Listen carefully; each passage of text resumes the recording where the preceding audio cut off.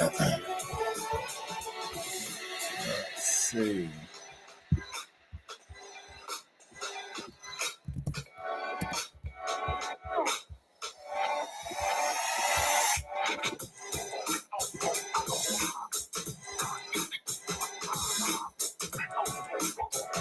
All right, that's a bet. Hurry up then.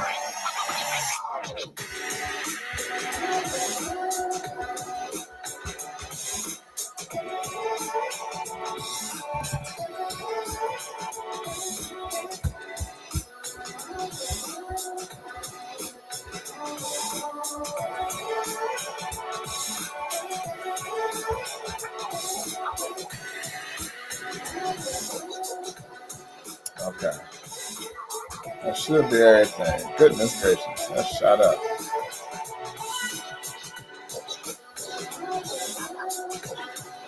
Start it over here.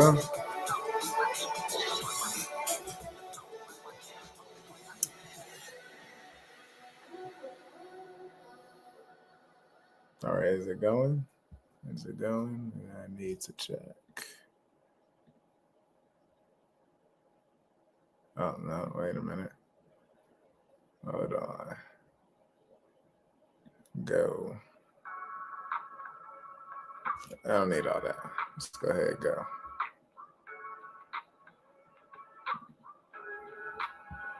All right, I think we should be all right. Bet. Okay. Yeah.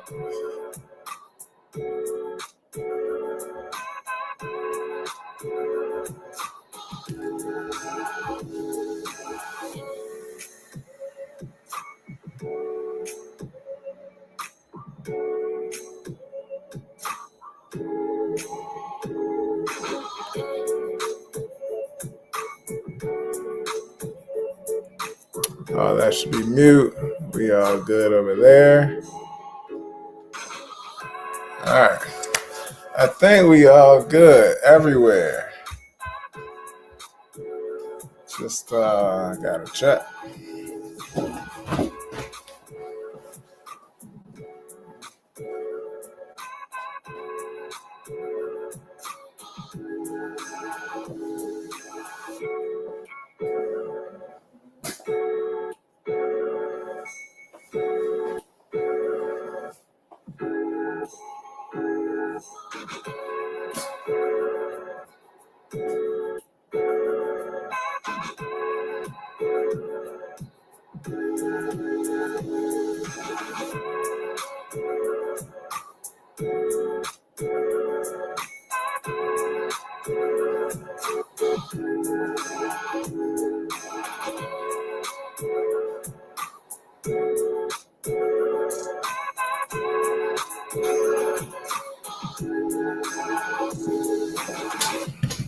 All right, now we cooking.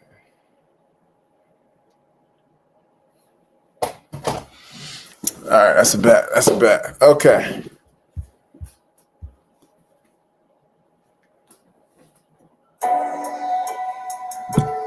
We all good. We all good. So I guess we good here. Let me go ahead and stop this joint. All right, first time on YouTube. Hey, oh my goodness, I'm excited. First time over here on YouTube. Everybody who in here, if I'm missing something, please y'all let me know. YouTube, I'm not familiar with how to use YouTube on the streaming side, but just let me know.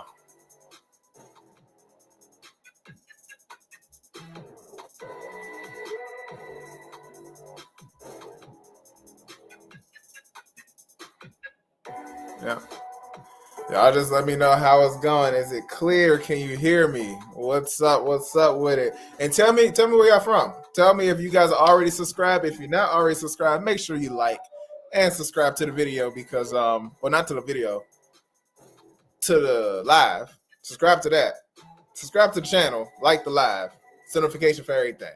You know, just do all of it. Just do all of it. This is going to be pretty fun. I'm actually excited because I really feel like being over here on my own space on YouTube, I feel like now I can really really get into it. You know, on Facebook where I started at. If you didn't find me from there, I started on Facebook. It was cool. It's cool, but definitely be on YouTube. I think just give a little more flexibility on the creator side. So I'm definitely excited to go ahead and get into this for sure. Let me turn that down a little bit.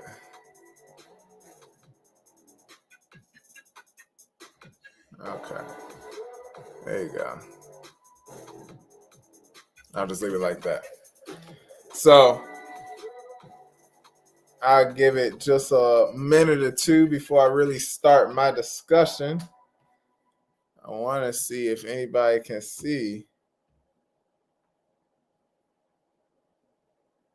Y'all let me know if you can see, if you can use the chat. If you can't use the chat, let me go ahead and get a little let's get some ready to works, you know. Chat ready to work. If you're ready to work, get some work in. I want to make sure the chat is working. It says it is, but I want to make sure.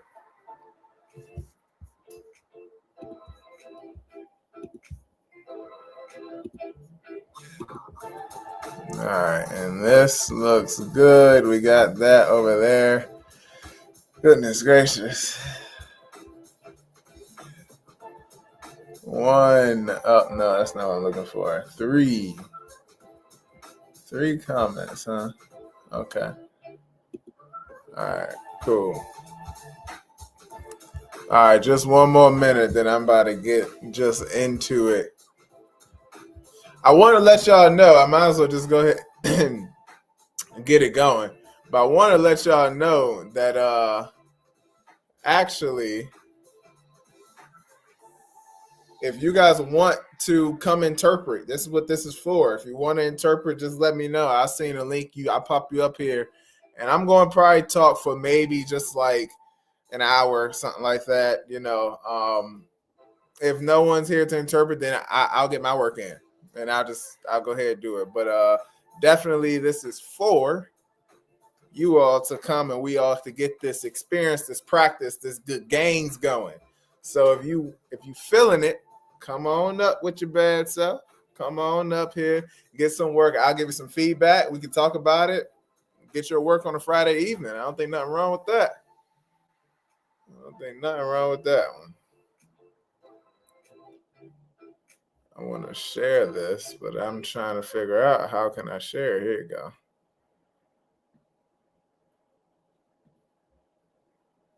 Share it to a group.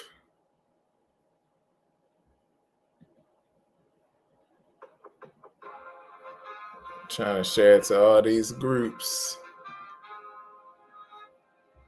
I wish there was a way to kind of just share it, hit one and let it go. This thing, I got to go through each group one by one. I'm probably going to miss some groups. I ain't feeling like doing all that just today. But nonetheless, I'll post in a couple groups.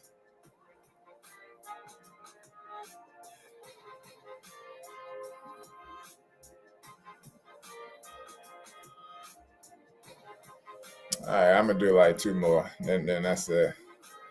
It's going slow too. It'll be all right. A group. That's one more. And here is the second one. Share group. And boom. All right. Boom. We done. All right, cool. Let's see this. We live.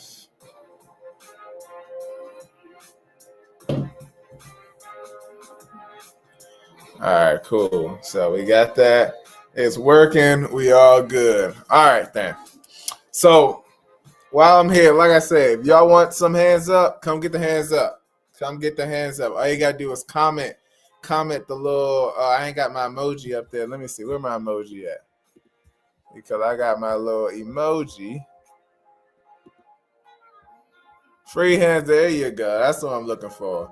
Go ahead. If you want some hands up time, go ahead and comment that little hands up, the little praise emoji, and we'll go ahead. I'll bring you up. You get some hands up going. We will get some hands up, and you can go ahead and get your experience, get your practice, and you're gonna get some feedback too. So y'all let me know. Basically, the reason why I wanted to come to YouTube, coming to YouTube for me felt like I can really be able to finally have a community. I can say that we are growing on our own. So that's the biggest reason why I wanted to go to YouTube. Facebook has a collection of all my stuff all together. It has all my stuff all together, but YouTube over here, I had nothing. So we are growing this from ground zero, and we're going to grow it to whatever that this becomes. So that's why I felt like I wanted to come over to YouTube so we can actually have something just for us, by us, made for us, getting practice and all this stuff. And it's a lot more creativity that we could do over here. We can have videos, we can record stuff, we can have stuff people can come back to. That's important too. Making sure we can have something to come back to. The kinds of videos, lessons, and all stuff that we're going to be talking about. There's so much that I'm thinking about. And I know that I'm just thinking about from my perspective. I'm sure y'all have so many ideas I didn't even think about. So that's the reason why we're here. That's the exact reason why we're here. Make sure the people that's in here, make sure you like, you comment, you subscribe to this. Make sure you're following the channel.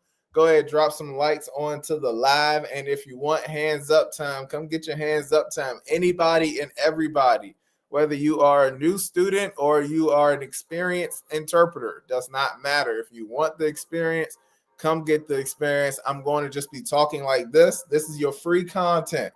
Free content right here. I'm talking. You don't know what I'm saying. I don't think I talk fast.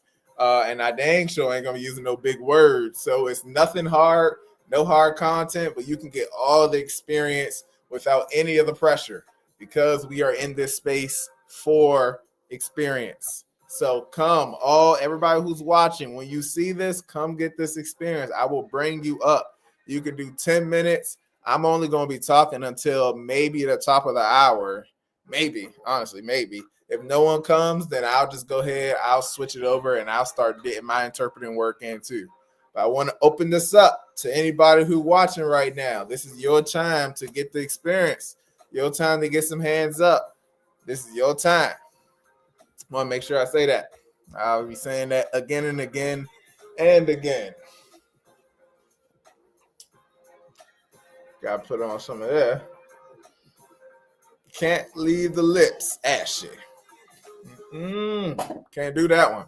So anyway, yeah, YouTube, I felt like YouTube would be so much better. It was so much better. And now that I did it and I started my very first video, let me tell you, that video, I felt so uncomfortable trying to record this video, but I knew it was for the greater good. But goodness gracious, this whole camera thing, I'm trying to get accustomed to it, but guarantee this whole camera thing, I'm kind of just like it's crunchy for me. But you know what? We doing it. We going through it. We doing it. It's gonna get better. It's gonna get better because I'll be there with y'all. Y'all gonna be on the videos too, so I ain't gonna be just alone. Yeah, respect. Everybody who's watching, I want to know what kind of videos would y'all like to see? Like, when I was thinking of a YouTube channel, I would think just what kind of videos would I even want to talk about? What would I want to see as an interpreter? What would be important for me to get? What do you guys think? I know for me, first I want to see videos of just people interpreting. I want to see that. That's an easy way for me to have some video I can compare myself. I can go ahead and use for some good practice and everything like that. Definitely, I want to see that. So, of course, we're going to have that here. I don't see many interviews with deaf people that isn't related to interpreting. That's one thing I've noticed. Even if you have a deaf person on like a podcast or something like that, typically is always related to the same kind of topic. Something interpreting related, deaf culture related, but the relations between hearing and deaf people, which are important because they just don't know. People just don't know, which is important to have that for sure. But deaf people talk about so many other things too. They talk about so many other things, and especially us interpreters. Oh, we interpret way more than that. So I want to see some deaf people talking about stuff like that. So on this channel, I'm definitely going to be having deaf people from all different walks of life that I know. I'm going to be having them come on to this channel because I want to just hear how they talk about these different aspects of life. I want to see what they talk about, see the signs that they use, be able to learn more of their perspectives in these other ways, not just things that's related to interpreting. So I'm definitely going to be having deaf people on here. I'm definitely going to be doing that. A lot of interviews. There's been some times that I will tell some of my friends, deaf friends, about podcasts that I would have. I would tell them about podcasts, but there are no podcasts with deaf people. There's just not. And then the ones that are there, real short, they may be edited. You know, it's hard to get like long form information with deaf people there. So that's exactly why I'm doing this. So y'all let me know what y'all would like. Yo, you came over from, I think you're from Facebook. Eric Epstein, Oliver Stavey. You know what? I've actually heard of the Oliver person. I've heard of this person before. I don't remember why or where, but I've heard of that name, or I've read that name before. So maybe I have seen them. What else kind of videos would you like as interpreters? What other kind of videos would you like? One more time, I'm gonna say this again. If you want free hands up experience, all you gotta do is just comment. I can't get this backwards. Just comment hands up. Just put your hands up, that emoji, and I will bring you on. Don't have to be shy, nervous, or scared. I will give you feedback. I'll work with you. Well, I guess I can't work with you because I won't be talking. Well, I ain't going to work with you. But maybe somebody else will work with you. Maybe somebody else will work with you. But nonetheless, this is free hands up time. I am giving free content. I'm trying to give a free 30-minute kind of lecture so people can come on here, get your experience, get your hands up, and afterwards get your feedback. This is what we are here for. This is what the channel is here for. So come right now because definitely free hands up. Just come on. I'm going to be talking for a little bit. Y'all come get that experience. Right. We are way too transactional when us Turks try to incorporate deaf in the spotlight. We are too invested in our game. That Christian stuff, ain't that right? I know that's right for sure. Ty Anthem, KJ, what's good? What's good, Ty? Nice to see you on here, brother, man. That Christian stuff, you're 100% right. A lot of times it is just stuff to be able to help us. Now, I will say it is important, it is important for us to be able to learn different perspectives on things that are directly impacting us and our work and stuff like that. That is important. It's just, it seems like that is the majority of information when it comes to deaf people instead of just a minority of it. It's not really a highlight on just deafness by themselves, just deaf people being people.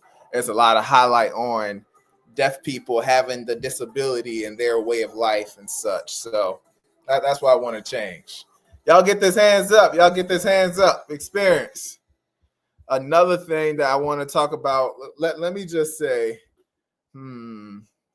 they are people. Exactly. They are people.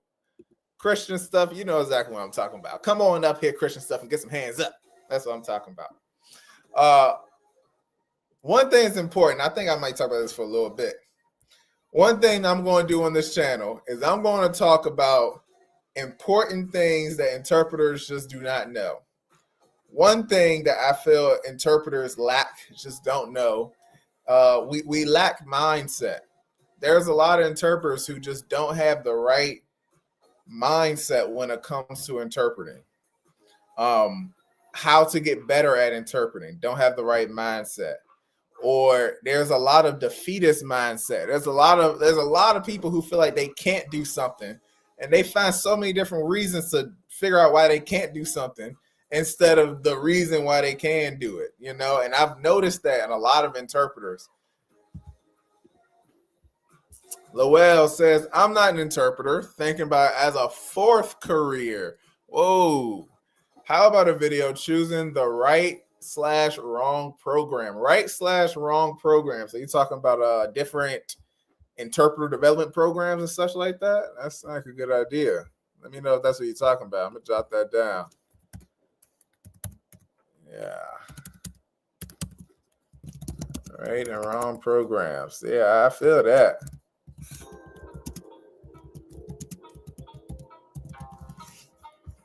For sure. I'll turp with you at 540. That's cool. Feeding my kids. That Christian stuff, if you want to come on here, I appreciate that Christian stuff. Come on up at 540. And yeah, come interpret. I'll give you some feedback. We can work together too. If you want a team, let's team. But I was talking about mindset. I was talking about how I feel like a lot of interpreters, we don't have the best mindset when it comes to this job. We don't have the best mindset when it comes to understanding that we have so much more resources around us than we think we do.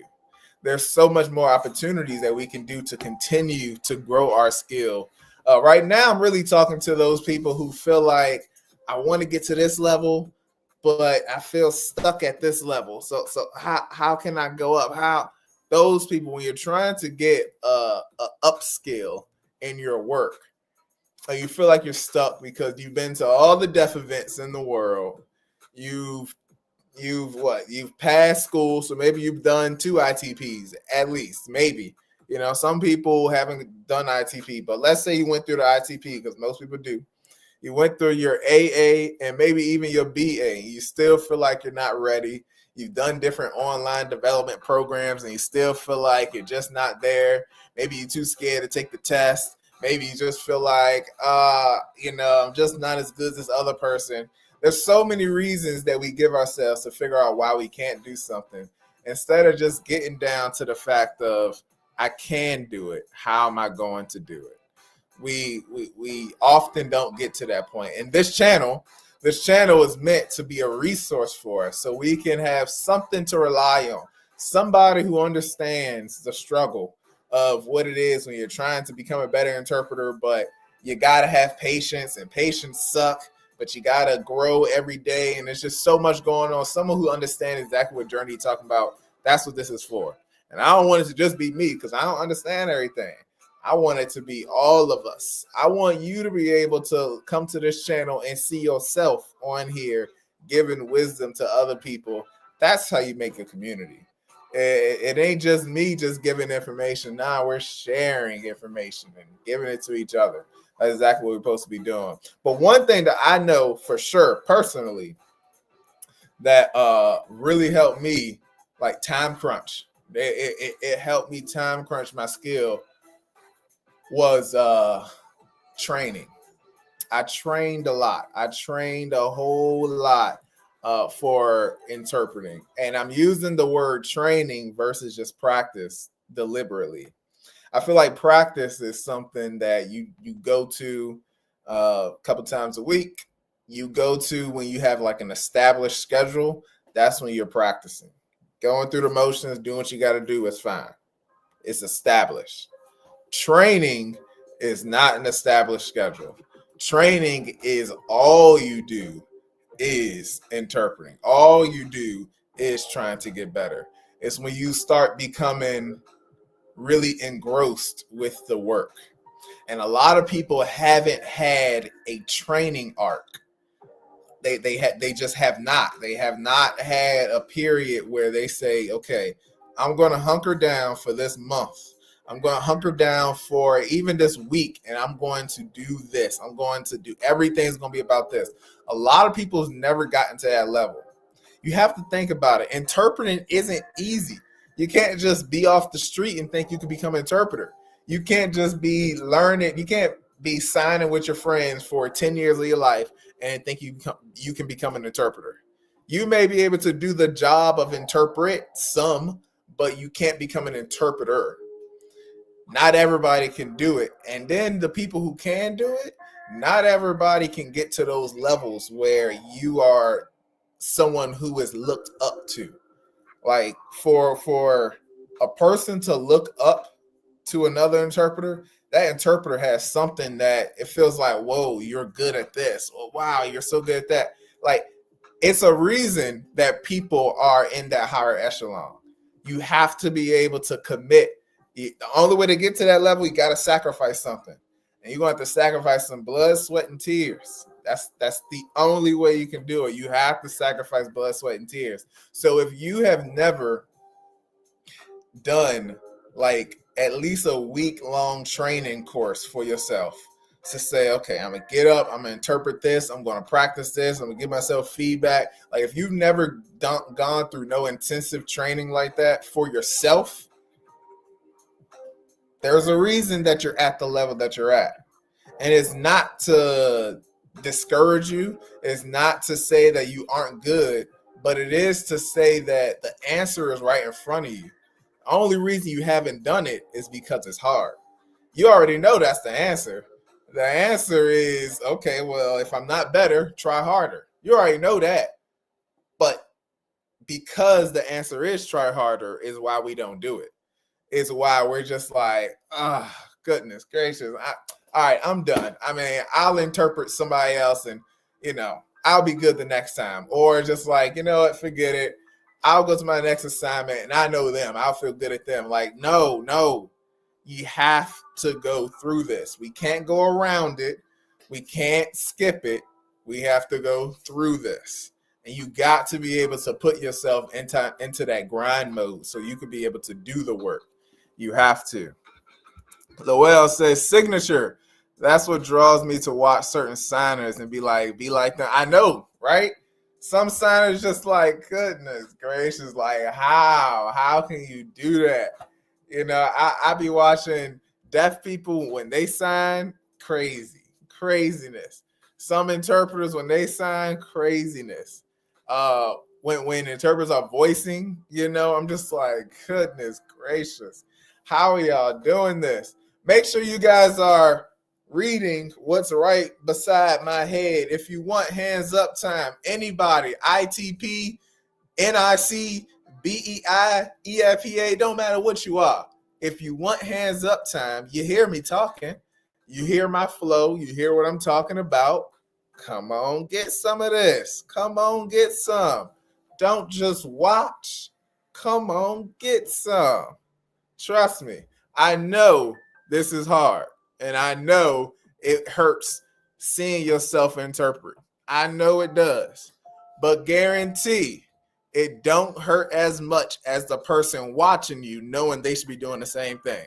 I guarantee you will feel a lot better doing it than watching someone else take your spot. Don't let nobody else take your spot. This is what we here for. We ain't here to eat no popcorn and chit chat only. We here to get some work in. So come on, get some work in. Shoot. Get some work in. I'm gonna get my work in too, for sure. But I gotta get this off my chest. Because I am honored that you all saw my video and you guys came to support me over here on YouTube. I'm honored. This is a great thing, and I'm honored to be able to have this space so we can have what this community needs. Like, I remember when I first was joining, I got told by it was 2 mentors from the first program. It was 3 of my very first mentors. They all told me, they said, you have to make sure that you are the best because interpreters do not like each other and they will backstab you. They said this, of course, not verbatim. All 3 of them did say interpreters eat their young. They all did say that. But throughout their talks, they all 3 told me how the interpreter field can get catty, it can get gossipy and backstabby and all this competition and dop-dop-the-doo-wop and blah. They told me all this crap. Now, I heard them. I listened to them. I didn't really want to believe them because all the interpreters that I meet when I'm actually out interpreting, for the most part, seem like pretty solid people. Everybody got their own thing, but they're pretty solid people. So for me, I was just thinking it just wouldn't make sense if it's always like people backstabbing each other if when I'm actually there with interpreters, I feel just fine. It doesn't make sense. And that led me to believe that the only reason that that's happening is because we don't have a specific area. We don't have a community where all interpreters can come together. We do have times like conferences and stuff, but shoot, you go ahead, you go to an RID conference. RID don't took so much money from interpreters. I'm sick of it. I'm sick of it. I gotta pay to take the dang test. The test costs, what is that, $700, because you got to take the dang written and the performance. So the test costs $700 altogether. Hopefully you pass it the first time. A lot of people don't. So let's just double it. Let's say you pass it the second time. That's $1,400 gone. RID took it. Then after that, you got to pay for a membership so that you can have continuing education units to continue to give them more money. I ain't going to say RID doesn't serve us at all. I ain't going to say at all. They have a place. They have a reason that they are established. I am going to say RID need to cough up some more resources. I am going to say RID, shoot, we've been interpreters, deaf people too, been going to RID for years, and like interpreters been getting better. I'm talking about laws for deaf people been getting better. We got more accessibility, more empowerment. We got all kinds of stuff that don't improve. But RID just staying the same, just taking money, Sick of it. I'm sick of it. And RID conferences, them things cost about $350 to go to. And then they don't pay, they don't cover no dang flight, no hotel. They don't cover nothing. I'm sick of it. So you know what? Instead of us having to first get together at RID or these other little chapters in these other states, I wanted to make a case for now we are here online. Everybody's here. And we can come in here and have our own thing led by the people, led by the deaf people, by the hearing people, by the interpreters, by the allies, by everybody that we know. This could be led by the community. And we can show RID. You mess around if you want to. You mess around if we want to. We're going to create our own RID. It's going to be a PRID, the People's Registry of Interpreters for the Deaf. We're going to crush them. I'm telling you. But that only starts if we got people that's willing to come on here and do what we got to do to make us better. Because the one thing that's true, RID is continuing what they doing because no one is challenging them. And we can't challenge them if we can't do the job that they're doing. We have to get better. If a bunch of interpreters are getting together and we're like, this is what we want, this is how we do it, we can show them through this example to prove to RID we ain't trying to do it where are you just taking our money. We trying to get real growth, real development, but it only starts if we started here. And that starts if we started here too. Come on, get this hands up experience. Now, I've been rapping for a little minute. Y'all watching me. Y'all agreeing with me. Well, y'all might as well come on here and do what I'm saying. Then if you agree with the first part, you can agree with this part too. Don't turn off the comments now and y'all like, well, he ain't talking to me. I'm over here. I'm using the bathroom, man. I can't interpret. I'm on the toilet. You better wipe your butt. Come on over here. Nah, it's free hands up experience. Free hands up. Free practice. Ain't nobody else got this experience open like this. You here on a Friday. You ain't got no job. You ain't got no car. You ain't got nothing to do. You might as well come on here and get some interpreting practice. Get a little bit of hands up going. Get some games going. Come on up here. And while y'all are watching, as y'all starting to get ready to come on up, get some hands up experience, while y'all are watching, make sure you liking the live and subscribe to the channel. I got videos coming weekly. I already have, what is it? How many do I got? Let's see. I got one. Oops, hold on. I got 1, 2, 3. I got 3 videos in the queue Already, 3 videos are in the queue already, and I got more coming. And I want the comments from y'all. Y'all tell me what kind of videos are y'all looking for. Y'all want interviews with deaf people about what? Well, what would you always wanted to know? I've always wanted to see somebody interpret this. I've always wanted to know how to give feedback. If you are a mentor, and you have people that come to you for feedback all the time, do you have a specific way that you give feedback? Do you know different principles you always use when you're giving your feedback? How do you know your feedback is effective? How do you know it's not effective? When people are telling you things about your feedback, are they liking your feedback? Do you feel it's detailed enough? Do you want a way to give feedback? Because I give a way to give feedback, and I've gotten pretty good reviews on my feedback. I've actually got some comments about that I could actually recite. I ain't going to do that. I ain't going to do it. It'll take me too long to find it. But nonetheless, I'm telling you. Well, it is now coming about that time for me to start going ahead. Seem like I'm going to go ahead and get some work in. So let me get my video up. I'm going to start getting my work going. Let me see. Where is it at? Here it is. Okay. Y'all let me know what kind of thing you give me.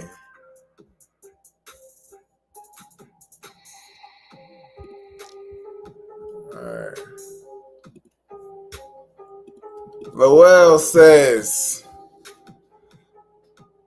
I can give you an amen, but I'm here to learn from interpreters. I only finished ASL 5 so far. Forgive me. Hey, ASL 5. I think I'm only on my school. I've only had up to ASL 4. I think it's an online program. I know that goes ASL 5, but I don't think I've ever taken an ASL 5 class. I know I've done 4, and then they've like switched to like interpreting stuff like that. But I respect it. I will say though, Lowell, you don't have to interpret, because I'm not only interpreting. I got other things on here where it's not just only interpreting.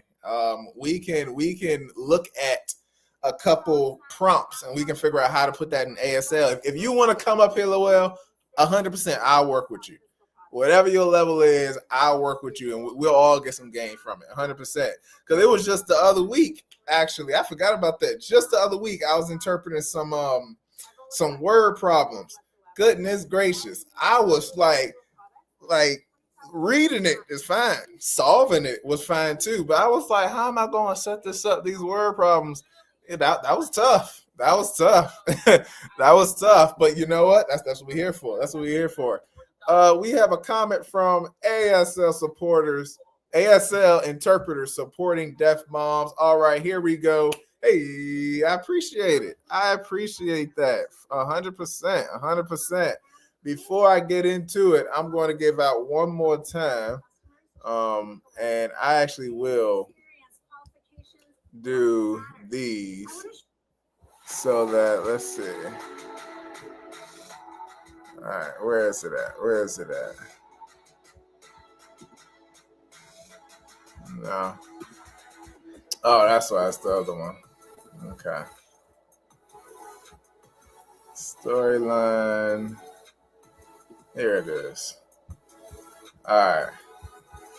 Yeah, this joint was crushing me. I'll use this as a good warm-up. I think this would be a good warm-up for me to interpret. So I'll use this.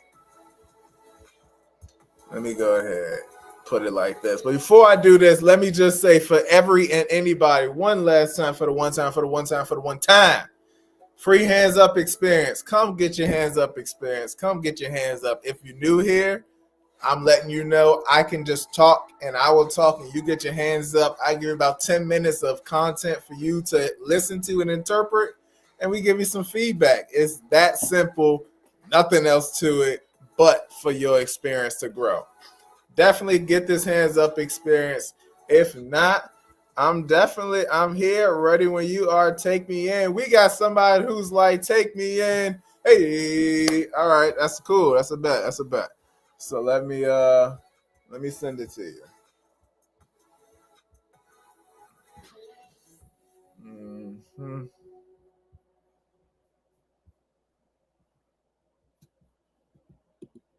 Yep. All right. Invite.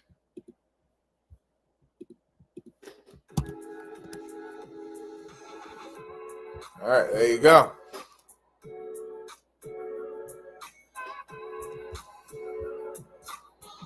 We got somebody. If we want a team, we can team interpret. I can talk for 20 minutes, 30 minutes.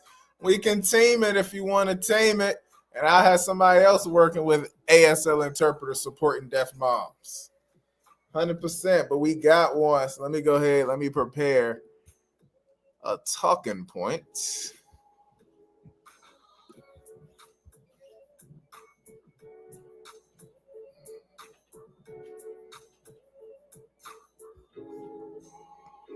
All right, cool. That's exactly what I'm about to be talking about. I'm happy that we got one. Hey, you let me know if it's oh, you are in.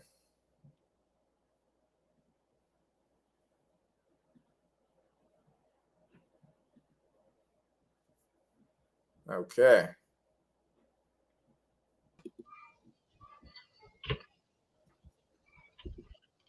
All right, you are in. Hello, can you hear me? I can hear you. Hey, Hi.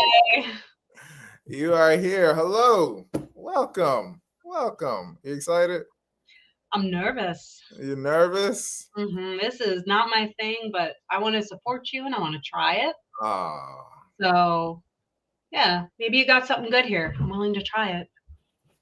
well, I sure hope I got something good here. And it's gonna be even better because it's led by y'all. Led by y'all. Led by y'all. For sure. All right then. Well, what I wanted to say is I want you to just get whatever questions you need to get about this I guess little 10-minute talking I'm going to do. I'll tell you what the premise is and then give you a nice little warm up, and when you're ready to start, just let me know and I'll just start. Okay, so this is English to sign, right? Yes, English. And I'm going to be talking. No video. Okay, all right. Okay. Cool. All right. So, basically, just what I'm going to be doing right now is just telling you my story of how I even got into ASL. That's all I'm talking about. I'll put as much detail as I can in there. And good luck, have fun. All You have right. any questions? Any sign names I should know up front? Good question.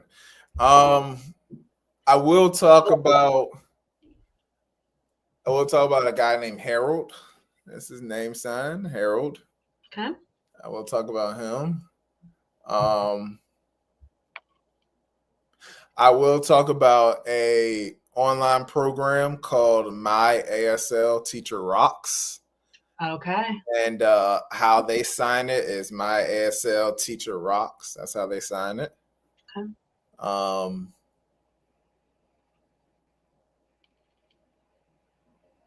Those are the two main ones that come to the top of my head. Harold, and not twice or twice. One time. Once. Okay. Once. Those are two name signs. I think the other people, short names, don't need to spell it. I think that's it. Okay. Any other questions? I'm impressed that you can assess me at the same time, give a talk. Well, actually, what I'm going to do is just record you. Oh, yeah. Okay. Yeah. I don't want to miss anything, so I'm going to record you. That's why I ain't going to talk for too long, so I can make sure I give you some feedback. Oh, okay. So, and how long did you say the talk was again? I'll probably talk for about 10 minutes. Okay. Mm-hmm. All right. Mm-hmm. All right. So what I'm going to do, go ahead for these little 3 minutes. We're going to start at 50.50. These little 3 minutes, I'm just going to talk, chit chat, get people kind of just welcome them in. You use that as your warm up time. Interpret, don't interpret, whatever you want to do. But I want to give you some time to kind of warm up, get in tune with your body. All right. And yeah, one last question. The practice that you're doing is focused. Is it Nick focused? Yes. Is that you have the warm up? Okay. Yeah. So I just always like to give a warm up. Honestly, I just always like to give a warm up for sure. But on the NIC, there is a warm up. There are some warm up portions, of course. And if this goes where other people want it, this could be the practice. Y'all just interpret it. Are you ready? Because I got a couple questions I want to answer actually. Okay. Yeah. Yep. Okay. Take your time to warm up. All right. So Jacqueline said, "Okay, finally in." I'm glad you're in here, Jacqueline. Thank you so much for coming in. Thank you for coming in. We got Imani saying, "Hi, Juliana and KJ. Hey, do you know this person?" Oh yeah. Oh, yes, yeah. I do. Yeah. Awesome. And then we have another question. Jacqueline asks, "How do you enter to practice live interpreting?" I'll give you that link right now. Actually, I'm glad we got a team. What, Juliana? You got a team. I'm so happy for you. So happy for a team. See that? You got a team right here. Boom. That is how you do it, Jacqueline. Just go ahead, click on. You won't be automatically brought in. I have to bring you on. But go ahead, do that. And it will be great. We got Dresden. Dresden, this looks fun. Hey, Dresden. I will say, actually, Dresden is someone, and I'm sure this is the person who I'm thinking of. So that's why I'm going about saying it. Dresden is a person who always posting some really nice interpretations of gospel music and such. The way that you sign Dresden, I don't even know how you do it. So I would love for one day, 2 day, tomorrow, 3rd day, whatever day, I would love for you to come on here so we can be able to just learn more about what you do, where you come from, and all that stuff. For sure. For sure. Everybody, I do want to say this is going to be great live practice. Okay, I will be giving feedback as best as I can. I want all of you all to be able to give feedback. Dresden says, "You're way too kind for sure. Let's tap in." 100%. Let's tap in. Let's tap in. But yes, I want everybody to give feedback because this is what we're here for. All right, I do got one question before we start. Can I snag you for a second? Yeah. When you go, what is the best? What's your preference? You know what? I know what I do on the fly, but I get you. So what do you? Yeah. I don't do anything but this. You do this? Okay. That's all I do. So what do you have? Oh no. Well, I mean, obviously you're the speaker. I would end something like but like also look how white I am. I'm very pasty European. So I come at this real. Just go ahead and clap. Just go ahead and clap. It's just look like you're having fun. If your team comes in, then I'll work Jacqueline in. If Jacqueline's coming in, then I'll work Jacqueline in eventually. But all right, I'll start my story if you are ready. Let's do it. Let me try to make you bigger, honestly. Oh, that is not necessary. There we go. We got to make sure we accessible. They don't need to see me. They just need to see you. All right, cool. You ready? I'm ready. Let's do this. Last thing before we start. Jacqueline says, "I'm having issues getting the browser to open. It says it doesn't work on Safari." Oof, it doesn't work on Safari. I hope you have Chrome. If you do not, let me know if Safari really doesn't work at all, and I'll have to think about that as I continue.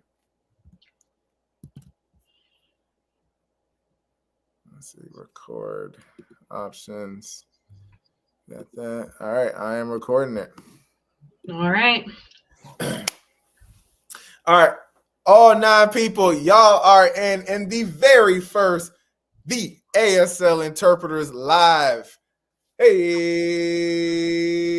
I appreciate y'all so much for coming in. This is so nice that y'all all came in here on this Friday evening because you guys want to get some work in and you're figuring out that there's a new YouTube channel talking all about ASL interpreting. You don't know who this guy is, where I come from, what I do. Well, that's why I'm having the live. So y'all can talk to me, ask me your questions right now. So when I start posting videos, y'all be like, oh, I already know why he said that, because y'all came to my live. So that's a beautiful thing. That's a beautiful thing. First, before I started, I wanted to just thank our team of interpreters who will be coming in, starting off with Juliana. Hey, I appreciate it so much for coming in. And this is just so beautiful because the way we got connected is through a platform like this. I don't even know what state she's in. Never met her in my life, but we got connected because we both have the same goal of improving in ASL, and we both want to get better. We both want to connect with more people.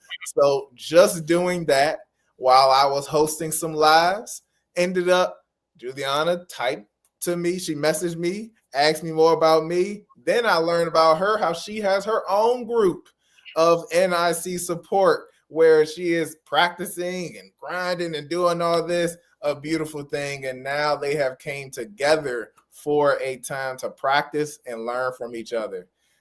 That is worth its own clap. Hey. So for those who know or do not know, I am KJ, Kalijah Mitchell. And I wanted to just tell the story so I can give some good practice for Juliana here. I wanted to give the story as to how I even started ASL, what my whole perspective is on interpreting ASL, YouTube, I guess, all kinds of stuff. I just want to just introduce myself to all of you for the time being.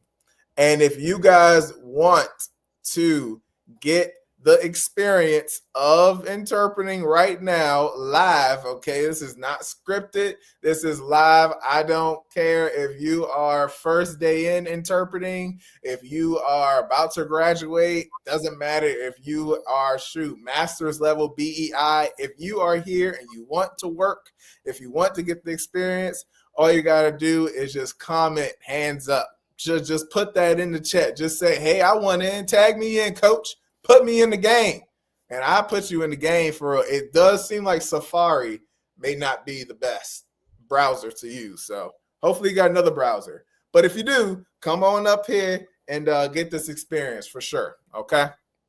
I started my experience into interpreting. It started in 2020. And in 2020, what happened, I was in the military. With my friends, I was training with weapons. We were just training on weapons because we're in the military. So me and my friend Chavez, we were shooting the target, and my earpiece was falling out. But Chavez he was crushing me. Like Chavez, he like a sharpshooter. You know, I couldn't beat him. He beat me by like 10 points, honestly. He was crushing me. But nonetheless, anyway, back to the story. My earpiece fell out, and I kept shooting because I didn't want to lose. It's a time limit you have. That is what caused me to shoot the weapon, and we all know guns are loud as hell, and it ruptured my eardrum. So when that happened, ear started bleeding. I had to go to the hospital, get all kinds of stuff done. But that is what started me to start to lose some of my hearing on my left side. So as I continued to go throughout the days, I started noticing how I'm seeing people, they're talking, but I don't understand what people are talking about because I can't really truly hear them. Like I can hear them, but I couldn't discern the words. It was just like what? So eventually, just naturally, you start learning how to read lips. And I'm starting to understand. But look, we in the military. Like, people don't got time to be me to say, like, say it again, say it again. I'm getting yelled at. I got push-ups coming. I'm getting in trouble. I'm getting all kinds of stuff just because I can't hear what they talking about. And they're laughing at me because they like, you heard me yesterday, so why can't you hear me today? And then I get in more trouble. So at this time, I didn't know I was losing any hearing. I didn't know my eardrum was perforated. I didn't know any of that. I just thought, okay, maybe it's just happening because I did kind of blow out my ear for a little bit. Maybe I'll be all right in a couple of days later. But it never really healed itself. It just continued to be a struggle for me to hear anybody. So then I went back to the hospital and I said, like, yo, doc, I'm struggling, doc. So then we went to the audiologist. I got tested, and that's how I figured out, yes, I was now mild hearing loss. And we're talking about different kinds of resources and different kinds of therapies that I could do to try to help my hearing. Well, I wasn't really feeling any of that. Now, at this point, I don't know nothing about deaf people, don't know nothing about deaf culture, but I wasn't really feeling the idea of having a hearing aid. I wasn't feeling the idea of a cochlear. I wasn't feeling none of that. So I was like, all right, let me go home and let me think about it. And I went home and I was honestly depressed. Like, I was thinking like something was wrong with me. I was thinking I was never going to be able to hear again. And I didn't want the hearing aids, right? So I was just going through it. And I went on the computer, ended up just researching about ASL.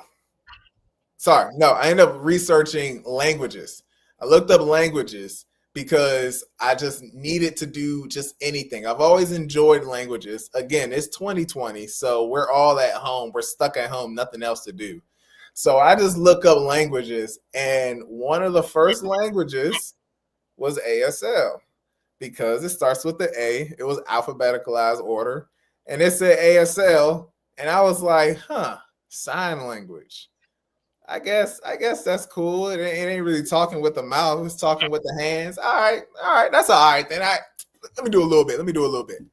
So I took my first class. My first class was in a program called Start ASL. That was what it's called. StartASL.com.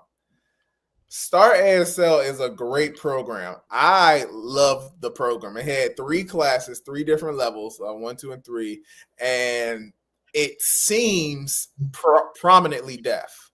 I'm not sure if it's deaf owned, but it definitely does seem deaf ran or deaf led. Either of those.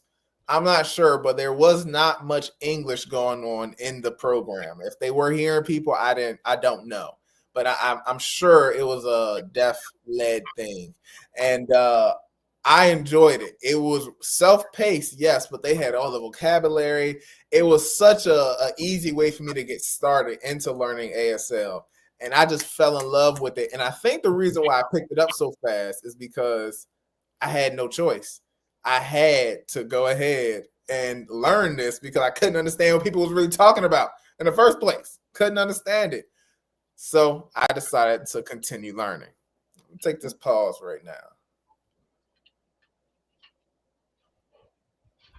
Hey, I took the pause because I don't see anybody else coming in for a minute. And I wanted to check on you to see if you want to keep going, if you want a little break. What you got? Oh, as soon as I said that, somebody popped in. But go ahead. Good. No, I don't mind taking a break. I'm happy someone wants to come in, and yeah. All right. Sounds good. Well, let me see. Hold on 1 second, Jacqueline. You're not on just yet. 1 second. Okay. How do let me just hit 2 and go to 3. Jacqueline's like, I'm gonna get this working. Yeah, I'm in the car, so I'm sorry. Things are not going as planned, but I wanted to practice. So I mean, look at that. Hey, Jacqueline's like, I'm gonna get this working. I know that's as long as you ain't driving though. No, I'm not. I promise. No, we good then. We good then. We are all good. We are all good. All right. Well, were you listening to the whole thing thus far? I was until I started struggling to get this, and I had to train. But yeah. Okay. So, well, All I right. missed it. Well, I didn't hear your story. Nothing. No. Didn't hear the story. Nothing. Okay. All right. Well, I am in the middle of the story. So did you need a little warm up, or you ready to kind of go in? If you can give me a little bit of a warm up, that'd be great. I guess. I got you. Okay. All right then. So what I'm going to do, I'm going to continue just for a little bit. Juliana, if you want to continue just for a little bit, just for like a minute or two. Yeah, that'd be great. Let Jacqueline warm up to the story, and then we'll switch you out. All right. Sounds good. Let's go ahead. Let's do this. And then, all right, you ready? Continue. Mm-hmm. Okay, where was I? Let's see. I was in ASL 1 class. All right, cool. StartASL.com. Exactly. So I was enjoying the program. Program was just a beautiful program. I enjoyed it. And it wasn't an ASL 1. I think ASL 1 was just more vocabulary. I think it was just kind of all self-paced stuff. So let's just say ASL 2. Once ASL 2 started, again, it is online course, but ASL 2 had the very first time I had to go to a deaf event.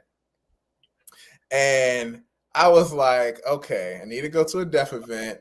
I read up what a deaf event was because I never heard of this thing. You know, I thought you had to register and stuff like that. I thought it was like a conference or something. But no, it's just deaf people getting together. And I was like, all right, I'm pretty pumped up to go to a deaf event. The only one I find is freaking 2 hours away. 2 hours away. Now, look, I got no problem driving 2 hours, but I don't know what I'm about to get into.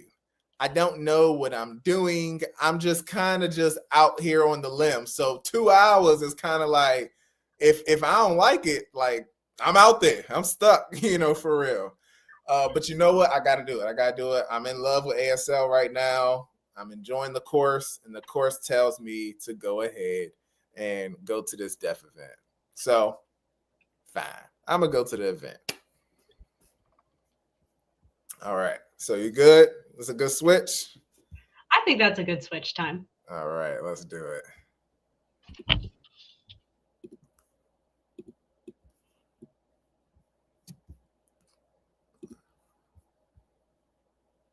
You ready? Okay, awesome. So I get there to this deaf event, and the first thing that I see is all these people. I'll say like 20 of them. 20 people. 2 of them were deaf. And the 2 deaf people that came were very, very elderly people. They were doing a lot of sim-comming, and all the other 18 people were just like me, just learning ASL, don't really know what we talking about. We all just kind of just throwing our hands around, just trying our best. And honestly, like, I was pissed off. I was blown. I was blown the whole time because I was like, I drove all the way out here just so I could talk to some people who I don't even know what I'm saying. They don't know what they're saying. We all just over there don't know what we're saying. But I guess we here now. I got the best that I can out of the experience. I really did get the best that I could out of it. But I was pretty disappointed. And when I drove back home, I was like, there got to be more. It has to be more because I'm not coming 2 hours out here. I got another deaf event assignment coming up 2 weeks from now. I'm not coming back out here for these people again. I'm just not doing that. So I was driving back home and I was trying to figure out, like, what am I supposed to do? What am I supposed to do? Then I found online, because I was looking for an online deaf event, honestly. But then I found online, there's a Gallaudet has a program called ASL Connect. And ASL Connect is a fully online program. They have like ASL 1 through 6, I believe, 1 through 6. So it's pretty good. And of course, it's Gallaudet, so it's deaf teachers and all that. Well, in those classes, they have a portion where it's like homework assignments that's called ASL PALS. And ASL PALS is an assignment where you have to talk 30 minutes with a collection of deaf people, and they just critique you on your communication, your fluency, all that stuff, but you'll all have different prompts that you have to talk about in these 30 minutes. Well, I went to those 30-minute meetings and I ain't talking nothing about the homework we were supposed to talk about. I was telling them how, like, I'm not driving out 2 hours for these people again. And they was just telling me, like, it was like, well, sir, what you want me to do about it? Because I live in California and I don't know where you live, sir. What do you want me to do about it? But I was telling each and every one of my pals, like, I'm not doing this again. And one of them ended up telling me, well, go ahead, you host it. And then I was thinking about it. I was like, wait a minute. Why not me? Why can't I host it? And then I was thinking, no, I can't host it. Who am I? I barely know ASL. I'm not deaf. I'm not really the right person to host it. But then I was thinking about it like, wait a minute. Why not me? Why can't I do it?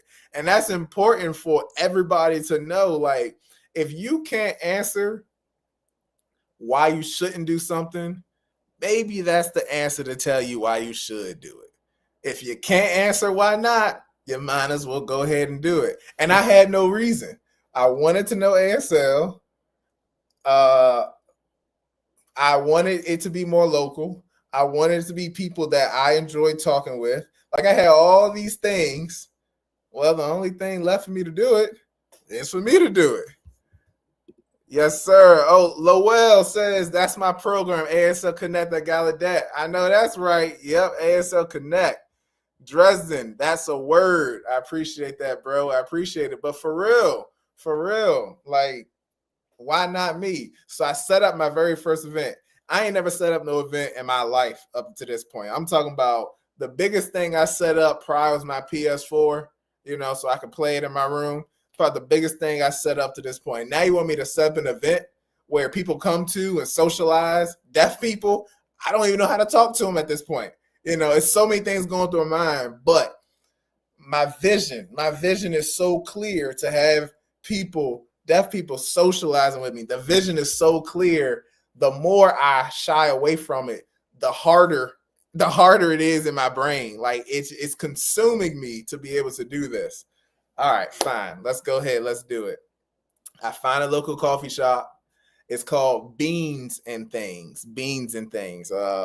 Family-owned local coffee shop. And I'm talking to them, and I introduce myself. I tell them, I'm like, hey, I'm trying to host an event for deaf and hard of hearing. I'm an interpreter. I'm telling them all this stuff just so they can, put some validity in my name so I can host it. That man, Tony, shout out to the owner, Tony, rest in peace. Also, Tony passed away several years ago, but Tony definitely is a guy of the people. He gave me a chance, and that's what a lot of us need. A lot of us, we just need that chance. We need that opportunity to show, like, hey, I got the sauce. I got the sauce now. We just need the chance to show it. This space right here, look, we got two people who got an opportunity to show they got the sauce. They out here, right? So Tony gave me my chance. He gave me my shot. And I'm telling you, when I hosted that event, it was 15 people that came out, and only 2 of them were hearing. Oh my goodness. It was me, and it was some other interpreter who she had came, who were the hearing. But everybody else who came out to that event were deaf people, local to my community. And I was like, son, I knew y'all was around me. I knew I ain't had to drive out no 2 hours to go talk to y'all. It was deaf people everywhere in that thing. And they were asking me all the questions, who I am, where I come from, my family, why am I interpreting? They was asking me all this stuff. I was telling them, I was like, hey, slow it down, because I'm still within my first 6 months. I don't know what they talking about for real. But I know they try to ask me some questions, so I'm trying my best to go through with it. But from that program, from that event, I met a guy named Harold, and Harold was my man. Harold, like, I still talk to him to this day. That's my man's. He cool. Harold, shout out to him. He really took me under his wing. He introduced me to his friends. He introduced me to people that he knew. He taught me so much about deaf perspective, and then the challenges deaf people do. And then I was able to learn so much ASL, of course. He gave me so much opportunity to interpret for him. Like, Harold was my go-to guy. He really introduced me into the world of ASL and interpreting. And I don't talk to him as much anymore just because life has gone on, but I do still talk with him and check in. And I can't say a story without saying what's up to my man Harold, because that's for real. That's for real. Now, there are other people who I've met. There's so many people who I've met that I really don't even want to start naming too many people, because then I have to name everybody. But I'm just going to name the very first person was Harold, and he introduced me to it. And when he told me what an interpreter was, what they do, right? Because I didn't know, he told me he wanted me to interpret his medical appointment. And I was like, what you mean? Like, find another interpreter. I'm too new. But he was like, I don't want a woman to interpret my medical stuff. And I'm like, okay, well then find a guy. I didn't know about the limitations that they have in the interpreting community, where there aren't many male interpreters. And right now we are in Fayetteville, North Carolina. So Fayetteville, I think at that time, I might have been, if you're going to count me, I might have been the only male interpreter in the immediate area. That's why he was like trying to harp on to me. And I didn't even notice that, but I was like, whoa, this is what y'all are up against, like barriers and challenges like that I never even thought of. This is what y'all have to go against. So that's what fueled the passion to be like, you know what? I want to be an interpreter. I need to go ahead and figure out how can I acquire the skill to be an interpreter, so then I can go back to North Carolina and actually affect the change that I want to see. Well, I'm here. And about a year or two later, I'm here. I'm trying to build a community where I've learned so much. I'm learning so much. There's so many people who I've met along the way. And there's only one way for me to bring all that together. And that is inside the ASL Interpreters Lab. So I appreciate y'all for coming here. One more time for the one time. Let's get it for the one time. Hey, I appreciate both the interpreters for coming up on here. I'm going to bring Juliana back up here, and I want to ask you guys a couple questions. Mini little interview. I know often you don't get asked on the job, but now I want to ask you guys, how was that experience? I enjoyed it. I think it's wonderful to have a platform, a space. And Kalijah, as you might remember, we know each other from OWL, right? I remember you. Which is the same idea, right? This space, this opportunity to do hands up. And so I love it. I think it's wonderful. I think interpreters are overlooking these opportunities to be able to do the practice, put in the hot seat, but in a safe space. So I think it's great. Yeah. Okay, awesome. I appreciate it. Go. One more. Hold on. Boom. All right, there we go. Go ahead. For me, I am very much a community interpreter. I don't do a lot of online.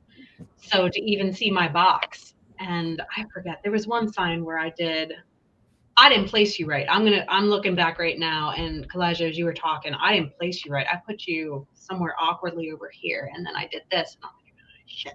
So then I did something like this, and I was like, that doesn't look right. Should have been here. Those challenges are good for me as somebody who doesn't do online work. How do you feel the difference affected you? Oh, it made me awkward, but it's just something I gotta get used to.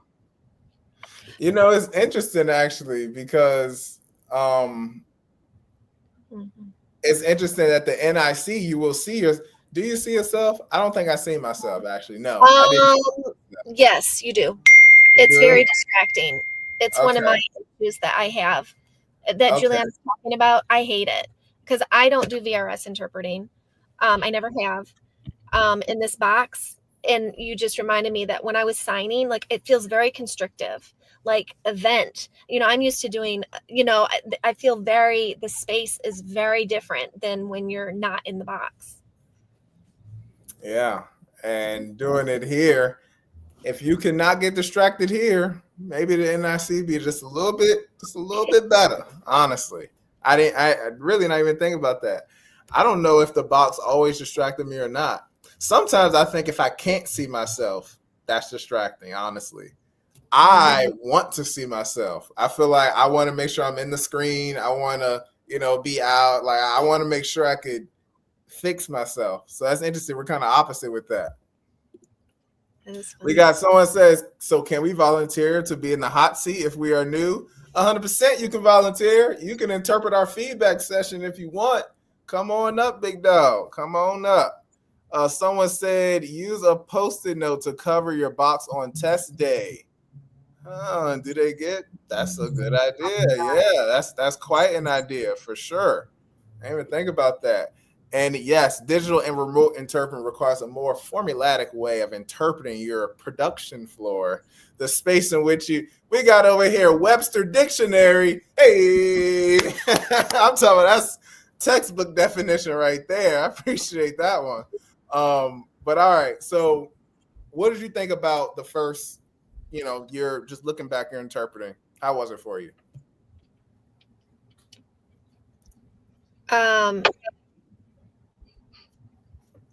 Juliana, were you going to say something? Oh no. So I know, so I'm a medical interpreter mostly. That's like 99% of what I do every day. So the slang I really struggle with. And so when you say like, that's my man, that's my guy, I'm like, what the heck? And I just kept doing, and I'm like, no, I think there's some other things I've seen. And I was trying to go through my head real quick and it didn't come out right, I don't think. And I was like, I wonder how you, say that, because it's, what colloquialisms, I don't, that might not be the right vocabulary for it. Yeah. But I'm like, I don't know how to say that. I did like this. It's kind of like how we used to say, I'm going to date myself. That's my homie. So you said it like this? That's how I used to say it? Yeah. Like that's my, like my, really? like, so when we say that he's my go-to, he's my, so I'd love to know some more options for that, because for me, that was, and I did it. I was trekking along and then I was like, I don't even know what to sign for this. And so I don't know if it showed, I don't know if it completely, took the train off the tracks, but I know that for me up here, it was challenging. I had to drop it. I had to force myself to drop it because I wanted to get stuck on it, and be like, okay, what other can I, but you can't do that. And you can't do that on the test either. And so I think that's definitely something that is a strategy, is you can't get stuck on it. Like if you don't have it, drop it and just keep moving on. But I would like to know other options for that.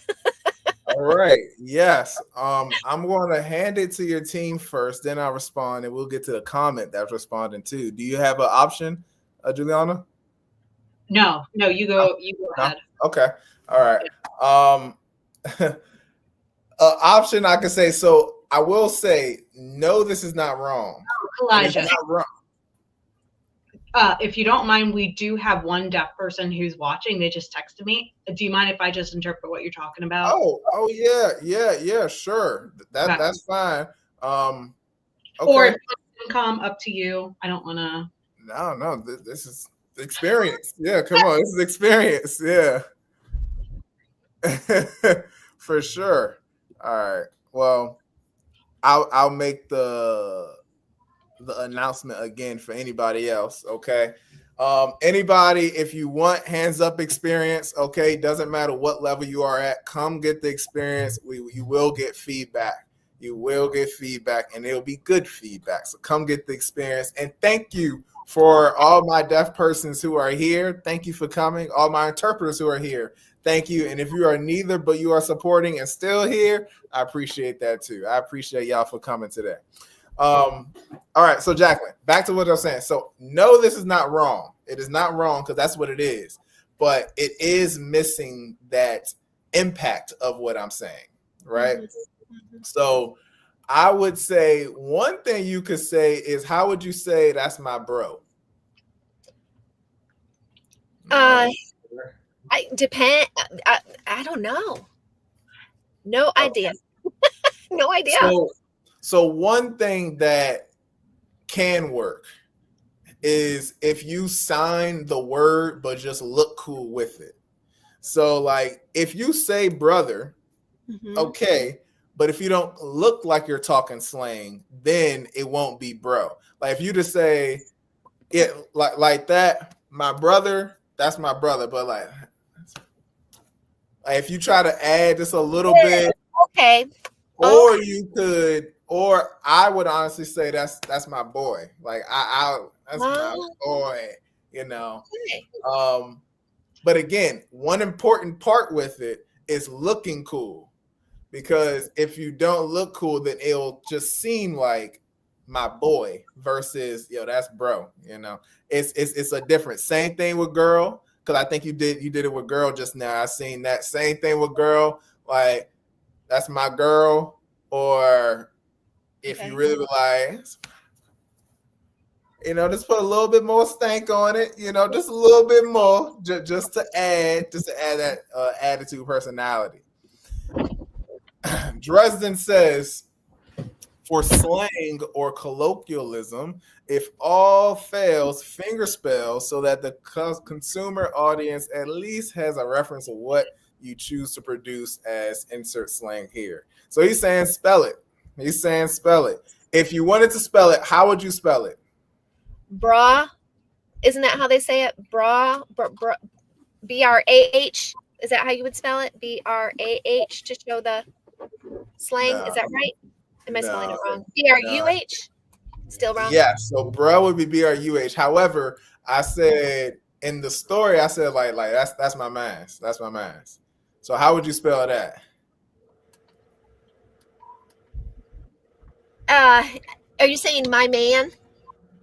Is that what you said? I can't hear you said. Yeah, I am saying like that's my man's, but how would you spell it? Let's say if you didn't know how to sign it, that's my man's. You spelled it. Man's maybe instead of man? I don't know. This is good. Okay. There is nothing wrong with this. 100%. What I would say, and I'm gonna try to kind of rearrange the screen a little bit. Hold on. Let's put this here. Let's just make it just a little bit bigger. Okay. I don't know. All right. 3. Here we go. All right. Yeah, that's just a little bit bigger. Okay. M-A-N-Z. If you wanted to spell it, M-A-N-Z.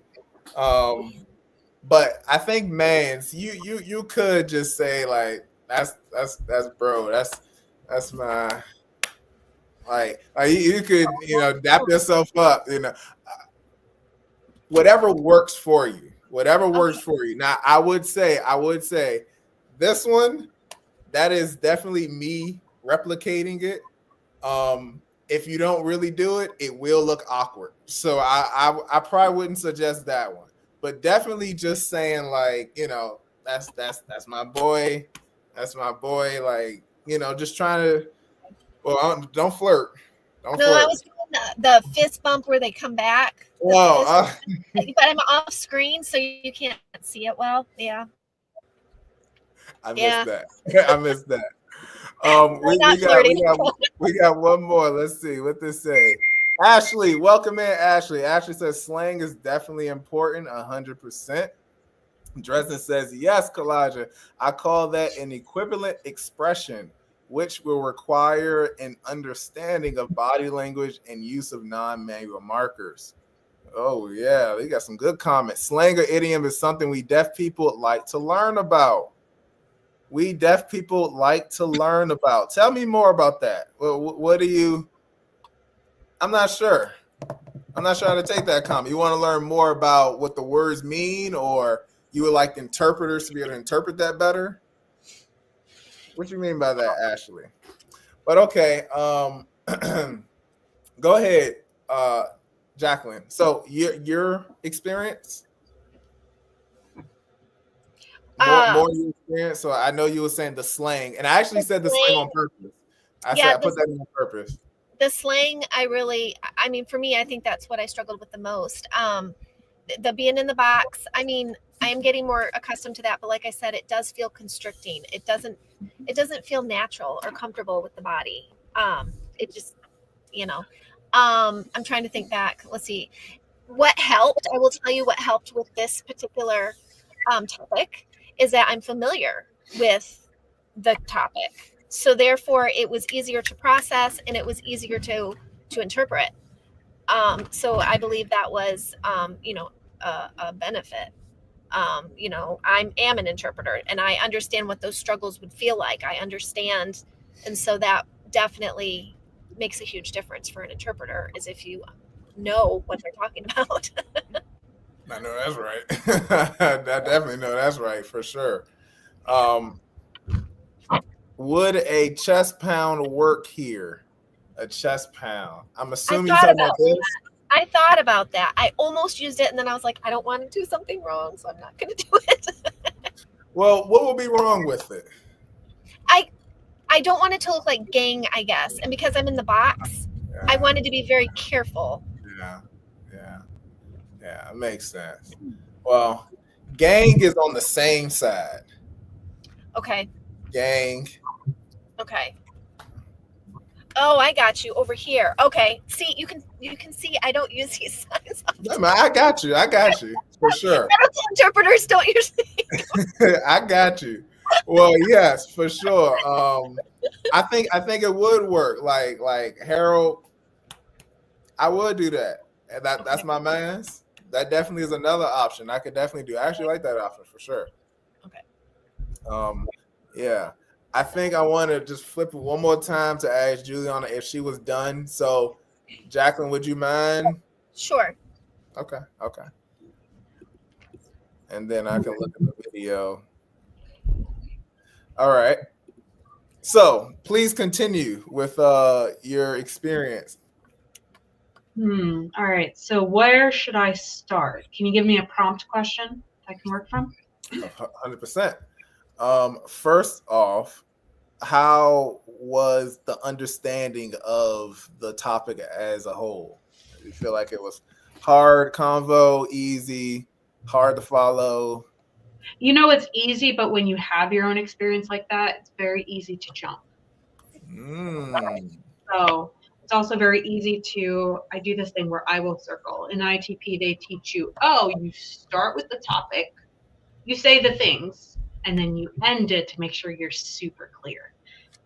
I do that to a nauseating level. So something I'm working on, and I've used it as a filler for far too long, like a crutch. So when I had an easy topic like that, I'm like, I'm almost too little for me not to over repeat myself. So, yeah. Okay. Mm-hmm. All right. Interesting. Yeah. All right. So we have it on that one. What did you try to jump into that you was like, I messed myself up? Oh, so many things. There's not one thing that comes to mind because especially when you're nervous, your brain's working 2 times faster than the speaker is, right? And sometimes your brain, when you're working that quick, you don't know what to do. Now, I am someone with ADHD hyperactive, so I just recently learned that this is a part of me and it's something that I'm navigating. I don't know if it has anything to do with it or this is a natural human tendency that we all do. And I'm still trying to navigate that because under pressure, I find that hyperactive energy comes out worse. So I'm still working on that and figuring it out. All right. Yeah. Well, it is good that you're over here learning about yourself and knowing how to address these things that you want to address. I think so. I think that's half the battle, self-awareness, honestly. Mhm. That's half the battle. A lot of people, we can have problems, we don't even know it's a problem. That's why we can't fix it. Yeah, Mhm. it'd be like that. We have Ashley who says, I think she was responding to her previous comment was that deaf people like to learn about slangs and idioms. And then she goes on to say, if I remember correctly, one time one interpreter signed an idiom that I had never heard of. The idiom was a jack of all trades. She fingerspelled it and asked me if I knew the meaning of this idiom. And then I'm assuming that the interpreter explained what it meant. So yes, that actually is our job, is to make that implicit explicit. So that is 100% within what we are supposed to be doing all the time. So with idioms, some idioms, and actually, I want your perspective on this, Juliana. When you're interpreting an idiom, yes, I'm assuming that you try to interpret for meaning because it's just hard to translate it. But there is one thing that I try. I try to figure out how can I keep the form of the idiom while still making it as conceptually accurate as possible. That's accurate.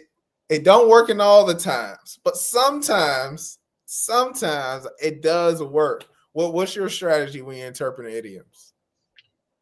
Depends on who my consumer is. Again, because I'm more local, I can kind of get used to the people around me, and I'm like, I know what you'll go for, right? I know what this person will do. I know this person likes what the idiom, like I know that person likes the picture that idiom makes.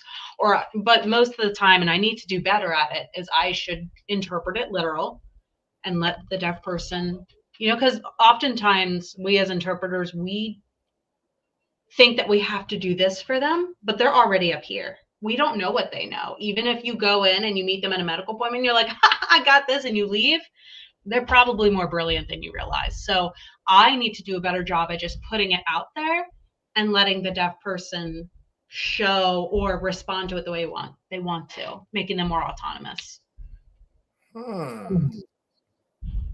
Really? Have you encountered a problem or have you encountered a situation where you tried to over expand and they was like, oh, that's too much? Every day of my life. I mean, yeah, that's like me as an interpreter all the time. And I will have deaf people be like, hey, I'm with you. Like, like, let me do it. So it's, yeah. And I think we've just always been taught, go for meaning, go for concept. And sometimes deaf people sometimes our pursuit of going for concept gets in the way of the deaf person actually being fully there in a conversation. Because guess what? When we go for concept, we create more lag time. And when we create more lag time, we can create kind of this awkward pause.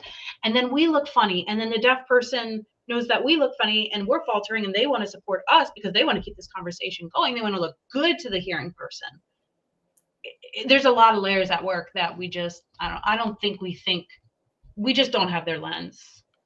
And so we're just more intrusive when we fumble over, like I'm doing right now, fumbling over the concept.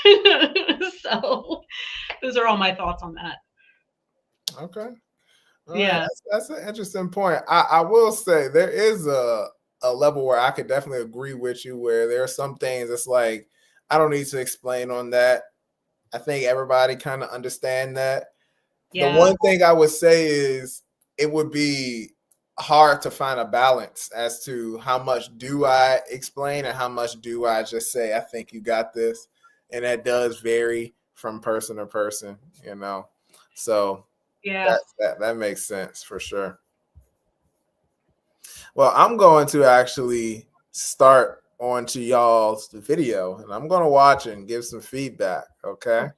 So, what I'm going to do is you all can definitely go off camera.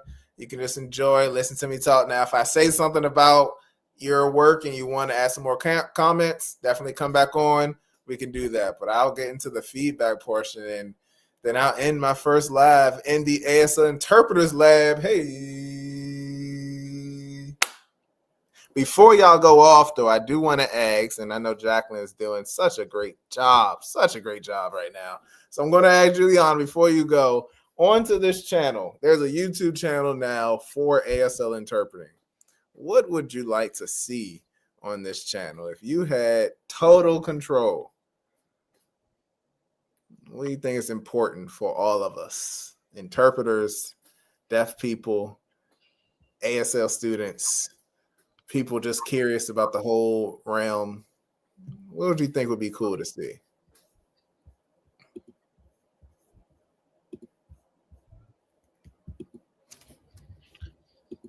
I'm waiting for her video to catch up.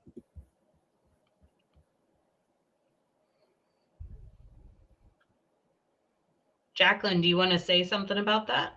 What do you want to see? I like the quote unquote, you want to interpret the hot seat. The hot seat. I think it's important to get feedback and all the things, but I think that teaching how to give feedback appropriately is important too.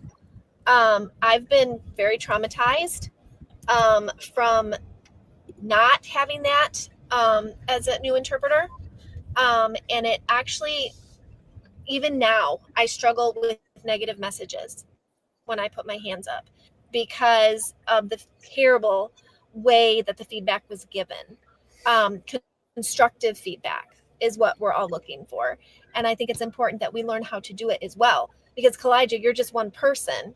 Whereas if the participants know what they're doing, we can be doing breakouts, you can be doing peer feedback in addition to Kalijah's feedback. And I think it's a lot more beneficial for everyone. And it's something that you can take and continue to model over and over and over again. I think so. That's a really great point. All right, I have that. How to do feedback. Okay. What about? Would you like to see like a podcast with some deaf persons on it? Do you watch podcasts or listen to them? I like vlogs and things.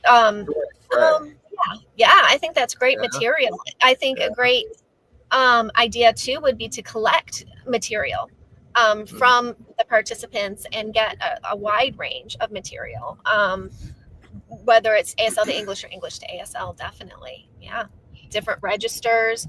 Like I said, for me, the slang, I don't do it every day. I just don't. And so even though it might not be on the quote unquote test, as an interpreter, it's something I need to know how to do and do it comfortably and appropriately, and not be afraid when it comes up. Right. That's true. That's true. Right. Okay. All right. Well, thank you for that. Thank you. I'm gonna switch it. You're welcome.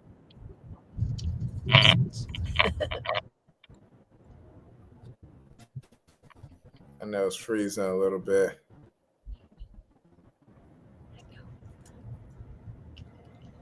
I think it's catching up.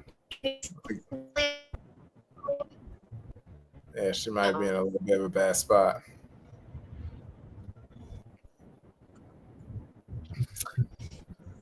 Okay. All right then, Jacqueline.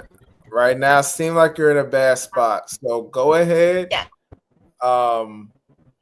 You can just go ahead, go off camera. If you want to come back on during the feedback, just pop back on. I'll put the link back out there if I need to, for sure. I should actually post that comment actually. But I'll interpret what you're saying, Juliana. I'll interpret what you're saying. Thank you so much, Jack. I don't know if you can hear me, but I would want to say, hey, thank you so much. I'm going to do feedback on your work, and let me know how you think about the feedback, for sure. Okay, great. All right. So then I'll just switch it. Okay. So good. So anything you want to see on this channel, please just let me know. Yes. So thank you. So it's funny you said that you wanted to do podcasts with deaf individuals, because I have been flirting with that idea for so long.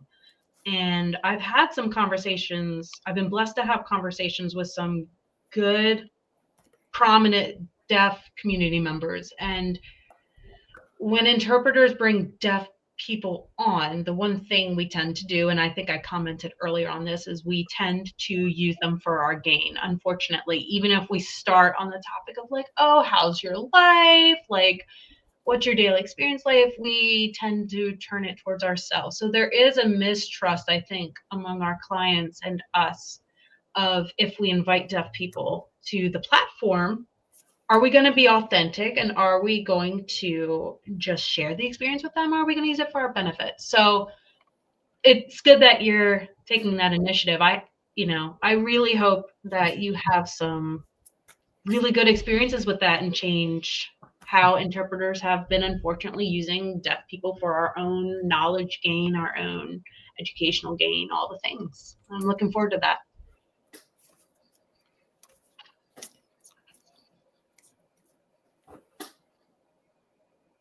Okay. Beautiful. Any like specific topics, ideas specifically you want to see? Oh yeah. I mean, well, I'm curious what your viewer base is going to be in the future. If your viewer base is more of like, hey, these are people who like want to become interpreters and want to pass the NIC, then yeah, I'd love to see like deaf consumers who see, but there you go. See, like as soon as like I even started talking, there I go. I cater what I want to see from deaf people to my own interest. And so I just caught myself doing that. So even to answer what I want to see, I don't know, I want to see my best friend on here. I want to see the people I love on here. And I want to see the relationship healed between interpreters and deaf people without a conversation that has landmines accidentally stepped on. I just want to see some really good healing between deaf consumers and interpreters that can just have real relationships again and be friends without any gain. So I'm making you work. I made y'all work, so it's good. It's all good. All right, then. That is cool. I'm going to put best friends, people. It's normal people. Okay. All right, that's cool. Well, I definitely appreciate it. Oh, we got a couple comments. Hold on. We got a few comments. Did I read this one? No. I don't think so. No. I said I didn't know about it. And she, maybe that interpreter at that time, she was willing to explain it. Mm-hmm. Now, each time I see that idiom, I remember this. So I really appreciate her efforts to help me understand the idiom. Definitely, it is important. It is important. And next, he goes on to it saves the embarrassment as a deaf people because often we're not exposed to the hearing people's idioms. That is true. That is true. Dresden said, do we need a second interpreter? I might be able to sub in if time permits. I'm not going to say no. I'm not going to say no. I'm not going to say no. You don't have to. I'm not going to say no. Soon I'm going to start the feedback. But if you want to take the time to, work, for sure, come about. And then we have the Land of the Living Ministries. Hey, Juliana. Hey, who might that be? This is from your group? One of my best friends. No, she is not part of the group. But we do have one experienced DI out there. So just putting that out there. You have one experienced DI? You say, okay. I'm not saying who, but they're there. Makes sense to me. I love to see interpreters expand on the nuances during the high stakes situation, like a job evaluation post-conference. And this says, I'm Renee. I'm deaf and yes, DI. Well, hello, Renee. Not certified, but ...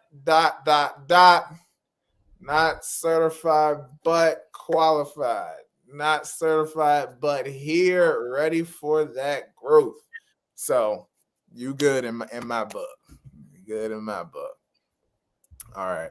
I'm going to put on the video now. So I hope you enjoy. Thank you so much for coming. Thank you so much. I'm gonna try to figure out how can I put on the captions. I think I can through this.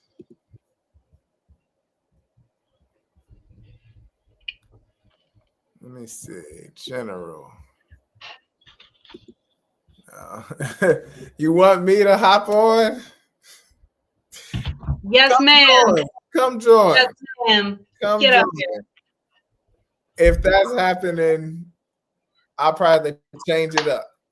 I think I'll change it. You know what? I'm gonna change That's it. fine with me. The feedback is going to be a little bit later. Come, please come. Let me drop the link.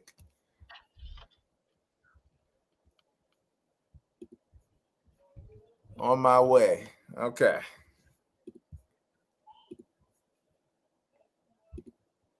All right, cool. I don't know why I can't pin the link.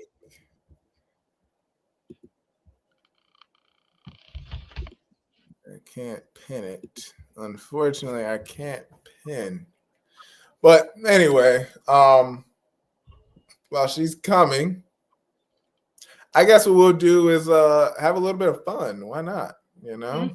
Why not? I still have several word problems that honestly I was not the best at interpreting. So I think this will be fun, us trying to play about how to sound it the best. You think so? I agree. Yes. I'm excited for what she says. Yeah. Okay. We have Renee here.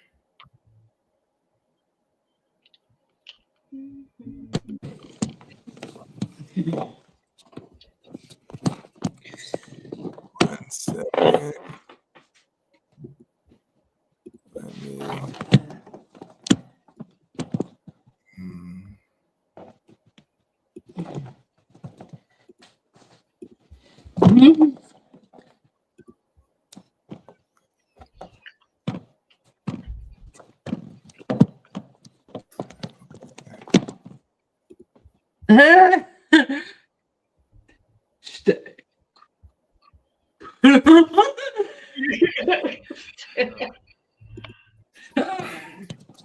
Oh, shit.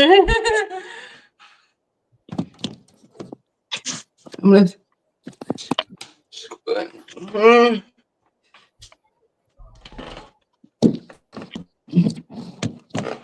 What about that?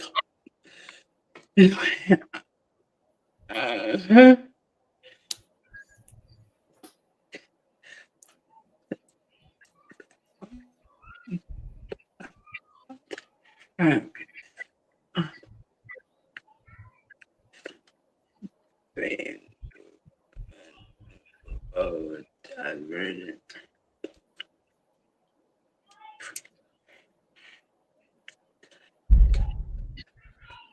Everything that before.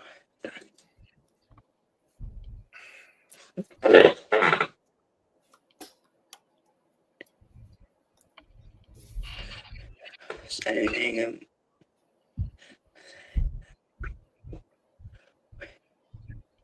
I do my man area.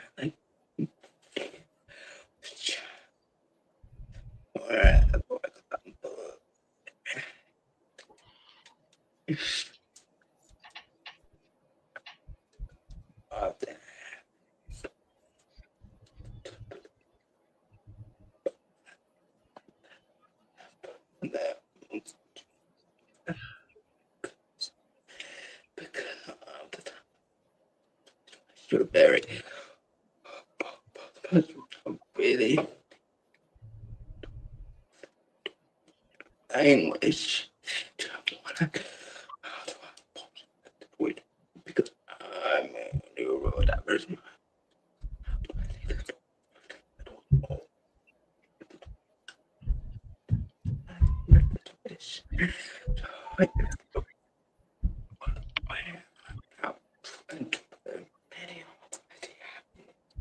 me, but look at how they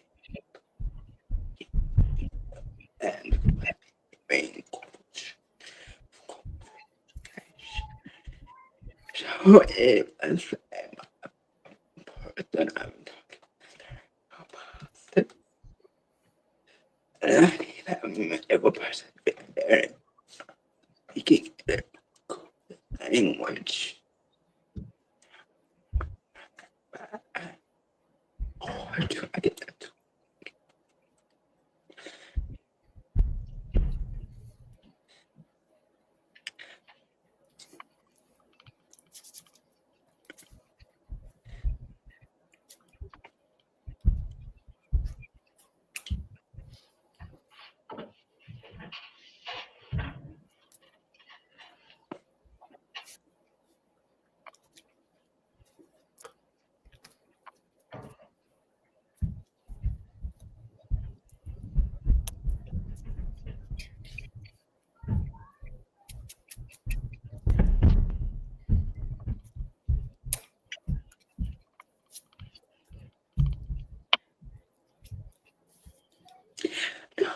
That's anymore. It's just how I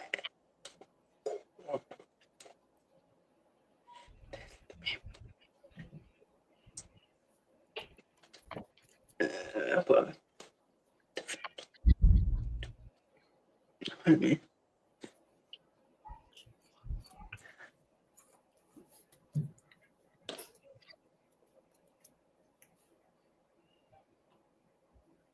when I learned how to handle about being able to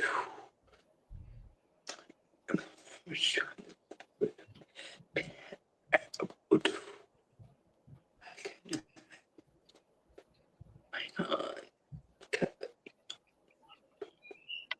how to double for example let's say and or I'm not another example.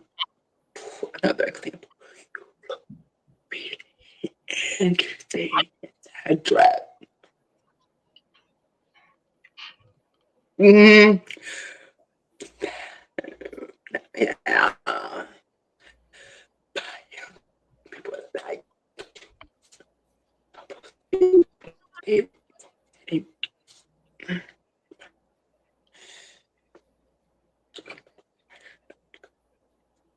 Of course.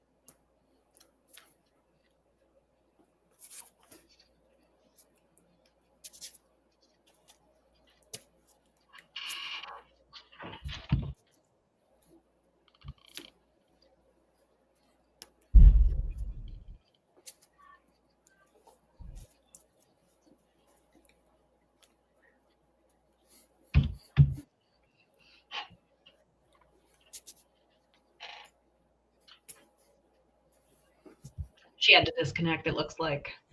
Mm-hmm.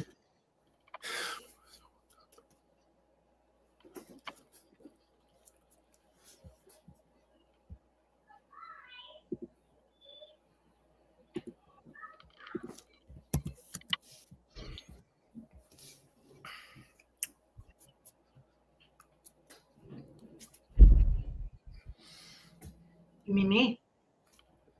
Mm-hmm.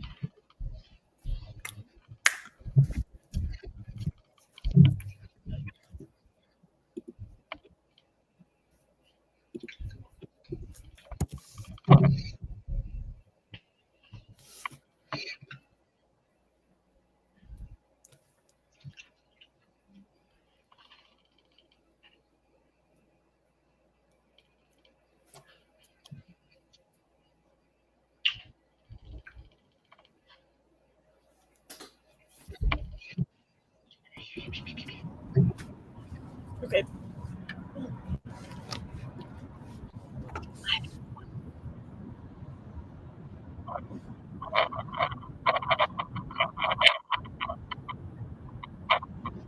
Okay, I can try. All right, I'm really in the hot seat now. Okay.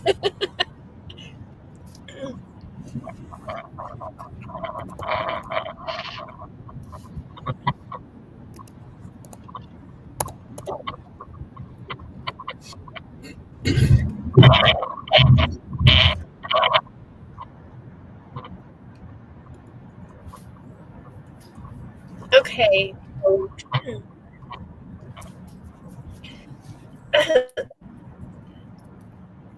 Jay, do you have a friend? Oh, Juliana. Juliana, your friend. Your friend? Oh, soon. They'll be coming. Oh, she'll be back. Oh. I signed. Right. Okay, that's right. I have a friend right now who's watching. I can text, Joy, but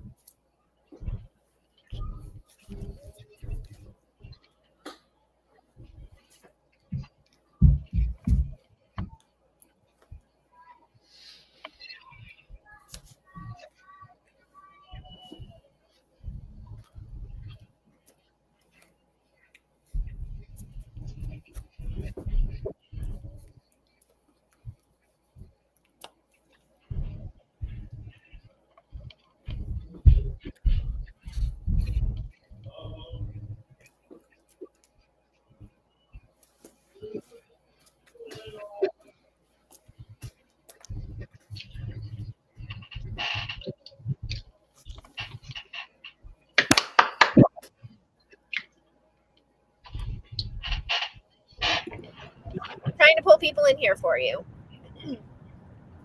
Also, okay. Oh, you're voicing for me. Okay, thanks. Yes. Okay. So, we'll soon have a second team interpreter.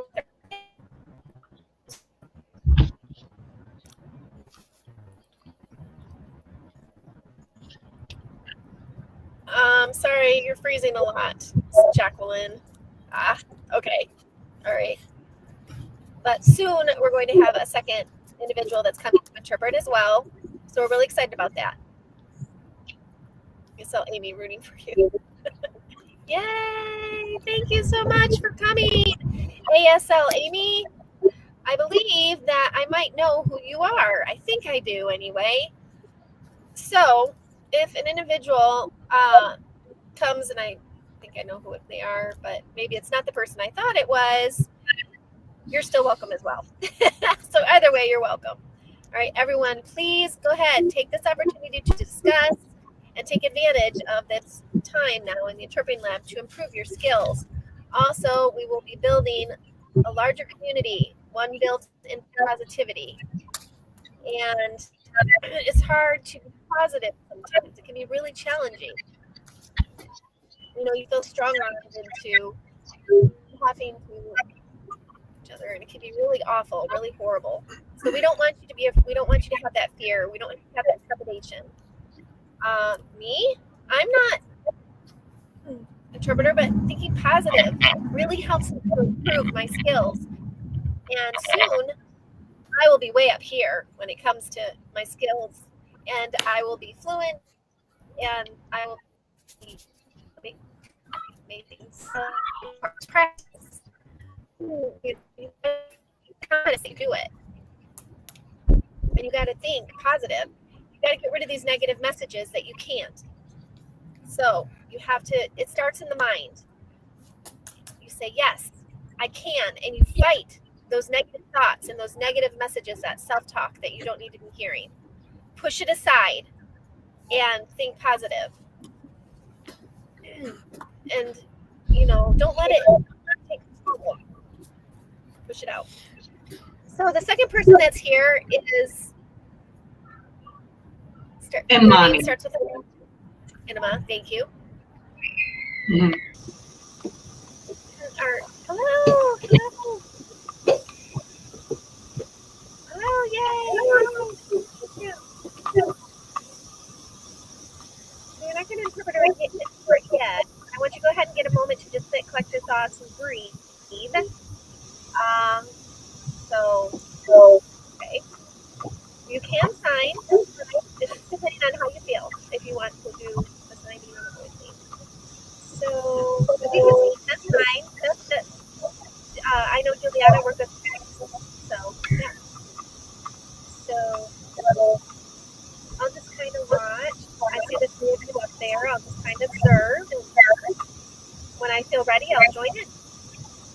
All right. That would be amazing. Great. Beautiful. All right. Beautiful. So now we have to do interpreters. That's great. And now what we're going to do is Juliana will give a short discussion in minutes, and it will be kind of like back and forth the interpreting team with Jim and Juliana. And so I will talk. All right, Juliana said. And then you're going to sign. Juliana will sign. And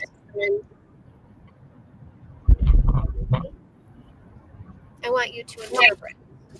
Just interpret. You've got this, right? You're feeling strong. Am I voicing or signing? Everything. You've got it. You've got this. You are in control. Okay.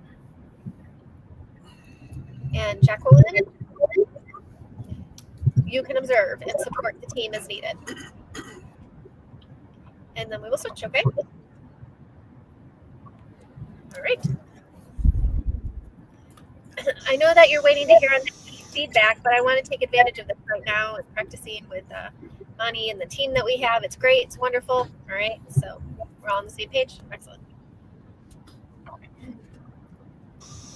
Imani, I'll be talking about food, okay?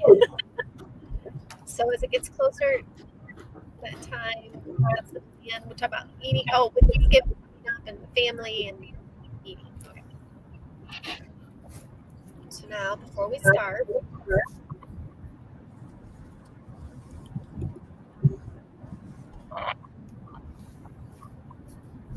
get started, everyone needs to understand that this again is an opportunity for your practice. This is about you, please.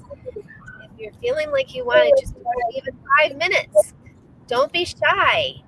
And if you're deaf, we want to support the deaf as well, the deaf participants, the hearing You know, you can replace me, other people. We want to be working on providing, communication facilitation. So it's not all like me, it's us, our growth together in skill development. Okay. Also, make sure we're supporting one another. We have really amazing interpreters we've seen that have been practicing, and they need the support too. It's live. They're doing it live, and share the live. And if you like, hit the like button and support us here in the ASL lab. And that'll make sure that we can grow and continue to impact our community for the better. I'm going to go ahead and get started. Lab. Um,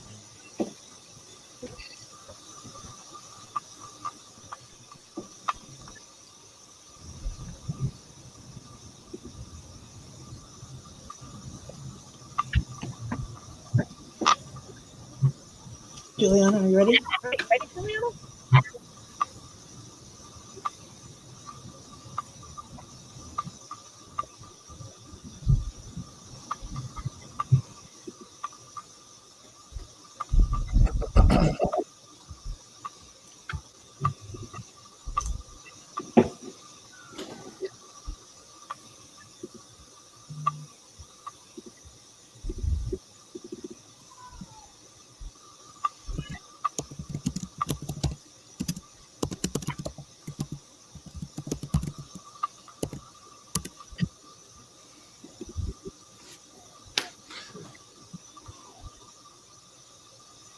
Ready.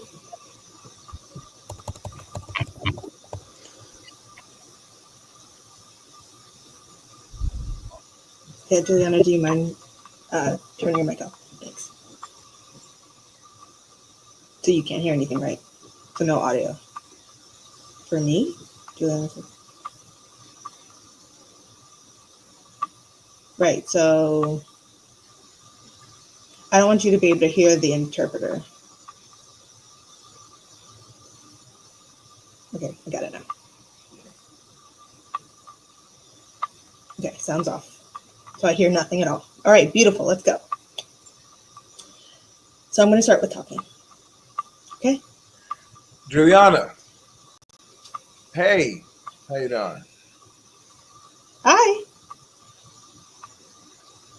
I'm good, how are you doing? I'm solid. I'm solid today. This is the very first time I'm here on YouTube doing this live. I'm so happy I was able to get an interpreter at the very last minute. I'm happy we got interpreters who are just willing to show their skill at such short notice. So I appreciate that, so we can have this conversation. What did you do today?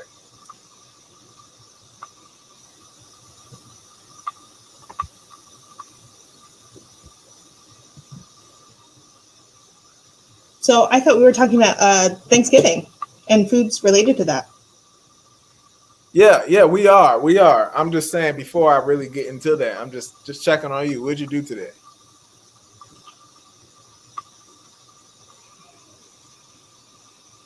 So far today, I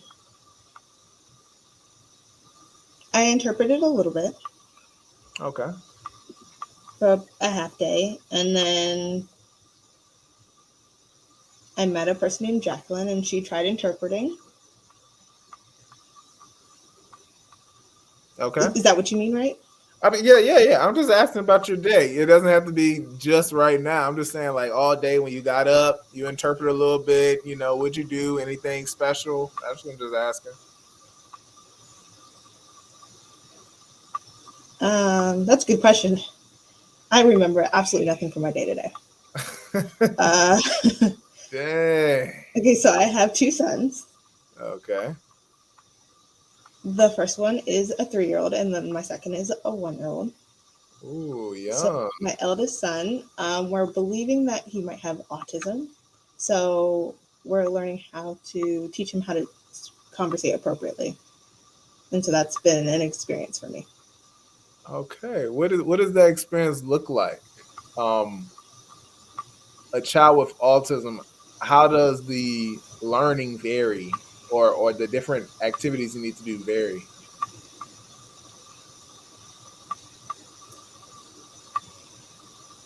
Right. So he's a 3-year-old and he's absolutely brilliant. Wow, I can't even begin to explain. But for example, with discussing topics when it comes to socially,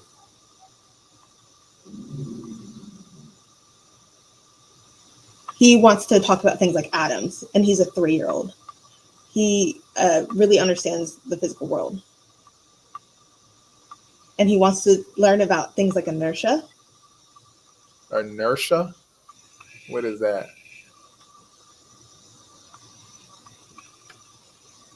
So, inertia, movement itself. Okay. Okay, so when it comes to science and chemistry,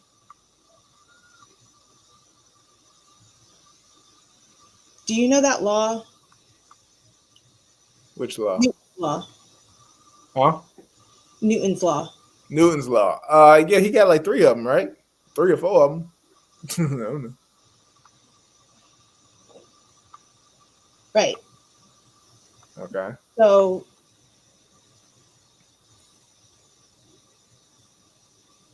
the point of that law is when an object is in motion, it will continue to stay in motion.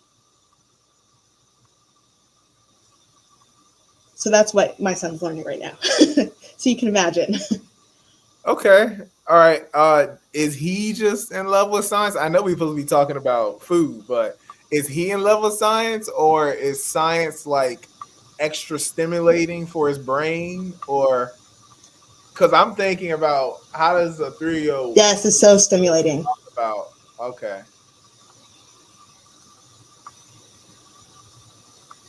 Right. I can't even discuss inertia, and I'm an adult.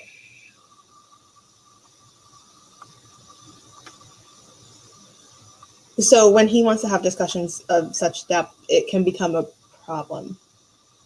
So he needs that additional stimulation. And he has to learn how to control himself. So it can be a problem. So when his younger brother is crying, that is something that will set him off and be overstimulating. He'll push another child, or he'll have a negative interaction with another child. So does science like help with that?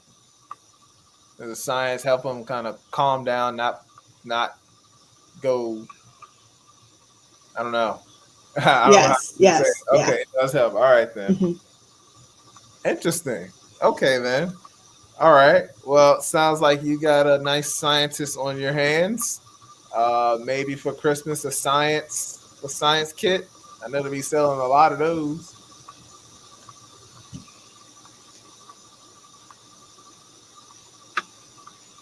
Tell me, what can I buy him for Christmas? I'm really struggling. Give me some ideas. I can tell you what they are. I can't tell you a specific brand, nothing like that, because I'm not sponsored, by the way. So no, I'm just joking like that. But let's see. I do know they definitely sell like a 250-piece kit of science experiment things. You will have a lot of slime and stuff around your house, but hey, if you like Why it, not? if you like it. Another thing that they do have is more for the kind of teenagers and stuff, but they do have a lot of those liquids that you can pour into each other and they kind of puff like it's a mad science or something like that. But yes, Jacqueline is right. Those STEM toys, 100%. STEM is great. Actually, STEM, I just learned yesterday. STEM is now growing to STEMM. I want to say, what's the second M? Because math was already inside there. I'm not sure what the second M was, but I just was at an event yesterday. Wait, was it math? But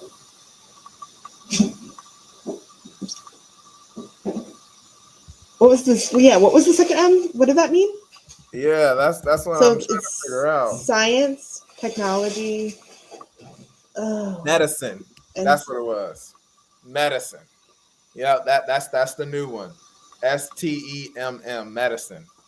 So that was new. Oh, I okay. didn't know about that. But yeah, science and medicine, they definitely intersect quite a bit. So it makes sense. It makes sense, right? It makes sense. All right, let's get into the topic about food. But before we talk about food, I want to make a short intermission. So let me go ahead. I'm just going to remove you just for a quick second, Juliana. Just for a quick second. Have my interpreter there. Anybody and everybody, okay? One more time for the one time for the one time, and let's get it in. All right. If you want to come, look at this. All right. I ain't put this up here for no reason. So let me tell you, y'all not about to be ignoring all my good creativity. I got all kinds of words for y'all. I got all kinds of emojis. Y'all go ahead. You put hands up and you come get your hands up. I should put a mouth so it could be the voice on. I should do that, honestly. I might do that for next time. I probably won't. It'll look weird. It'll look weird having the mouth there. But nonetheless, come on, get your hands up experience. We appreciate the interpreters that are here. And because we're in intermission, I'm actually going to switch it out. Jacqueline, I can see you. If you can give me a thumbs up when you're ready, I'll go ahead and switch you out. I think you are freezing just a little bit, so I'll continue. But once you put your thumbs up, I'll make sure I switch you in. There you go. Be back a little bit. Okay. Do one more time. Make sure you're good. Yep, you're good to go. Okay. So I appreciate that. Imani, hey, thank you. Let's switch it out, and then we'll continue the story or continue the practice.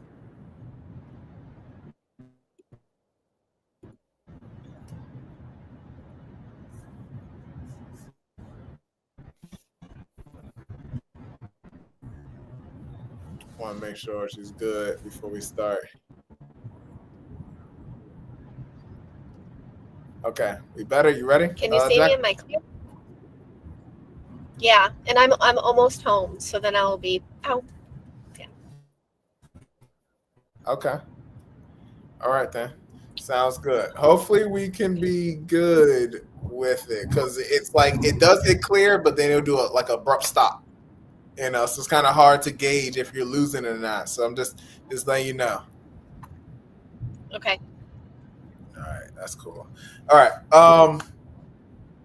Back to the food. All right. So do you have any plans coming up for the Thanksgiving break? Not even the food yet, but do you plan to take like a vacation? You plan going somewhere? What's going on in Juliana's world?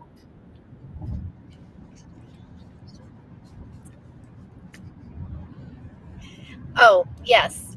Good question. So for this situation that I'm in right now, my husband, his family, and then my family, we're trying to figure out what to do with the calendar and getting them to align. And then Thanksgiving, the thing is, we're kind of struggling with getting all of our our calendars to align. So yeah, it's always like that. So you guys are going to be having one big Thanksgiving?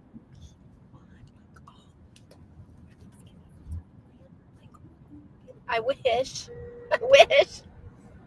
So you're saying that you were trying to get it would be all so much schedules. easier. It'd be so much easier if it was all just one. Yeah. You were saying you were trying to get all your schedules aligned. So is that so everybody can come together at once, or you're just trying to schedule? I'm trying to figure out, what are you scheduling? Oh, yes. So I'm practicing to read. Okay. All right. Right. So a while ago, we used to do the two families, no problem. But my mom,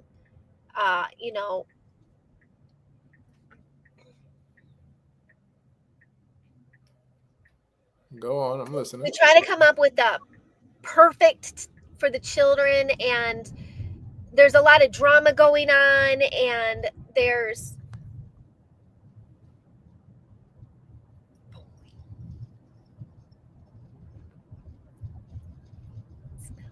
I'm sorry, just a moment. Okay, go ahead.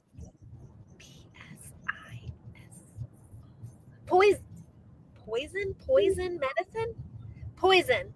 Yes, poison between the two. And so the relationship has completely fallen apart.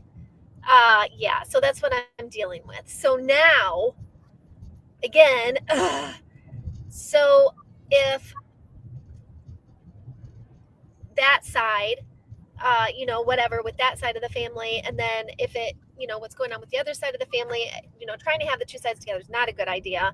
There's just no way. So we're having to try to, it's just, yeah, it's really challenging. Okay, I want to make sure I'm getting. I don't think I'm following. What side? You said I understand you said it's poison. Poison between the two sides of the family. Poison's quite a strong word. I'm not even going to ask why. I am going to say if it's poison between the two sides, then how are you going to do it, I guess? Are you going to eat twice? So the two moms, right? We've got the mom and the mom between those two. The mom, my mom, and mom along. Oh, okay. I'm understanding. Yeah, it's a little freezing. It's freezing a little bit. Yeah, I arrived, so it should be good now. We're connecting to the home internet. Sorry. Okay. You want to go in the house? Sure. If you give me 2 seconds, yes, that'd be great. Yeah. Go in the house. Going in now. I'll give you your privacy. Let you do your thing. You go ahead, turn it up a little bit. So you can turn it up for now. We just talk. Oh, you know what? What am I talking about? We got Imani here. I totally forgot. You got Imani. Go ahead, turn it back down. Go ahead. That's okay because my baby is crying for me, so I have to put him down for bed. Okay. So, all right. Perfect time to save my neck. All right. Sounds good. So I will talk with Imani until you come back if you can. Alrighty. Thank you so much. Thank you, truly. Imani. Hi. Hello, Imani. All right. We have Mrs. L. Mrs. L. Hello, Mrs. L. Hi. Thank you for coming.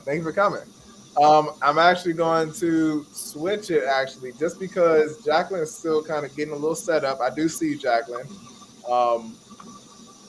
Wanted to say I have been recording all this thus far. I've been recording it, but I wanted to know, do you want to sign or you want to talk? I don't mind either. I don't know if we still have deaf participants, so I want to sign. It's up to you. So I'm saying for the conversation because Juliana had to step out. Right. I guess I can sign. Sure. You want to sign? Okay. Up to you. All right. So I will talk. Okay. So first, Imani, go ahead, turn your volume all the way down so you can't hear it.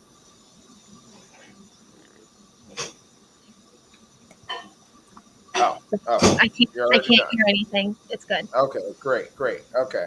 All right. Well, I was talking to Juliana, your good friend. I was talking to her about Thanksgiving and what she got going on. She was telling me a bit about it. I didn't exactly get all the information, so I kind of wait till she come back. But I'll just do this for just another maybe 10 minutes, and then I'll start looking to some feedback and give a little feedback because I know that's what we want. But back to this portion, what's your Thanksgiving plans? So my Thanksgiving plans, let's see. What is it? It depends. It really depends. So recently, in June, I got married. So as Congratulations. I'm not sure which family that we'll be visiting or spending time with for Thanksgiving. And yes, thank you. And then so recently my coworker this year, since I was recently married and everything, they were asking too, like they suggested, as far as the families, you have two different families. They said you really don't want to. It might be better to just go somewhere different, not even mess with that. Just a short little getaway. Yeah, with the hubby. So, yeah. Okay, all right. Well, first off, congratulations once more. Did you do like a destination wedding, or did you? What was the theme? Tell me about it. I know weddings and marriages, beautiful time. So, what was the most memorable part? Yeah. So, okay. So let's see. So both of us, we have, it's kind of like two weddings. So first, we eloped. Nope. Okay. Eloped. Yes, we did. And then, so, with I'm not sure how to sign it, the wedding house. Anyway, so there was, the wedding there, and then in June, that was in June, the 22nd actually of June. And then we had a party with our close family to celebrate that. Then the second, and so we called that kind of like our second wedding because it was with. Okay, all right. I've always heard this word, envelope. I don't even know what it is. What is envelope?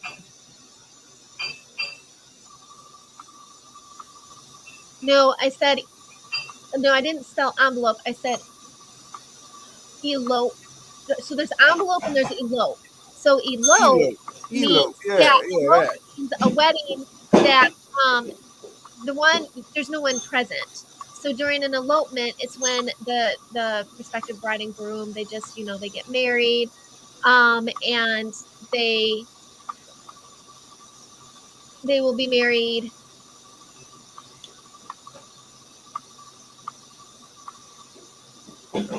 Officiated. It's an officiation. Basically, it's a formal, ceremony where the bride and groom are married, but it's not necessarily where everyone's present, the family and the traditional wedding. Oh, okay then. What is the purpose of a elope? Is the purpose so it's faster? It's secretive. It's just it's something that the two of us decided, kind of shy being in front of all those people, so that it means you don't have to do this big formal event. It's very small. It's very intimate. It's just the two of us getting married. Yeah. That is beautiful. Okay. What was your colors?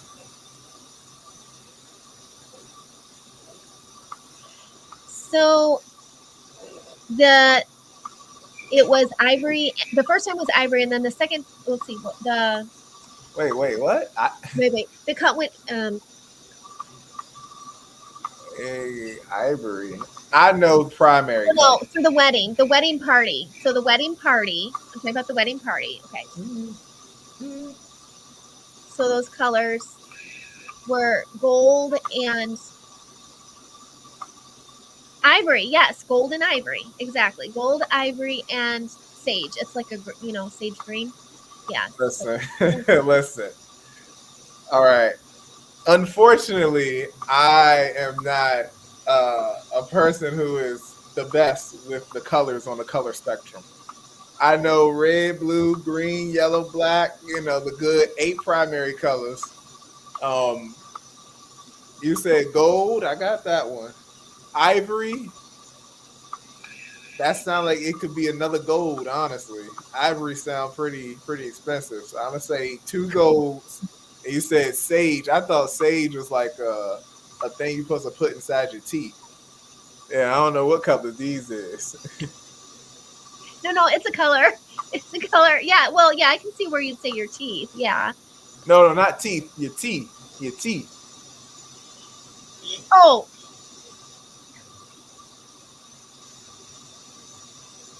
I guess what color is sage? Or what color is ivory? I guess that's my point.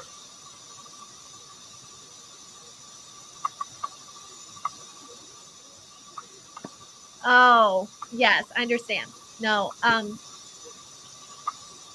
so sage, the way I would explain sage, let me see, how can I explain that? Well, here's a good example. So you see it's kind of like light, dusty, green. Okay, so that's sage. Ivory.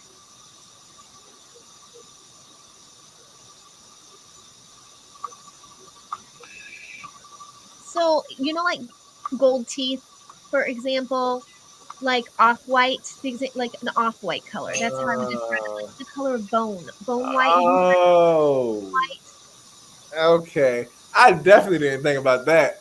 I've heard eggshell. Is that close? Yeah. Well, my opinion, if you're asking, yes, eggshell and ivory would be the same. Got it. I got it now. I got it. Okay.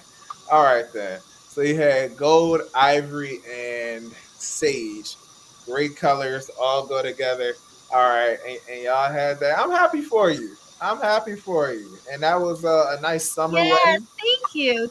Yeah, yeah. Okay, that's awesome. I do know this is your first big holiday being a newlywed. So yeah, I guess it is kind of whose family do we go to for these things. Y'all already have a plan for Thanksgiving and Christmas, so y'all just gonna just find out when you get there.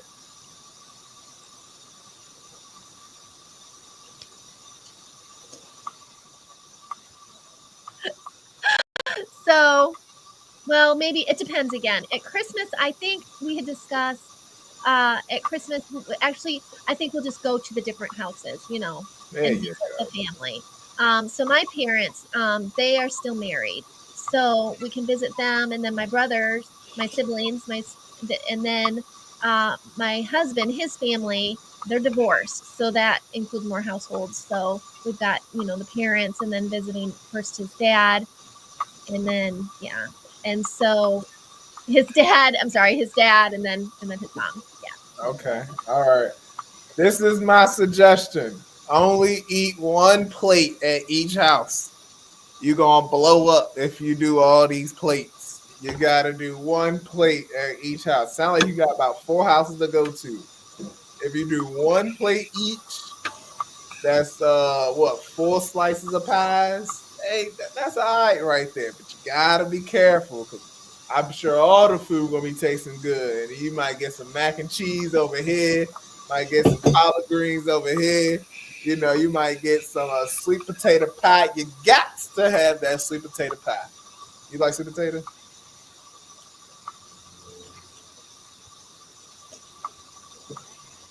Oh yes, my mom, she makes the best sweet potato pie of anyone I know. Oh yeah, That's what I'm talking about. That sweet potato pie. Look. This is important conversation. All right, this is important conversation. What is the most important dishes at the Thanksgiving table? I need people to like the stream. Like the stream. We got 10 people in here. I should see 10 likes. Let's get the likes going. That's first. Second, what is the most important dishes at Thanksgiving? What's the most important? Imani, I think first, the most important, let's talk about the turkey. Is turkey really that important anymore? You tell me.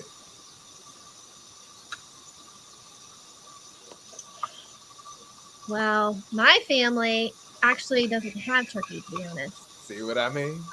So we do instead, we'll do cured fish or fried. Curry fish? Cured fish or fried shrimp. Wow. Cured fish. Okay. Wow. Right, okay. What kind of fish? So in the past, my parents, they were pescatarian. Interpreter can't. I got you. Pescatarian. Yes. So that's why it's fish. Okay. So I think it's tilapia. Okay. All right. So that's interesting.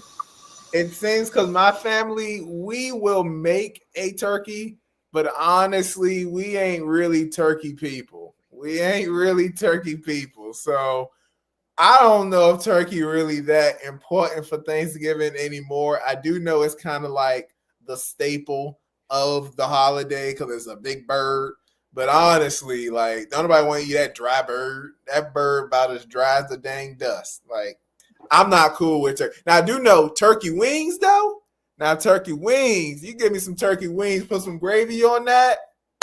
I'm talking about got the itis. You know, that you feel me? That itis. Yes, yes. I recently made some turkey wings, and personally, they are my favorite. So Oh, I know yeah. exactly what you mean. Oh, yeah. Oh, yeah. So I will say this. My family does cook turkey for the drippings. We do use the drippings, and we put the drippings inside the stuffing. So we do that.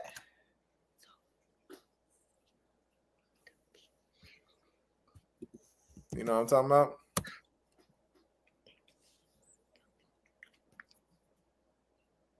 Oh yeah, I've heard of that. I've seen the word drippings before. I'm not exactly before.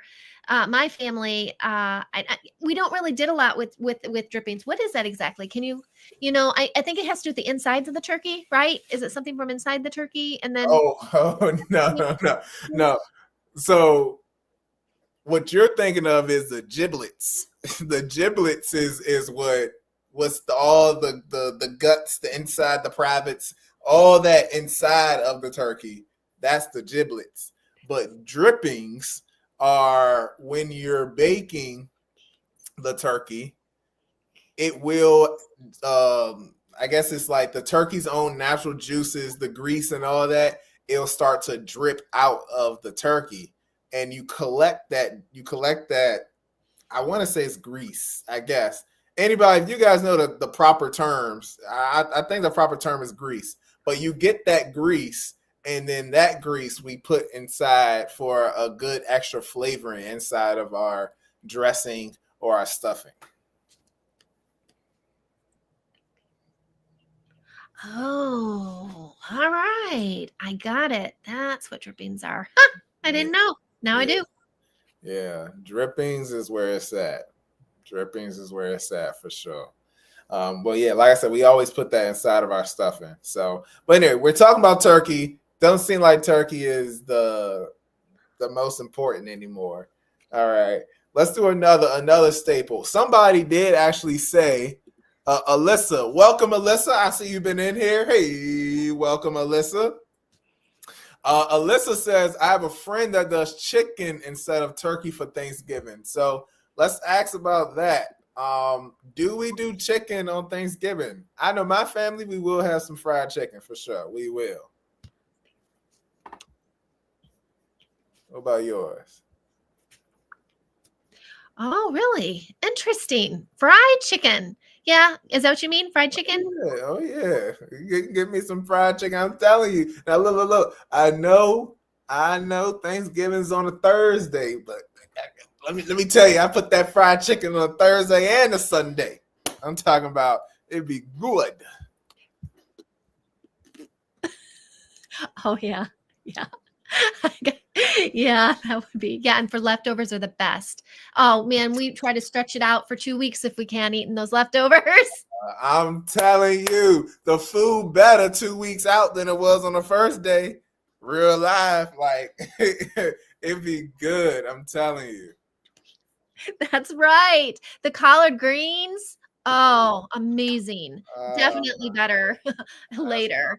Always leaves me wanting more and more of those leftovers. That's what I'm talking about. All right, let's go ahead and take a pause. We have somebody else who jumped in here. I wanted to bring them up, ask them a couple questions. Go ahead. You can keep it turban just for a moment, Jacqueline, if you don't mind. Hi. Hello, Mrs. L. Mrs. L. This is I love this practice. I do have a question about this sign. Was that chaplain? Chaplain. What's that? Chaplain? Chaplain? Chaplain? No. It's something I didn't. I just was. Oh. No, it's not. I don't have a sign for that. I just did this word for C, like a Oh, I was coach. like, oh, cool. No, not chaplain. No, I know that sign, but no. Oh, I would create that sign.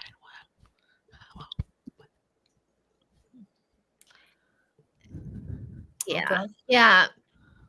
It's close to, I know the sign like a coach or a I think she was trying to say officiant.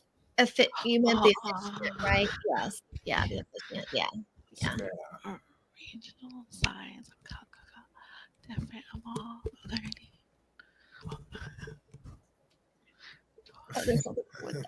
No. Well, we are learning and watching for sure. So you have been watching, Mrs. L. Would you like a little bit of more of a warm up, or you want to get some experience? You wanted to? Sure, I'll get some experience sign or voice. You'll get a both. You'll get a both. Okay, Don't worry about it. Okay. All right, sounds good. Before you pop out, let's go ahead. Let's give it to you. I'll give you this, Mrs. L. I'll give you this for a warm up. You can go ahead and interpret what I'm about to say right now, and what Jacqueline's about to say. Okay. Jacqueline, right before you step out, I know I keep saying the feedback, but this is great. This is great. More practice. I'm happy with it. I'm happy with it. But how was it going through that? I gave a lot of slang, a lot of attitude, and I did it on purpose. You did. I tried really hard to match the affect. I hope it came through. I felt more comfortable doing it. I didn't know what drippings were. So as the interpreter, I signed it. I signed it as the giblets, and that's why, and that impacted what the receiver got, because I did spell it. I finger spelled it, but I also, in my own mind, equated it with what was inside. And I don't know if that might have impacted Amani's concept of what it was. So that would have been like an example of, because I didn't understand it. And then I tried to add meaning to it, and I was wrong because I thought I knew what it was, but it wasn't, right? Mm-hmm. So that was, and I knew it right after I did it. I knew it because I was like, no, that's not what drippings are, because drippings are in the pan, and so I even, after I did what I did, and then you start, and I was like, oh yeah, duh. And I almost did this for drippings, but then I was like, well, I'm really not sure. So I didn't, so that was really interesting how that completely altered the message. And then it altered Amani's response because of, I think, what I had added to the meaning that was the wrong meaning. So I do think drippings are grease, but I don't think I would assign grease neither. I think I would have just did this. And that's what I did later. That's exactly what I did after you were explaining. But what I said was inside the turkey. And then then later you're like, no. And then so that Amani replied, oh, isn't it inside the turkey? And then you're like, no. And I'm curious, Amani, was it because I had signed inside the turkey, or was that something you already? Yeah, I was like, oh, so it's like the stuffing. And I was like, oh, okay. So it's just another word for stuffing. Yeah. And this did throw me because I kept thinking coach, like my brain was going through so many things. And I was like, I'm not sure what we're talking about. That was an approximation sign. I was thinking chairperson, and then I was like, wedding chairperson? I was trying to figure that out. And then I wasn't sure if you heard me say envelope. I said elopement. Oh, okay. You did. Okay. I did that on purpose. Okay. I was like, wait a minute. Did I say envelope? It can throw you, though, for sure. It can throw you, because I do know sometimes if I'm interpreting, I'm like, I ain't say that. Like, not. Yeah, so I get what you mean. But yeah, I did that on purpose.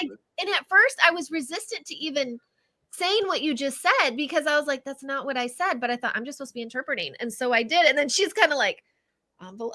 And I'm like, I don't know. And then I thought, great, she's blaming the interpreter. Forget, you start the negative stuff, right? This negative self-talk, which in a real situation I would do.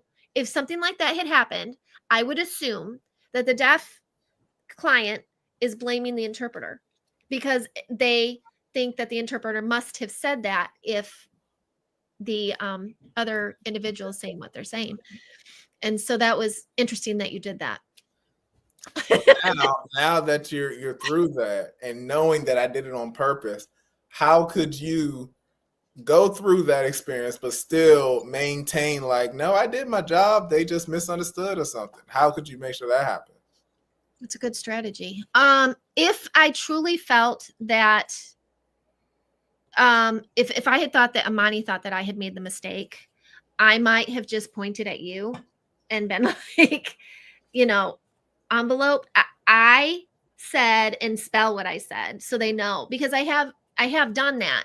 I have not quite to the extent that what happened tonight, but I have had where I didn't, where the other individual said something that I didn't say, and then the deaf did assume that it was me, and I just went, I am saying what you're saying, and the doctor was totally off and not following what they were saying at all. And so I'm like, that's not me. I need you to know I understand what you're saying. And we even paused, and I said, you said, and I kind of copied back to them and they're like, yes. I'm like, okay, that's what I'm voicing.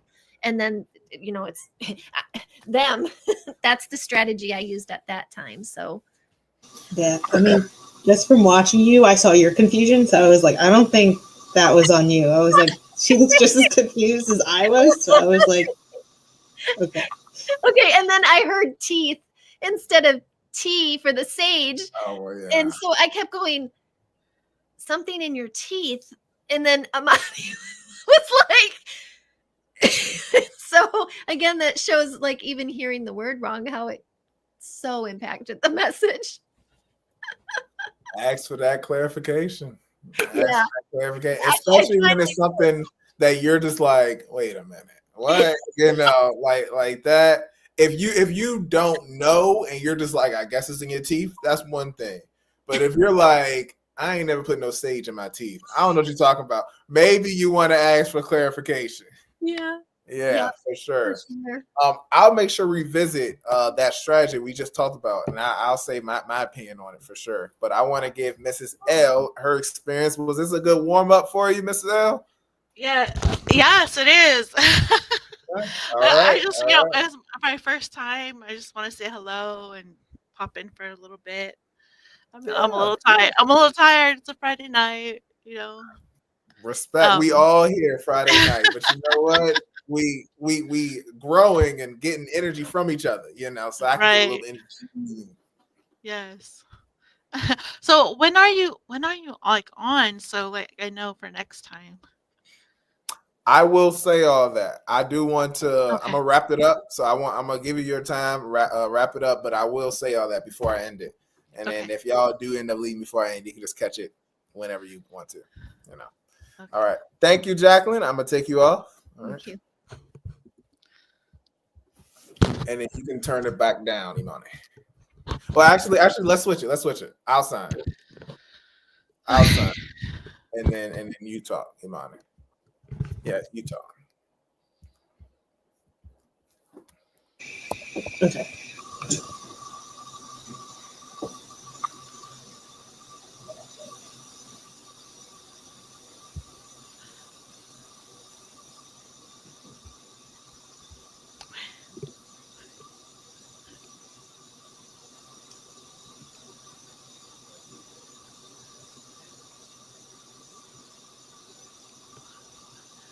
Okay.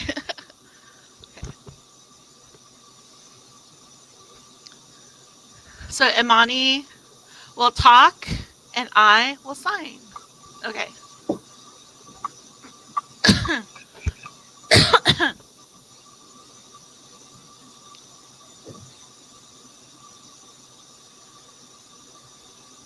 That happened to me too. All right, Imani. So what's your sign name, Imani? Oh, my sign name is this. Oh, this. Okay, J at the cheek. All right, perfect. Nice. My sign name is this. Right here. So, what do you want to talk about? What do you want to talk about? I forgot. What are your Christmas plans? You asked me about those, so.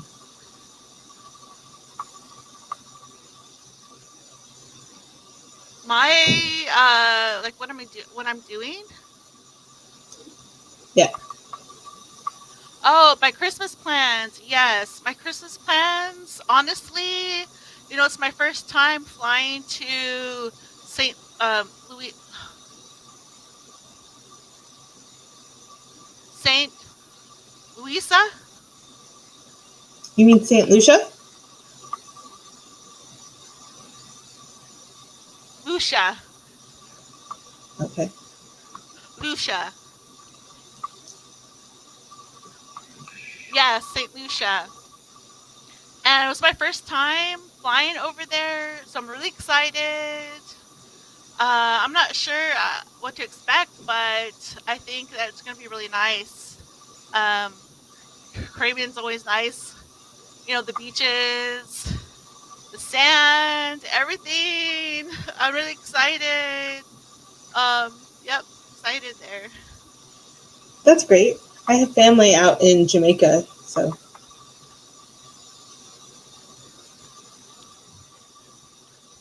Really, really. Me too. Me too. Yeah, my aunt is from Jamaica. My aunt, my family, her family, my parents, not my parents from Africa, um, and America. okay, that's cool. It's my dad. He immigrated from Jamaica when he was 6.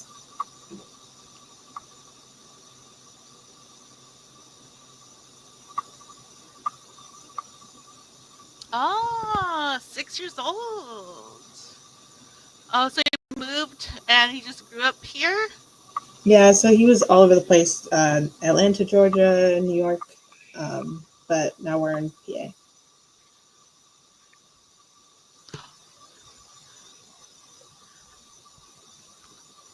Now we're in PA. Oh, okay. PA. Okay. That's interesting. My family, my mom's from New York. My dad's from Florida. Florida, not exactly your story, but almost the same. Yeah. And often, I don't go to New York often. My mom's from Brooklyn, and I don't go there. I went to see that place, but it's too crowded. There's so many people there, and I'm like, ugh, I'm gonna get away. I don't want a lot of people near me. And yeah, my parents, from Florida, they're country people. Um, they're very like, they have, they're very much country people. They have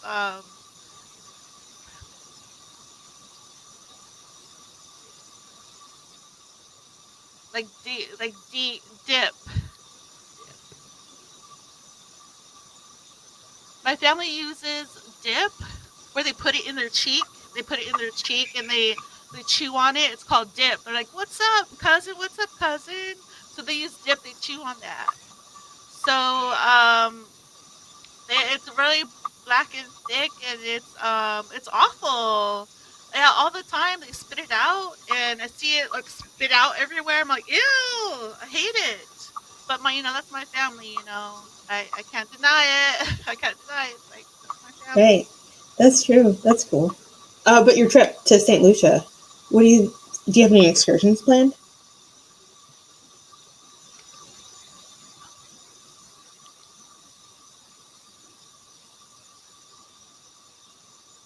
When I get there, my plans. Well, first, the food. I'm gonna climb the trees. I want to climb the trees. They have different fruit. They have coconuts. They have mango. I think they have peaches. Um, I want to, get some fresh fruit. Just climb up the tree on Yeah. my own and just pick myself. Those mangoes are good down there. Yeah, I enjoyed them. Oh, I've heard. Yeah, better than America, right? Yeah, I think so, because the ones here are the red and green ones, but I think down there they're the yellow ones, and those yellow ones, they bang. They're real good. Oh, different kinds of what kind of different kinds of mangoes? Like a different kind of mango? I think it's just whatever species of mango that's down there. I just remember it being like yellow more than it's like it's not really like orange and green. It's yellow. Ah, okay. Well, definitely. I'll definitely go ahead and taste that. So, one thing I don't I'm not excited to try, but I'll try. I mean, I'll try it. Is the coconut. I'm willing to try coconut. But I refuse. It's gross. Coconut. But people tell me in St. Lucia that it's really delicious. Go ahead and try it. And I'm like, oh, okay, fine. I'm willing to try. So Uh, you're braver than me. I don't really like coconut at all. I'll eat coconut in like desserts, but I don't. I'm not a coconut milk see, we're the girl. same. Yeah, I'm not a coconut milk girl. I don't like too much of it. German chocolate cake with coconut, that I like, but other than that, I don't mess with chocolate. I don't mess with coconut, I should say.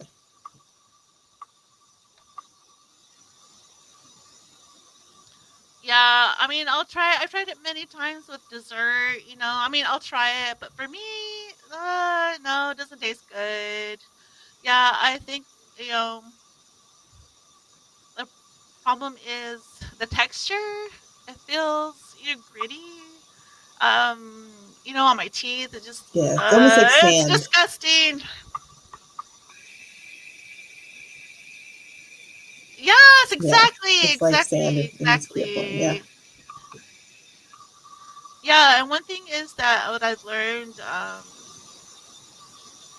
here in America, we tend to eat, coconut, the white meat part, the meaty part.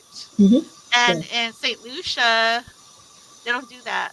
The white meaty part, it's for crazy people.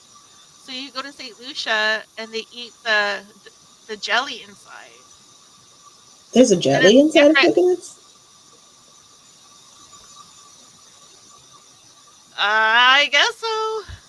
I Interesting. guess. I guess. I did not know that at all. Yeah, yeah. And so a friend from St. Lucia had told me when I go fly over there, talking about different things I can taste and eat and enjoy, talking about coconut. And I told him, no, I refuse it. I don't like. He said, no, no, no, no, you're gonna like it. So told me, no, you don't eat the white flesh part. Eat the jelly. Okay. And I'm like, okay, again, I'm honestly, I'm willing to, but I doubt it. I'm gonna like it, but I'm willing to. Have an open mind, but I Okay. doubt I'm gonna like it. I guess that's kind of like aloe jelly. I drink a lot of boba, so I really like aloe jelly, so I guess it's probably similar to that. Yeah, aloe.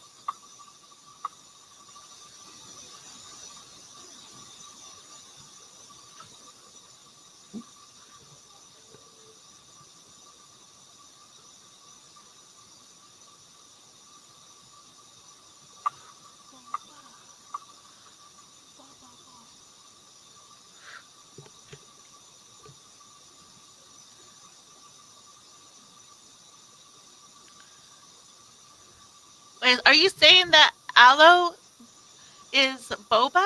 I don't understand. So when you get a boba drink, you have options of like what kind of bubbles you want in the bottom. And so one type that you can get is an aloe jelly, which I guess you could like, which is what I'm relating to the coconut jelly. Maybe it's a similar texture.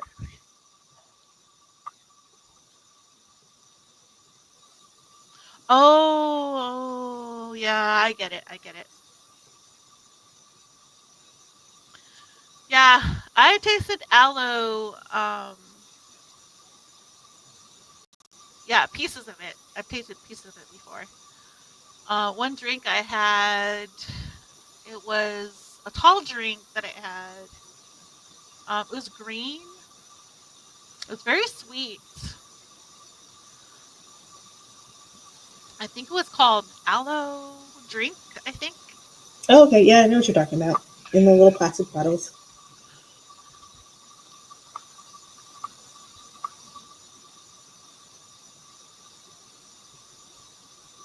Yeah, that's right. Yep, yep. They have aloe inside on the bottom, sort of Yep. float inside. That's the exact same thing that's in the boba, yeah. Yep, it tastes really good. It tastes really good, you know. Yeah, I liked it, you know. And yeah, before tied up. So, what are your plans for Christmas and New Year's? You know, we're gonna talk about we already talked about Thanksgiving. So, Christmas. What are you planning to do? Christmas is up in the air right now. Uh, So specifically for fun. right. I guess for fun, we'll probably watch Christmas movies like Jingle Jangle. I really like that one. Or This Christmas, the one with Chris Brown. Uh, and this Christmas, are you gonna watch this Yeah, Christmas? that one. That's my sister's favorite movie. Yeah. Oh yes, I'm my mom's favorite movie too. Every year she has to watch it, the same movie all the time. She watches it all the time. Yeah, and I'm like, okay, mom. And I already know it's gonna happen again. I could already know. Yeah. I mean, I know it's gonna happen. It's the same thing. You don't have to predict what's gonna happen. It's very predictable. So, she enjoys it. She's like, "Oh, this is our tradition. This is our tradition." And yeah, it's our tradition. I mean, I'm like, I can we could watch a new movie, but it's the same movie all the time. Um, so Chris Brown, you know, I respect that. Um,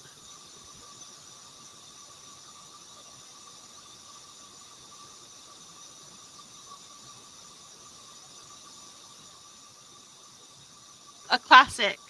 So classic movie. It's a classic movie. Um, so you know, drama. It's a classic drama. But there's different kinds of movies that I feel that we can change it up. But you know that drama is the same. Some new we can switch it up a bit. You know, but this Christmas I'm sort of like I want something new. I understand that, yeah. My sister is obsessed with Chris Brown, so I'm over it as well. Yeah, I mean, hey, it happens, you know. So recently, Chris Brown, he had a few people taking pictures. Did you see that? Uh, No, I don't keep up with the news related to celebrities. That's not, yeah, that's not my thing.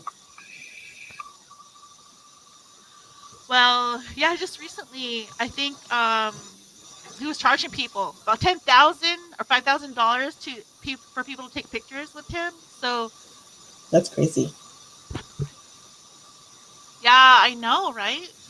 So here's a crowd of people, a lot of women just lining up to take pictures with Chris Brown. So many different interesting places, you know, just all over him, you know, taking pictures. Really interesting. Okay. Yeah. So okay. And I want to say thank you so much for coming tonight. I really enjoyed myself.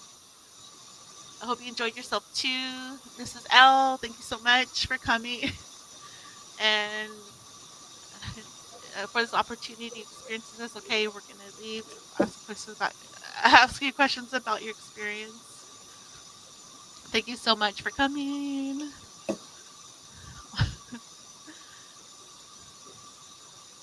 Juliana, I haven't forgotten about you. Thank you so much for coming, Juliana, as well.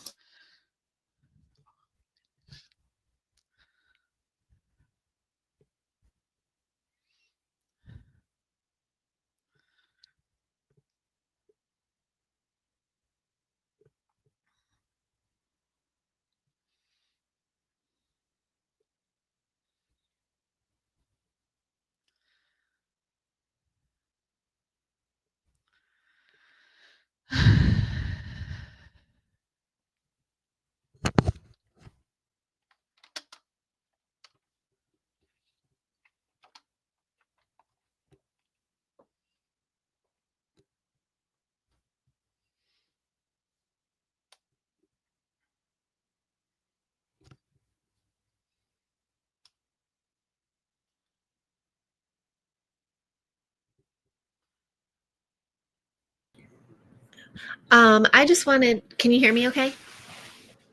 I just wanted to kind of encourage y'all that even if you're not in the quote unquote hot seat, something else you can be doing is videoing, from, your home, wherever you're at watching and still benefiting from this. Even if you're afraid to maybe be up here on the big screen, you can still be doing the practice and everything and videoing, individually with your own devices during this lab.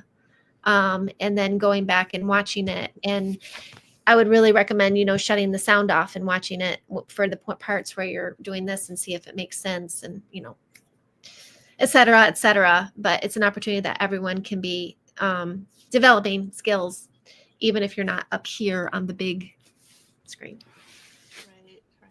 Right. Does anybody have feedback? I know that I miss spelling. Spelling is my nemesis. Like I'll miss spelling, but I had to get over the fear of like one of my big things. I had to get over the fear of like asking for clarification. So that's one of my things. I'm not afraid to like ask for clarification. But before I was so afraid of that. Like I was so afraid of asking for clarification. Now it's like, okay, I'm just gonna clarify. So I clarify a lot. But finger spelling for me is like it's sort of hard. I think it is for all of us. Yeah. I mean, I struggled, and still do. Just one word that popped. For kinds of movies, you could say genres. Oh, genres. Okay. I did. Genres. Yeah. Genres is a good one. Someone said that for the poison relationship, when I was voicing for Juliana, I saw in the comments someone said toxic. But she had specifically spelled poison. So I have a question. Do you go with what the person she could have used, but she had spelled poison. So do I voice toxic if what I'm getting is the spelling of poison? Yeah, and that one for sure. Once she spelled it out, yes, I would definitely say poison because she spelled that out for sure. I do think when she initially said it, the way that, if I remember correctly, the way you were voicing it, I do think toxic would have been the word to use. Right. But once you ask her to clarify it, then I would think, yeah, we got to use toxic now. I mean, we got to use poison now. Okay, that's good. Yeah, for sure. I think one way you could do it is you can try to expand on it. You can say, yeah, poisonous. It was just such a toxic thing. Try to use both of them. That's true. You can try to do that for sure. When you were saying interesting places, were you talking about the different positions that they were sitting on him or modeling with him? Mm-hmm. Okay. Yeah, that's what I got too. But I was like, I forgot what I said about that. I'm like every which way, like sitting on him every which way or something. Well, like voice was everybody said. And so what I think a better would have just been to wait and then say the different positions. Yeah, different positions are sitting on him. To take pictures in. Yeah. Were awkward and weird. Yeah. Not expected. Yeah. Do you know what I'm talking about? No, but I can imagine. I mean, it wasn't. They weren't obscene or nothing like that. They weren't. They were just very close. Yeah, they were just very close and everything. It's Chris Brown, so they're gonna take advantage of that. Yeah, that's why I said awkward because I would think he'd feel kind of like I don't know how I feel about this. Yeah, but I was thinking specifically. I was thinking poses. So yeah, I was thinking poses when I did that. Yeah, for sure. You know what was hard for me because I'm in the West Coast and there's a lot of cultural things that I didn't know about. Like I didn't know about the chew. I never even heard of that. Yeah, I didn't know. I'm like, how do I say that? I've never even seen that word before. Like, how do I attack that? Like, how do I say it? And then St. Lucia, like I've seen how it's spelled, but I didn't know how to pronounce it. St. Lucia. Yeah, and I'm like, how do I pronounce that word? So like the hearing person helped me with it, but there was a couple of things like, oh, I never heard about that. I never heard about those things. So that was like hard for me. So yeah, I was definitely going to say I'm going to give feedback. I'm gonna watch it before I close it out. I'm gonna watch a couple minutes into it. But specifically about yours, one thing I can remember just off of going through it, I think when you was asking for clarification, I don't know why, but you was asking clarification in ASL. So I thought you were talking to me. And yes, in this case, the hearing person knows ASL. We want to practice how we play. So Yeah. you were saying, you was like, spell it again. I thought you were talking to me, and then I noticed, oh, you're talking to them, so you want to just make sure you keep your mind in the game. Like, this is my hearing person. We want to Yeah. put you fully into that game so you can practice and get those reps of verbally asking. Can you say that again? What is that? I asked the hearing person in sign language. Yes, I didn't Yeah, recognize you were that. like, how did you spell? You were like, how do you spell aloe? And I saw you sign it, and I was like, I'm gonna just give it to her in ASL. I'm You were so like, oh my gosh. Oh, I didn't Yeah, recognize I that. see That's you. funny. It was. I got you, Mr. That's why Hanson. your face went like this. Oh yeah, okay, I should have known. Yes. So make sure that you are just in the game and you recognize what's going on, just to keep you further in the game like that. So that's definitely one that I can remember right off the bat. Okay. And then this is important. If you don't know how to say a word, because this isn't really about you as the interpreter. This isn't really about you as an interpreter. It's just unfortunate what's happening to you because you're like, I got a word. I understand the word, but I don't really know what the word is. That happens to me a lot, especially when you work in those, like, let's say professional settings where they got the jargon and all that stuff. Sometimes like governmental acronyms, I'm like, unfortunately, I just don't know. One thing that I discourage interpreters from saying is sorry. What you gotta be sorry for? It's all right. You caught the word. You can be very transparent. They're saying Saint Luca. Just you can put it out there. The interpreter's not sure how to say the word. How is it said? Or if you don't feel comfortable saying that, you can again say, then you say, I'm not sure how to say this word, but Kalijah is spelling STL. Let people know what's going on. That's how I feel the best when I'm not exactly 100% right. I feel the best by just letting people know what's going on. If you spell it and somebody know what they're talking about, they'll be like, oh, you're talking about this, St. Lucia, and all this other stuff, I do think trying to just be like less might hurt us in that situation. The less information you share, it might hurt us because we're trying to show that we're in control, which I respect, but you're not, because you're kind of like, I don't even know how to say this word, so you're kind of fighting yourself. Let somebody in on that. That happened with the pescatarian on mine. I knew exactly what she was talking about. I know what they eat. I know what they are, but I just couldn't spit the word out. In that, it just wouldn't come out right. So, yeah. It happens.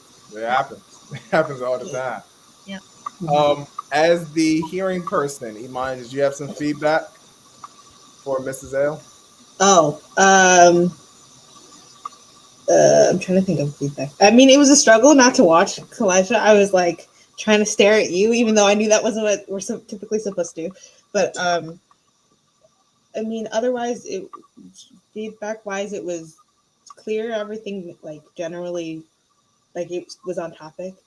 I would just say, like, just repetition, but we all do that as interpreters sometimes till we can get to our point. But yeah, I'm sure I repeated myself many times. So otherwise, it made sense. It felt like the conversation was flowing. Yeah. Yeah, that's one thing that I do have a fear of when I do ask for clarification, especially when I stop to ask, like, what, spell that again?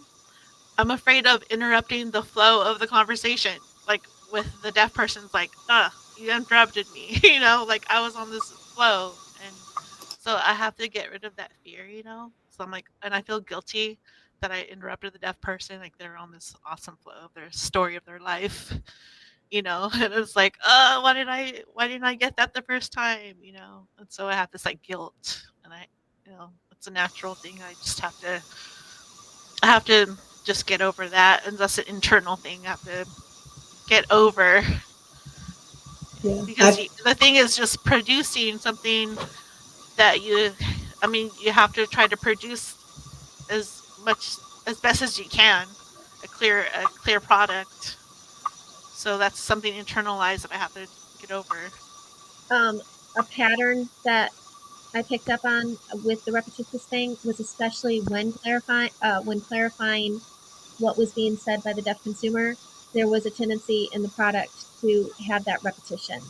Oh, blah, blah, blah, blah, blah. Oh, yeah, blah, blah, blah, blah, blah. I think it was like 2 or 3 times that it was reiterated when the interpreter did catch. Almost like a self, like, yeah, I got it. And now, and so that's something that might be a pattern that, you know, could be addressed.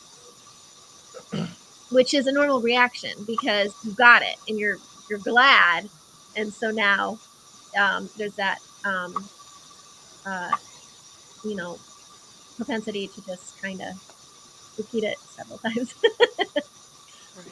Right. I truly think that the most important quality of an interpreter is that trust or that transparency with the client. Not exactly the hard skill of interpreting, but what can you do when things aren't going right? Everybody can be a great interpreter when it's going right, but the deaf person will likely call you back when you're doing the right thing when it ain't going right. So if you aren't sure and you ask for that clarification, there are instances where deaf people prefer you not to ask clarification. There are. However, most of the times when you ask for that clarification and it really is that one time you just need it repeated that one more time or explained a little bit just more, that is a thing where a deaf person can feel comfortable, like they know whatever's being said, they're going to get it. And that could allow you more grace. So yeah, it's kind of like saying you are nervous to do what you're supposed to do. You know, and that's a hard place to be in because you got to do the job. You got to do the job. And we just, even in English, we don't understand everything we were saying. I was talking about the color ivory, and I was just like, I just wasn't getting it. I was just like, I don't know what color this is, you know. So it happens in English. It's going to happen when you're interpreting. Holding that on to you is just only going to make you feel worse when you should. Right. Because I don't know if you caught when I was interpreting for Juliana, but every single time she fingerspelled, I think I missed it every single time. So I'd be like, fingerspell? What'd you say? I was like, I don't know. Like, give it to me one more time before you keep going. Because, yeah. It was the background. It was the background. And then, yeah, same thing. I was like, do I even stop it? And then when she did the P, and I was like, what did I just see? But yeah, it was, I really struggle. Fingerspelling spelling is my nemesis, and I practice. I practice, and I missed the classic when Kalijah spelled classic. I was like, why? Because again, you know, the when you're putting the letters together, it's not CLASSIT. You know, that's not what it looks like. I got the CLC. CLC. I'm like, oh, what was that? And I'm like, what? And I was like, huh? Yeah, I know. It's hard. And I have the same, I struggle with the same thing. Especially Kalijah, like you said, we have different consumers, right? And you do have deaf that are like, okay, I'm going to give it to you one time and then maybe a second time, but that's it. And that's when I start going, I can't ask a third time. I better get it this time or I'm going to be in trouble type thing, you know, and that's really difficult. So it's a balance, you know, like you want to be transparent, but you don't want to come off as they can't trust you. It's so hard. It's difficult. That is true. That is true. It is that dance. It is that dance. But I'll guarantee you this. You keep coming to places like this, you're going to run into a deaf person that's like, I've seen you on YouTube before. They're going to be like, oh, I know that you are trying your best to be the best interpreter you can be. I already trust you. Boom. Look at that. I'm over here breaking ice for all of us because they're going to see you and be like, I've seen you do this before. So I know. Go ahead, do your thing, you know? And that's like what this is for. Exactly what this is for. You don't know where this could go. This can expose you to such great opportunities. It can't go wrong because we're all growing from this. We're not doing no harm, but we are interpreting. It's where's the downside? There is none. That's why all 6 people next time, I sure hope y'all gonna come up over here. So I'll go ahead and close it down for the night. But I did want to highlight this while we have Imani here. Imani, Cancer Man 1987 says, Imani, you did a great job catching the finger spelling about inertia. And when she spelled Newton's law, you were smooth, and I hope to develop that smoothness. Oh, hey. Oh my goodness. Thank you. But also, I just know Juliana, and I know how, like, her vocabulary. So that's what helped. Yeah. Hey, background's important. Use that elk. Use that elk. Right? For sure. All right. Everyone did so great.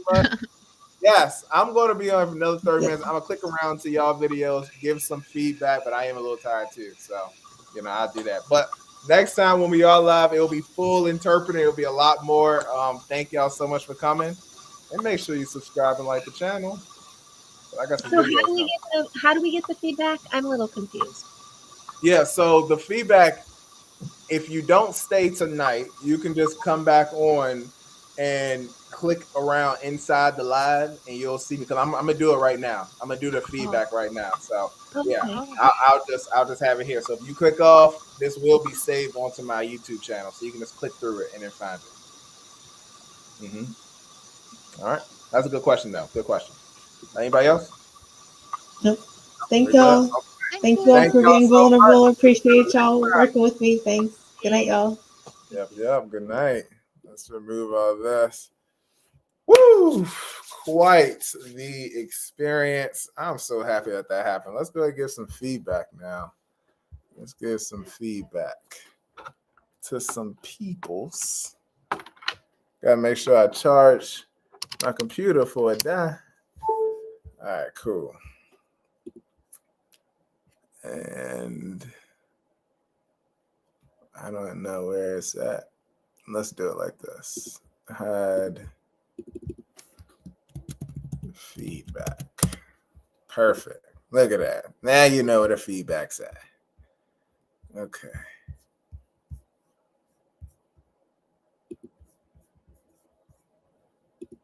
Which one is this? I don't know which one this is.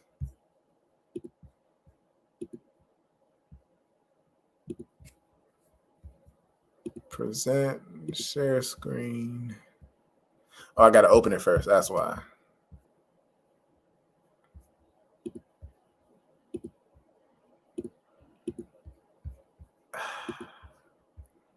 I do not like that.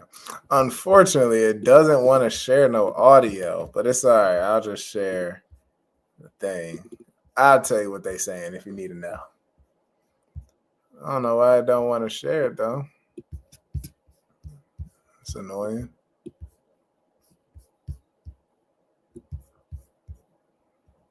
Present. Oh, now I found it. Okay, video file. All right.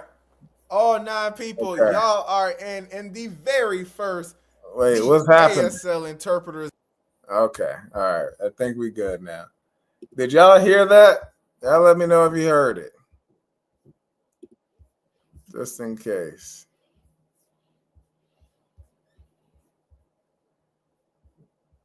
I think you guys did hear it. Yes. Okay, you did. Just making sure. All right.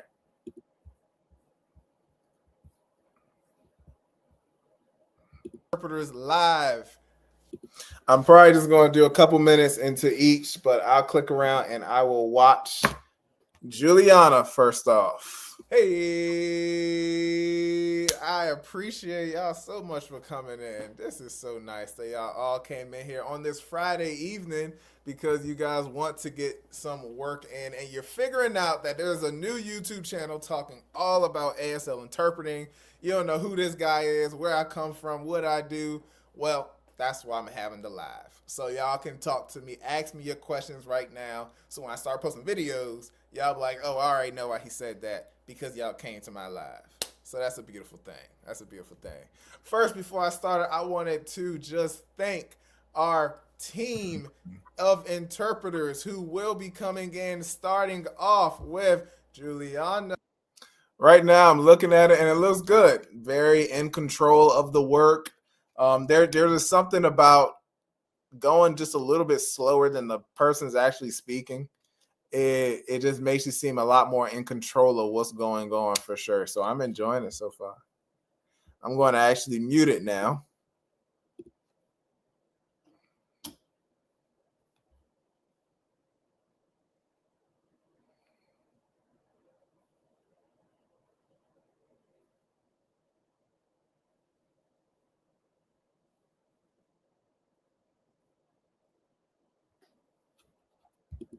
Okay, I don't know what she just said. I did get. Okay, so I'm assuming I said this right here is beautiful. Okay, and how did me and Juliana meet?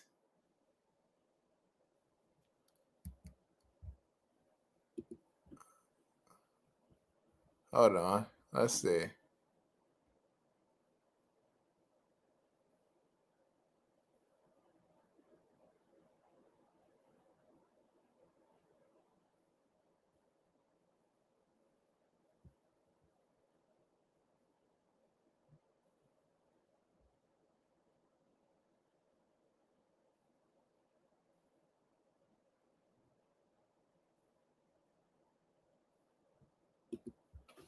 Interesting. I'm watching her, and while I do see the signs, there is I gotta hear what I'm saying. It's something about it that's not clicking for me. I appreciate it so much for coming. It's through a platform like this. I don't even know what state she's in. I've never met her in my life, but we got connected because an app like this. That's what she's saying. An app. Okay. Huh. I said we connected over a platform like this. An app like this. That is what it is. I wouldn't change it. I guess the reason why it's something to consider for Juliana is just because I guess I just wasn't expecting app. I feel like I was seeing a little bit professional. I thought I was. Platform like but this. It is an app. I don't even know what state she's in. I've never met her in my life. But yeah, it looks like you signed professional, but you said we met on an app. I think you just had your finger out and it looked like professional. That's why I was a little not sure what was going on. This. But okay. I don't even know what state she's in. I've never met her in my life. But we got connected because we both have the same goal of improving in ASL, and we both want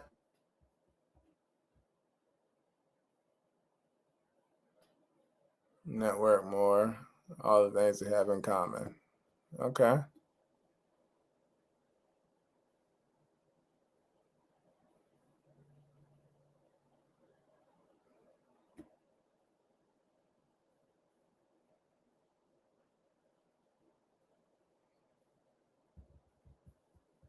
Okay. This is great because I'm remembering what I said. I remember what I said. One thing I would say. Hold on. ASL Amy, welcome back. Yes, awesome. Hey, I know that's right. One thing I would say is to connect the dots. That is the level that makes the good interpreter to the great interpreter. that right there. How do you connect the dots? There is a little bit information that is implied, Juliana, that if you took that little bit of implicit information and made it explicit, I think it'll be just a lot smoother. Let's do an example, and then I'll switch over to a kind of another category. So let's watch this for a second. Watch and listen. Of NIC support, where she is practicing. Juliana typed to me. She messaged me, asked me more about me. Then I learned about her, how she has her own group of NIC support, where she is practicing and grinding and doing all this. Okay, so she has her own group of NIC support where she's practicing and doing all this. That's what I just said. Now let's see what she said.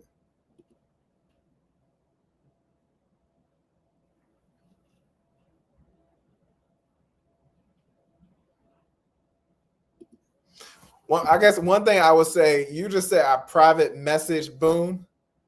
I would suggest the implicit information. Even in this one, this is actually good. The implicit information to private message that person. You want to say that, okay, you said it. Now, how do you kind of package it all up? Show it. So private message, say it, because you have pointed private message to that person, okay, but it didn't exactly show when it happened. And I think saying sent, however you want to do it, I think that would help me realize, okay, a message was sent. Now, what's the next bit?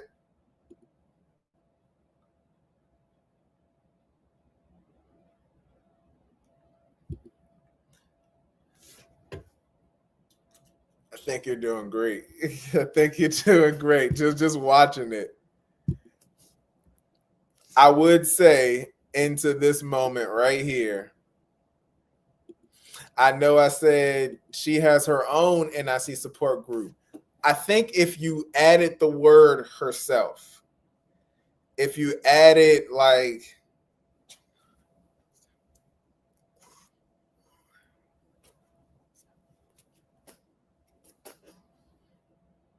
if you added herself, you are role shifting right here. I want to see if you stay role shifting.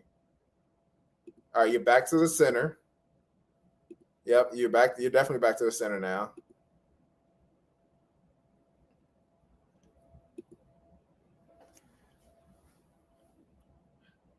All right. And I think this will be the last point. Then I'm gonna move on to another person. In this moment, I'm going to talk about two different options you could be doing. You went back to center. If you went back to center because you were saying, oh, the speaker is talking about me, so I'm going to say in first person and say, me, Juliana, I have my own support group and whatever you say. If you said that, that's why you're in first person, I would still say you need to role shift. The reason why is because right now I'm expecting when you're talking, I'm expecting you're saying what the speaker is saying. So if you are talking about you as the interpreter, if you're talking about yourself, you still want to show, hey, this is something else being said. Or just say like if I'm talking and I say Juliana, you can say Juliana. I still kind of role shifted just to say, yeah, me, myself. I'm still role shifting because right here, center, this is in interpreting mode. And I think that may be why a little confusion is happening because I'm understanding your content, but I'm not exactly sure some of these, how they connect these dots. And I think one reason is because you aren't exactly interpreting in this part. You're talking about you and you're kind of saying, yes, me, Gianna, own support group. You're using my words, but you're saying it as a first person from what I'm seeing. Now, if you didn't role shift just because he didn't role shift, well, role shift. But if you did not do it deliberately because it's you and you want to say, I'm doing it, I would suggest to role shift because, again, you're in interpreter mode. So here's interpreter mode. And then, like I said, I think that's an important sign for this because you just said me, Juliana, own group or support group or whatever you said, like own NIC support group, something like that. Yes. In English, that makes sense. In English. Goodness, I can't remember what you're saying. I'm sorry. All right. Private message. Learn about me. Can I, Juliana, have own set group Facebook has NIC support group. Okay, yeah, that whole thing, if you did role shift it, I think it would make sense. I think it would make sense. If you added herself and then role shift it, I think it would make just a little bit more sense just to kind of make all the dots connect. So let's click over here and let's go over here, see what you're saying.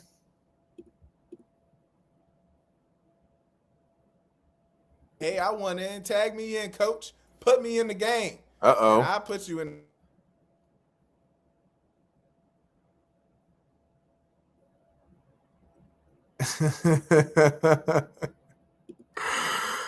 In the game for real.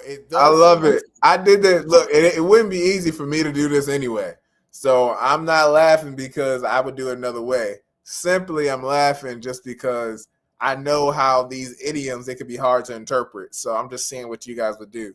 But let's see it again. You are about to graduate. Doesn't matter if you are, master's level BEI. If you are here and you want to work, if you want to get the experience, all you got master's. This is the school master's. BEI has basic. Goodness gracious. I think it's just 2, actually. Is it basic? Or maybe it's 3. Maybe it's basic, advanced, then master's. I think BEI has those 3 levels, but I'm not exactly talking about master's like graduate school. No. BEI does have those 3 different levels. I'm just not sure if it's basic, advanced, then, or if it's something else. That Christian sub, yep, there it is. Haha, jump back, and there was a great idiom to catch. 100%. More processing time here. You're right. Yes. What I do is just comment hands up. Just put that in the chat. Just say, hey, I want in. Tag me in, coach. Put me in the game. And I put you in the game for real. It does seem like Safari may not be the best browser to use. So hopefully. All right, put me in the game, coach. Juliana, hey, you did interpret that correctly. You interpreted it. But I wanted to say, what else could you do to have more impact, more energy, more of that vibe that I was saying? Coach, put me in the game, coach. You know, yes, we're not playing a game. This isn't football, basketball, nothing like that. But the way I said it, I just re-emphasized the part of I want to join. So how could you look ready? How could you look extra ready? I think you can say coach. I think you can say like coach. You know, like I think you could do that just because it really isn't the idiom of put me in a game, coach. More so it's the feeling of like I'm, you on the field and you pacing back and forth. And you just I'm thinking about sports. So yeah. But anyway, that's what I'm saying. Show the feeling of what I'm talking about. Because I was just saying that someone should be excited to come in. So if you just say like, yo, I'm ready to interpret. Come on. Am I next? Now? Get out of the way. Anything like that. That's a moment where you would have to take more process time to understand what I'm saying. Because to think that's an idiom probably is showing how you're too close. But if you backed up a little bit or just listen to how I speak, listen to my speech pattern, you could probably hear that while I'm saying an idiom, I'm just meaning just, hey, I'm ready to interpret. That's all I mean. We got a comment. Let me put the chat up. Jacqueline says, tag me in. I think high five, tag you. Hey, that could work too. I like it. Yeah, that could work too. So what am I saying? I'm going to try to use that, Jacqueline. I'm going to try to use that. Let me see what I'm saying. Comment, hands up. Just put that in the chat. Just say, hey, I want in. Tag me in, coach. Put me in the game. And I put you in the game for it does seem like Safari may not be the best browser to use. So hopefully you got another browser. But if you do, come on up here and get this experience for sure. Okay. I started my experience into interpreting. Oh, y'all couldn't even see me. 2020. And I meant to be full screen, but it's all right. I hope y'all seen that. I'm gonna go ahead and jump around again. If it's Juliana still up, she gets another one. All right, here we go. Lose some of my hearing on my left side. Oh, this is my story. So as I continue to go throughout the days, I started noticing how I'm seeing people, they're talking. All right, so this is a story. So I don't need to hear my voice. I want to see the story.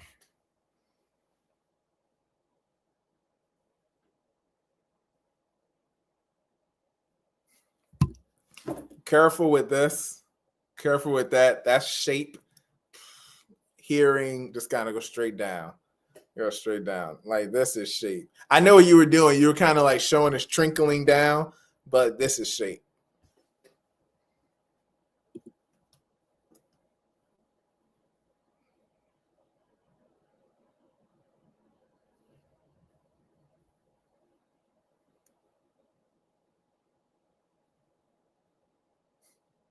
That was good affect. I like that affect. I like that.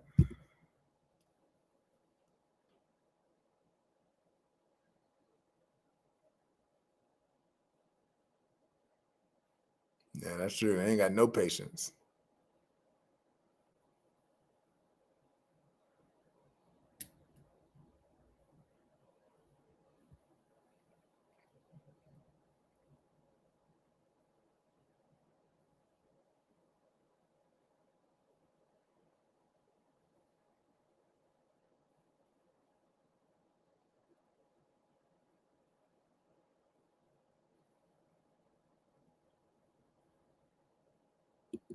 Okay, I'm looking at the interpreting, and Juliana, you're doing well. Juliana, you know what you're doing. Keep getting the practice for sure. That those linking verbs. There's a lot I actually can say about linking verbs. I'm actually gonna make a video on that one. That's a good point. Let me put that down real quick before I forget. Okay. All right. So yeah, definitely you're doing the dang thing, Juliana. You're doing the dang thing for sure. I'm gonna click around again. Let's click forward to see if we can get somebody else. Here, I'm actually going to take where you were in the house. Jacqueline, that was the clearest. There is a lot here. Actually, you know what? Let me see.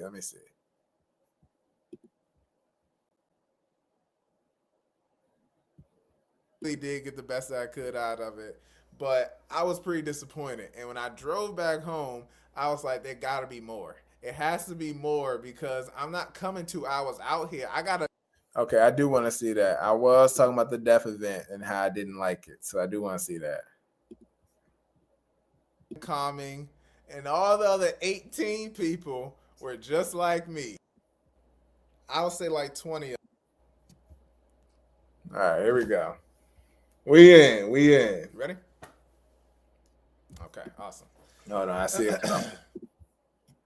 It says linking verbs, good or bad. Linking verbs are awesome. Linking verbs are hard. They are hard, but they're awesome. It's the thing that connects the dots. So, like, I don't want to give what I would do in the video away. I'll just say it like this. If I said I went to the store, that implies some kind of travel. And you could say I went to the store for sure, but you could say I went to the store, I went to the store, I went to the store. However, it implies some kind of travel. The linking verb is that implication. Everything that's implied, we want to try to take it and make it explicit so that it translates a lot better. It makes a lot more sense. That may look in the form of visualization and may look in the form of just more expanding and describing it more. But nonetheless, how do we go from point A to point B smoothly without it just seeing like point A is its own standalone point B is its own standalone point? Nah, they do connect. But in English, we don't say the connection a lot of times, but it is implied through our tone and other ways to communicate. So as interpreters, we have to be able to hear for that implication so that we can be like, oh, that's what you're talking about. And then when you pull that out, then it's like, that's how point A goes to point B. So I get there to this deaf event, and the first thing that I see is all these people. I'll say like great expression, Jacqueline. Oh, great expression. I love it. Like 20 of them. 20 people. 2 of them were deaf. And the 2 deaf people that came were very, very elderly people. They were doing a lot of sim-comming. And all the other 18 people were just like me. Okay, one thing I would say is when I said sim-comming,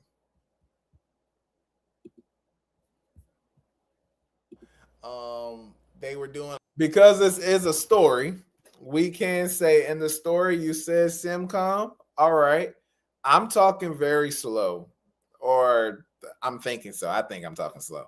I'm talking very slow. You have a little bit of time to be able to put some characterization onto the sim-com. It don't even have to be a big like character, but you could say,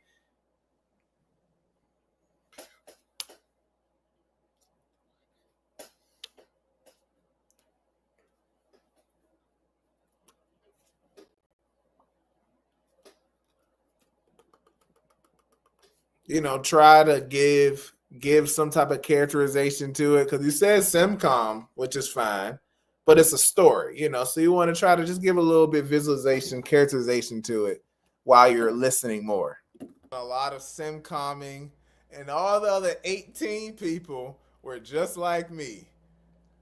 Just learn. Like you saw that little pause that you have right before you said the other 18 people, that little pause, you could have kept it going by just expanding a little bit more on what the sim-comming is, what it looks like.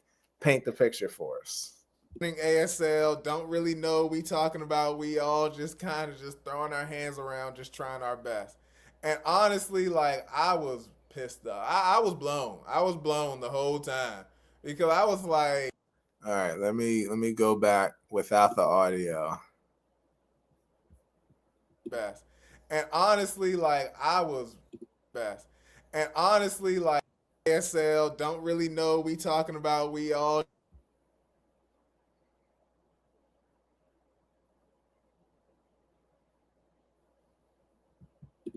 All right, here's another one. Jacqueline, I think you're doing good. Like, here's the level that is so hard for all of us, including me, but it's so hard for us to grow, because we spend so much time trying to figure out how to be conceptually accurate. We spend so much time trying to get all the vocabulary, trying to make sure we don't miss anything. We do all this time for all that, but yet there's still another level we got to go to. And the next level that we need to go to is that visualization. It is that implication part. That is the only thing that holds us back from being a good interpreter to the great interpreter. Like I want to make sure I get the point, so I'm gonna go back just a little bit just to make sure I say it right. Just trying our best, and honestly, like I was pissed off. Okay, right there.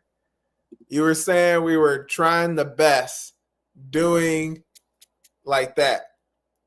You're saying every important word. You are. However, is not exactly linking to itself. I want to try to break it down. So I'm going to turn it off, mute, and I'm going to try to gloss what you're saying and just try to figure out why is it not connected. I'm going to try to explain why not so you can see the power of that further implication, how pulling that out makes it better.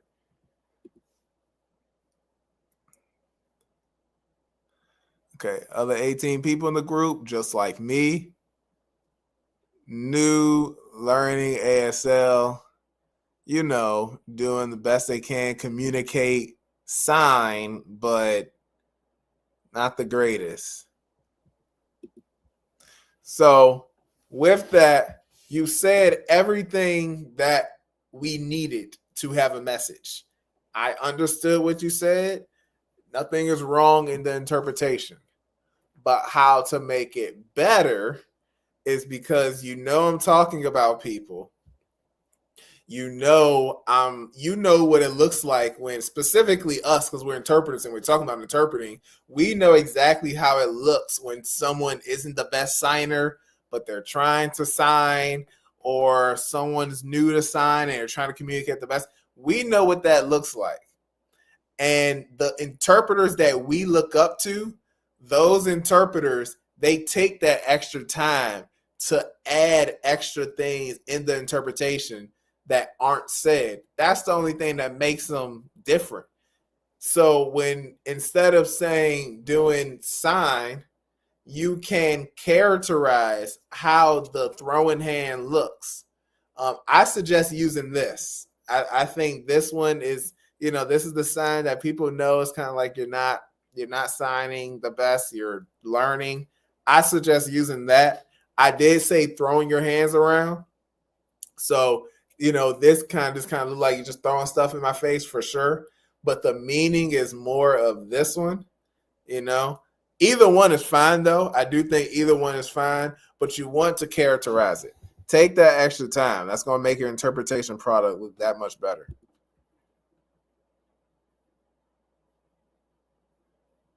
I don't even know what I'm saying. They don't know what they're saying. We all just over there don't know what we're saying. But I guess we here now. I got the best that I can out of the experience. I really did get the best that I could out of it. I don't really want to judge that because it was crunchy. I want to give you a fair shot. So let me go down here. If you can't answer why not, you might as well go ahead and do it. That's motivation right there. Come on, Jacqueline. Let's see what we got. Wait a minute. Why not me? Why can't I? Okay, let's not hear it first. Let's see it.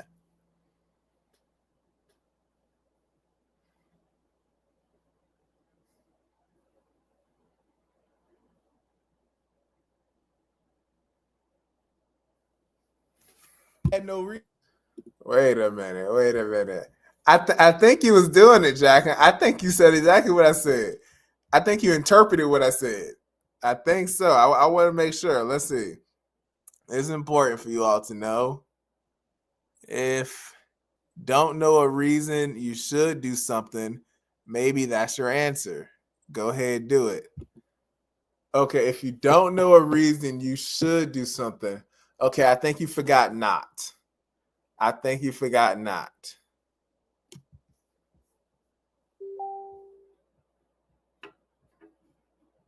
For sure. Let's see.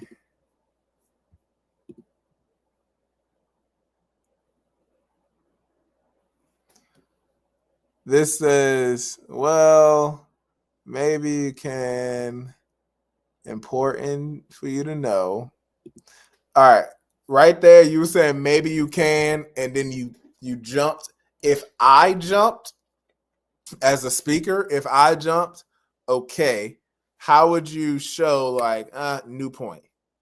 I think you should do like this, or you should just kind of roll over and just comment just extra, or let me let you know. You want to kind of make some type of transition sign, just because I thought you was about to say something. I didn't expect you to say what you're about to say, because you transition, which is fine. Make sure you have a clear transition, how you're going over to a new point, or show that I dropped that other point. And you said, don't know reason, and you shook. So you said, don't know reason you need or should do something. Maybe that's your answer. Go ahead and do it. And let's keep it going. If you can't say no, then maybe go ahead.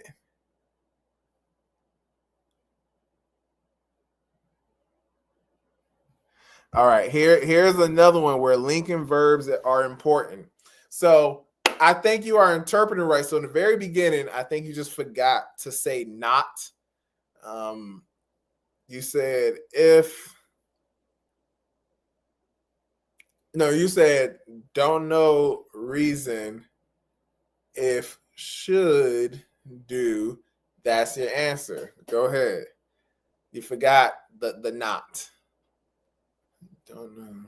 So I wouldn't even say don't know. I think I would say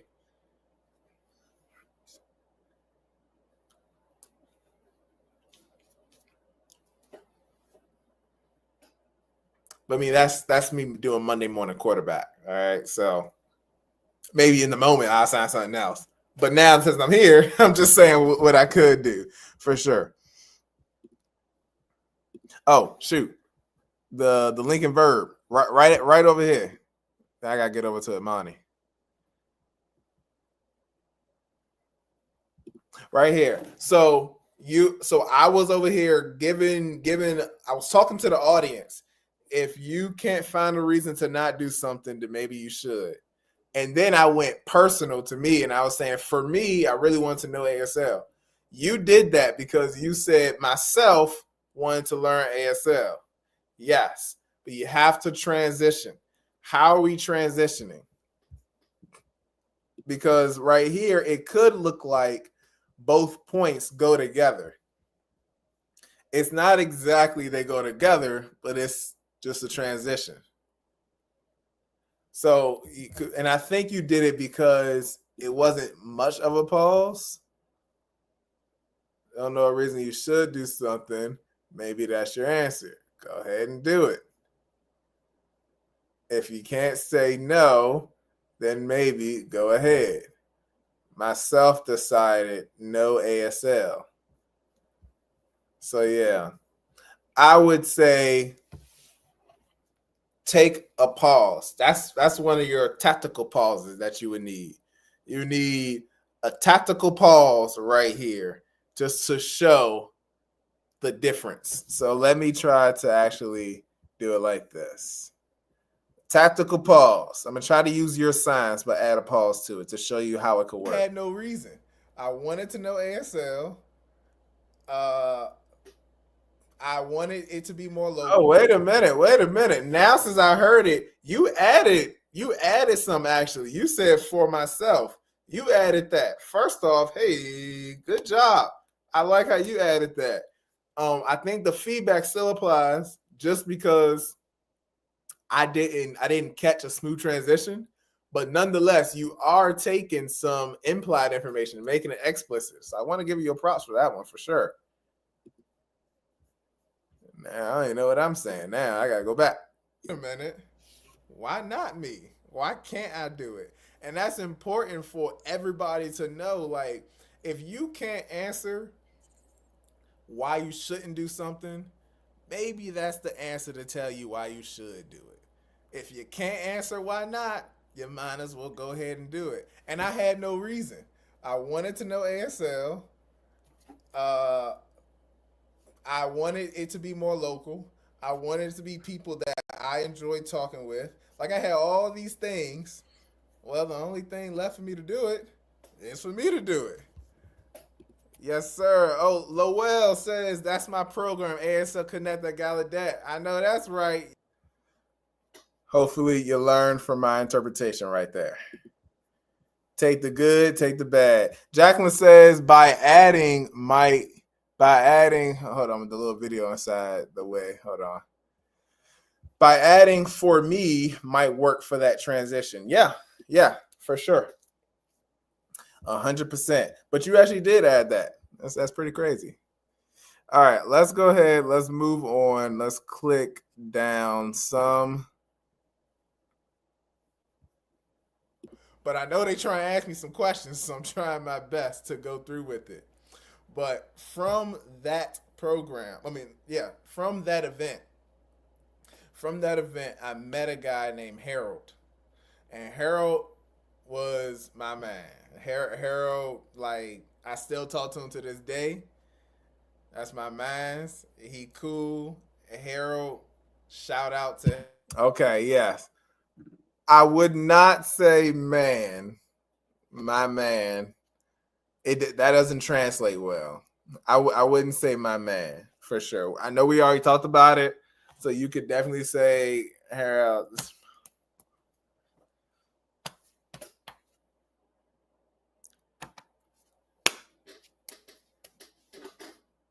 You could do that one. What about that one? I mean, it's not really about the signs more than it's about the look.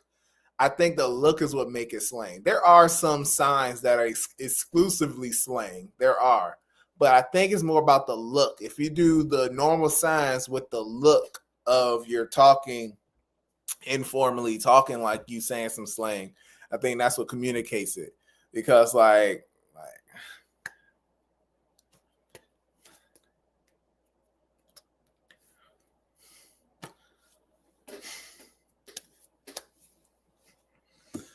something, something.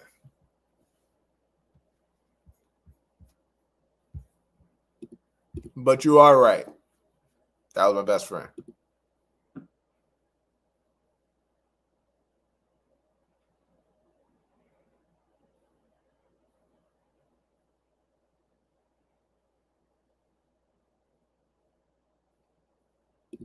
Okay, in here, you're saying all the right words. Yes. Need more explicit to make it more implicit to make it explicit. Each time, Harold helped me because I think your mouth says so much. I think. But nonetheless, Harold helped me, or Harold, add that facial expression.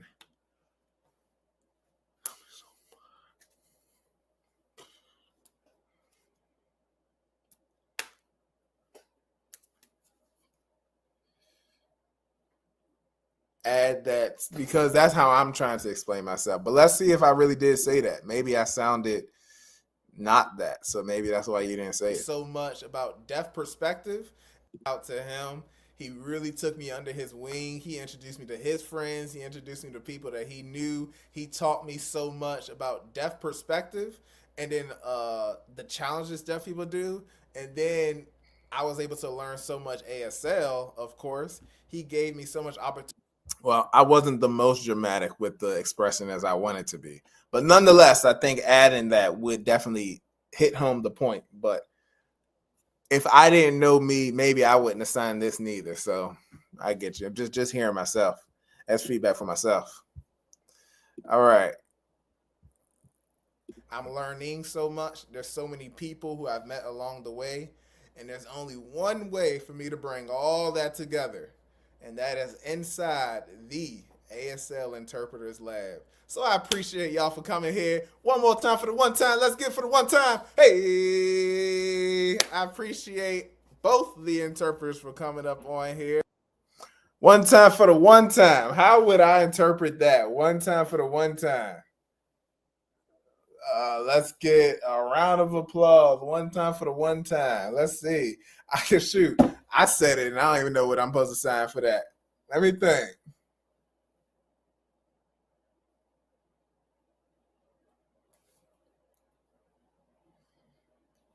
Yeah, I think one time for the one time don't mean nothing. I think that's why I can't think about it.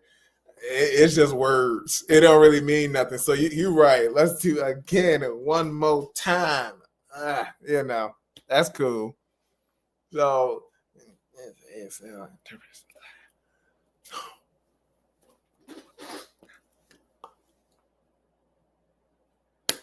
if you like that, that's my interpretation.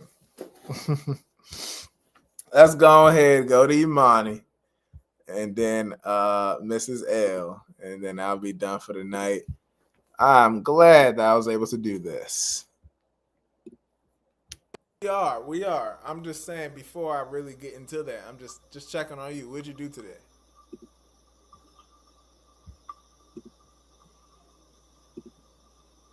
So far today, I interpreted a little bit Okay. for a half day, and then I met a person named Jacqueline, and she tried interpreting. Yeah, we are. I'm just saying before I really get into that, I'm just checking on you. What'd you do today?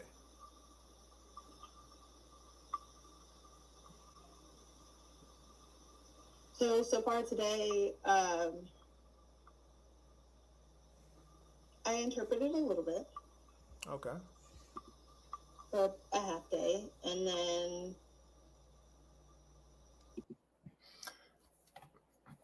Did she say she voice interpreted for a little bit? That's what I seen. She just said. I interpreted a little bit. Okay. Yeah, we are. I'm just saying before I really get into that, I'm just checking on you. What'd you do today?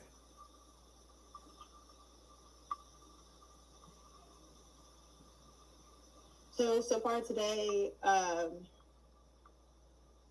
Oh, that's what she did. Okay. You talk. I interpret. That's what she just said. Okay. a little bit Okay. for a half day, and then I met a person named Jacqueline, and she tried interpreting. Okay. Is that what you mean, right? I mean, yeah. I'm just asking about your day. It doesn't have to be just right now. I wish I knew what happened in the very beginning, how we led up to this, because I would see where the conversation kind of went off. I know what I'm asking. I know what our deaf participant in this situation, I know what our signer is saying. I'm not sure how we're missing each other. I didn't record that part. Right now, I'm just saying, like, all day when you got up, you interpret a little bit, what'd you do? Anything special? That's what I'm just asking.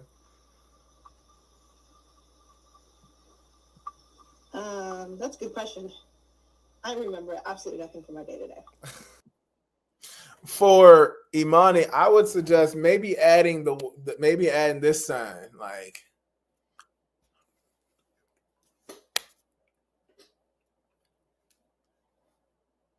I would kind of add like all day. What would you do? I think that will work out.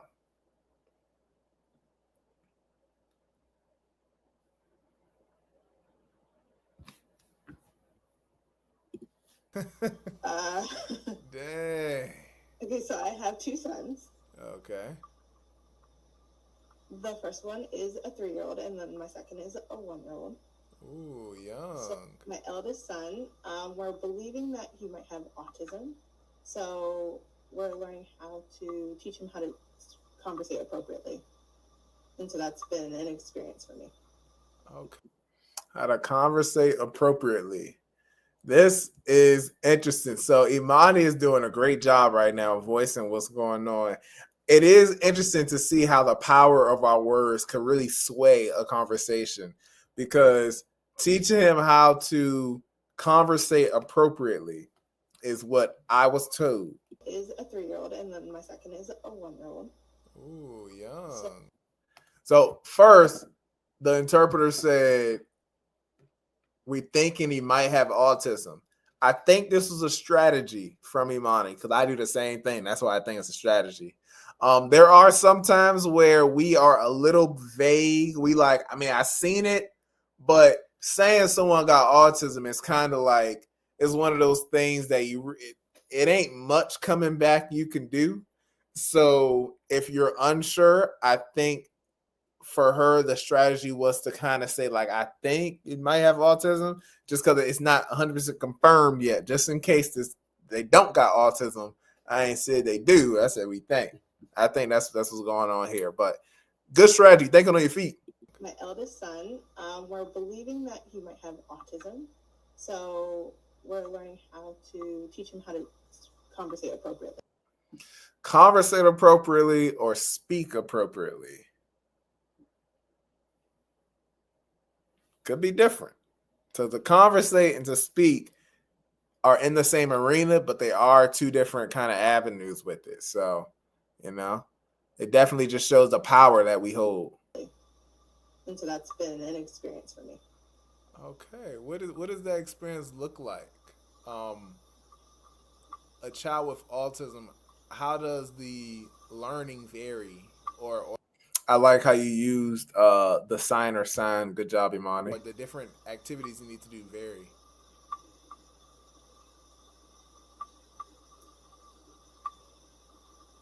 Right. So he's a 3-year-old, and he's absolutely brilliant. Very, very good interpretation with that. Good job. Wow, I can't even begin to explain.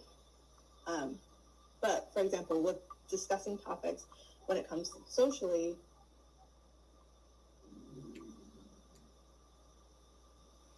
he wants to talk about things like atoms, and he's a 3. Right. So he's a 3-year-old, and he's absolutely brilliant. Wow, I can't even begin to explain.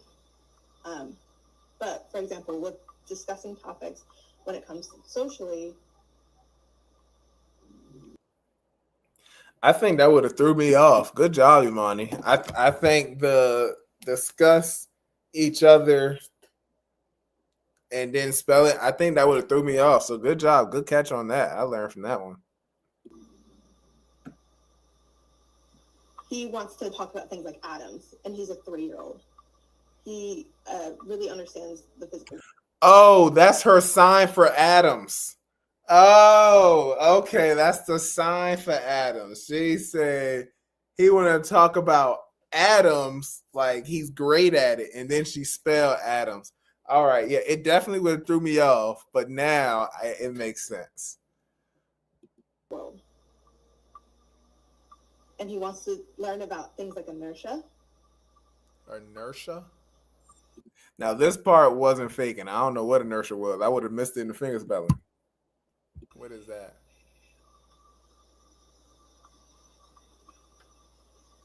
So, inertia, movement itself. Okay. Okay, so when it comes to science and chemistry,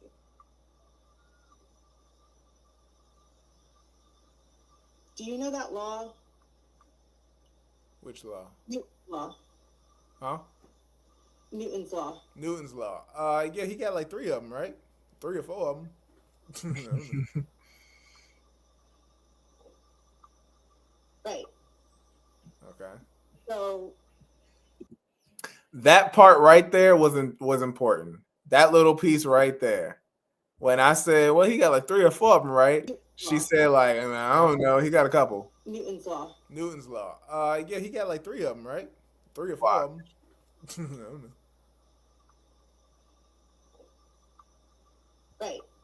Right. Right there. That kind of, I don't know, or not sure, whatever she just said. I think that's important, simply because this is a conversation. So what I just said, I said, yeah, he got what, 3 or 4 of them, right? Very, very casual response. And then the signer said, yeah, I don't know, something like that. That it would be great for me, the hearing person, to receive, because it would be a little bit more relatable, and that maybe we can have a little connection. Maybe the conversation could have went off in a whole different route because we could have laughed together, something like that. Those little pieces are important, and they aren't important to the current conversation, but they are important to the relation of the people. So you do want to add those comments in like that, especially little comments like that that kind of shows humanism. You know, I honestly, I don't know. I don't know what you're talking about. Like stuff like that is important to show the personality. So you do want to always add that in. Okay.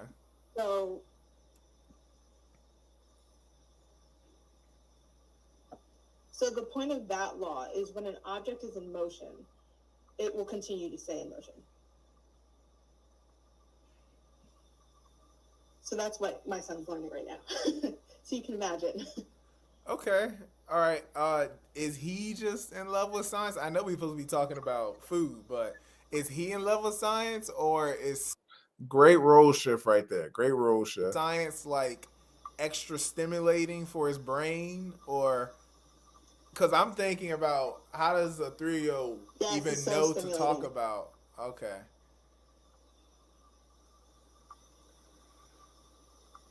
Right. I can't even discuss inertia, and I'm an adult. Very good. Getting that out there. That kind of joke. Yep, I like that. That's relatable. So when he wants to have discussions of such depth, it can become a problem. So he needs that additional stimulation.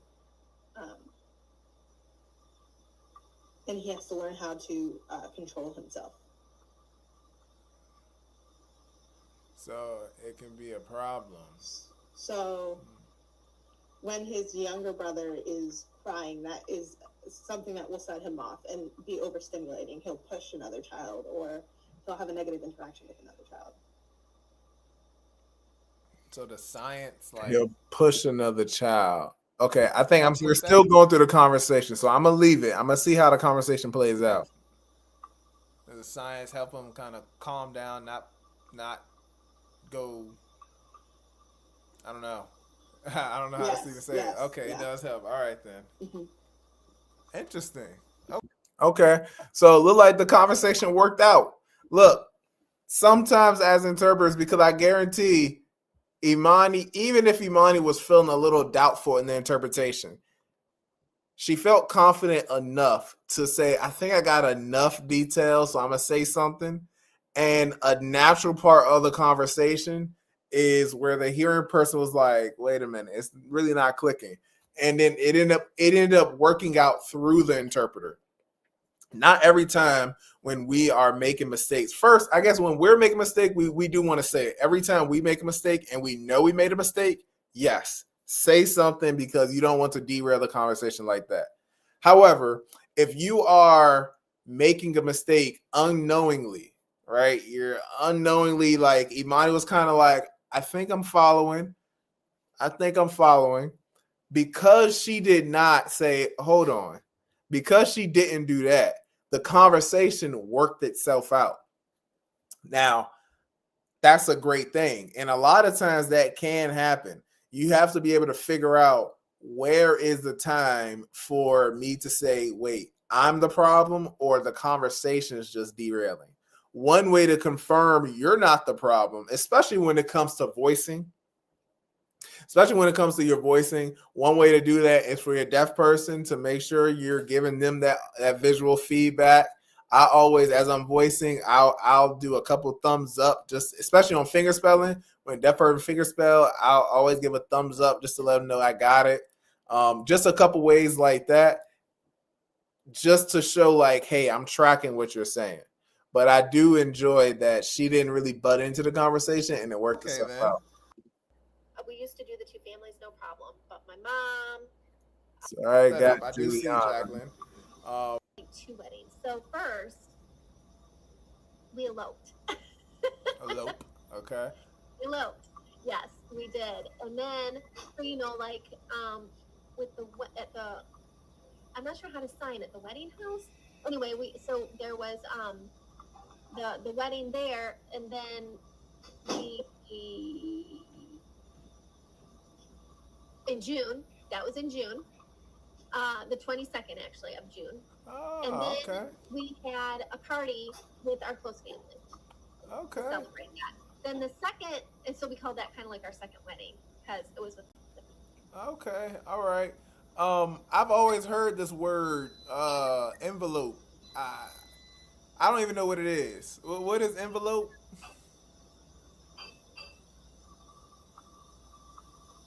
No, I said I'm happy because we talked about it already, so I'm happy watching it back. no, I didn't spell envelope. I said elope. So there's envelope and there's elope. So Elope, elope elope. means Yeah, yeah, that. elope means a wedding that the one there's no one present. So during an elopement, it's when the prospective bride and groom they just they get married, and they All right, this is so great, Jacqueline. Hey, Jacqueline used her ELK, that extra linguistic knowledge. She used that once she knew what she was talking about. I'm gonna go off on a limb because I'm pretty confident. I'm gonna go off on a limb and say Jacqueline knows what eloping means. So because of that, when she was explaining what eloping was, it was yes, she was interpreting, but she was able to be a lot more flowery with her language because she was using something that she knew about also. The moment the finger spelling came in, that's when she went back to interpreting mode and was like, wait, what was that word that you said? I use that all the time. Definitely use that ELK if you have it for sure. The thing is, once you use that ELK, you have to be able to figure out how can you smoothly come back in to full interpreter mode. And you came back in on a finger spelled word. Unfortunately, you didn't get the finger spell word.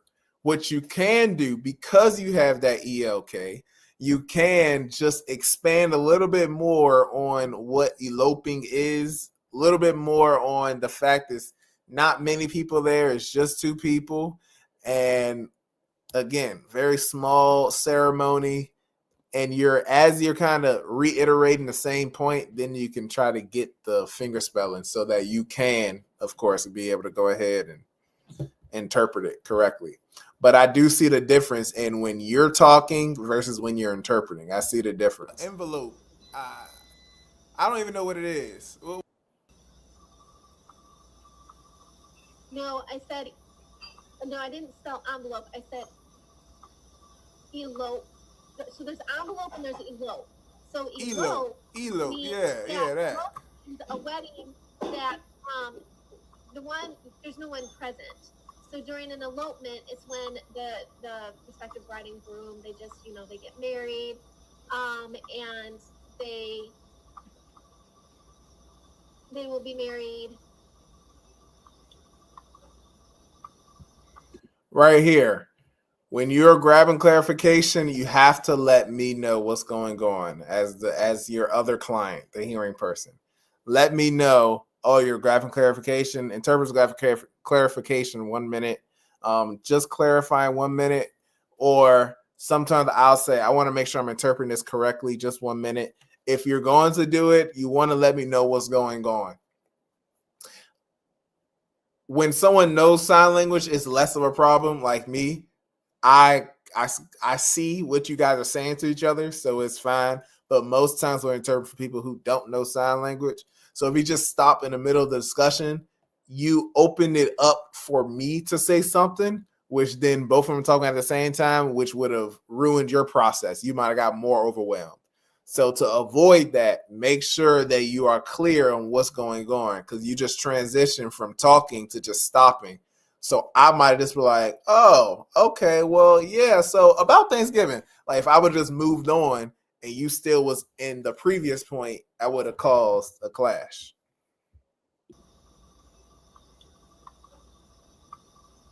One there's no one present. So during an elopement, it's when the prospective bride and groom they just they get married, and they they will be married.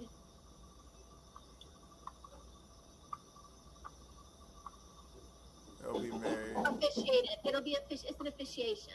basically. It's a formal, ceremony where the bride and groom are married, but it's not necessarily. Okay, now right here. So I already did just say make sure you let the hearing person know when you grab a clarification. Okay, now on the other side, for the deaf person or a signer in this case, when you are cleaning up your interpreting, you want to make sure, okay, now I get it. So I'm about to clean it up. You have to start simcomming at this point because you're talking longer than the signer was signing. A couple seconds is fine, but you were talking for a little bit. So now the signer's kind of just there, just kind of looking like what's going on, not really sure. And you don't have to do a full simcom, but you want to kind of just say a couple of the signs so that the deaf person knows what you're talking about, why you're still talking after they're done talking, and they can be still abreast in the conversation. Where everyone's present, the family, and the traditional wedding. Oh, okay then. What is So I know exactly what you mean. Oh yeah. So I will say this. My family does cook turkey for the drippings. We do use the drippings. This is a good part to end it. And we put the drippings inside the stuffing. So we do that.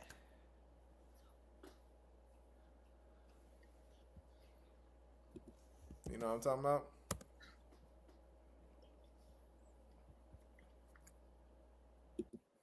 Okay, I'm only not commenting because I do know that I had it to re-explain what the drippings is, so I want to see. Oh yeah, I've heard of that. I've seen the word drippings before. I'm not exactly before. My family, we don't really did a lot with drippings. What is that exactly? Can you, I think it has to do with the insides of the turkey, right? Is it something from inside the turkey? No. So what you're thinking of is the giblets. The giblets is what's all the guts, the inside, the privates, all that inside of the turkey. That's the giblets. But drippings are when you're baking. Same side, two different words. Use different sides. Baking the turkey, it will I guess it's like the turkey's own natural juices, the grease and all that, it'll start to drip out of the turkey. And you collect that, I want to say it's grease, I guess. Anybody, if you guys know the proper terms, you're signing it 100% right, Jacqueline. You're collecting the grease. I don't know about collecting it. We can collect things, but the grease itself right now we're talking about, I don't think we have to collect it. I think after you had the juice, after you had this, and then you could just say, that, pour it wherever you need to pour it. I think collecting it inside a container.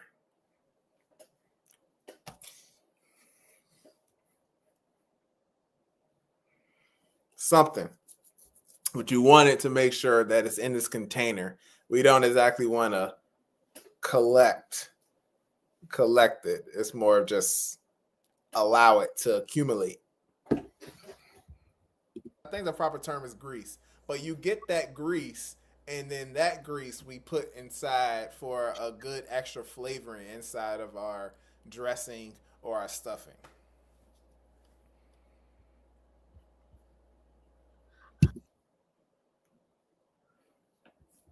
Let's go back.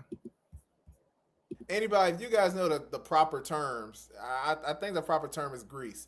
But you get that grease, and then that grease we put inside for a good extra flavoring inside of our dressing or our stuffing.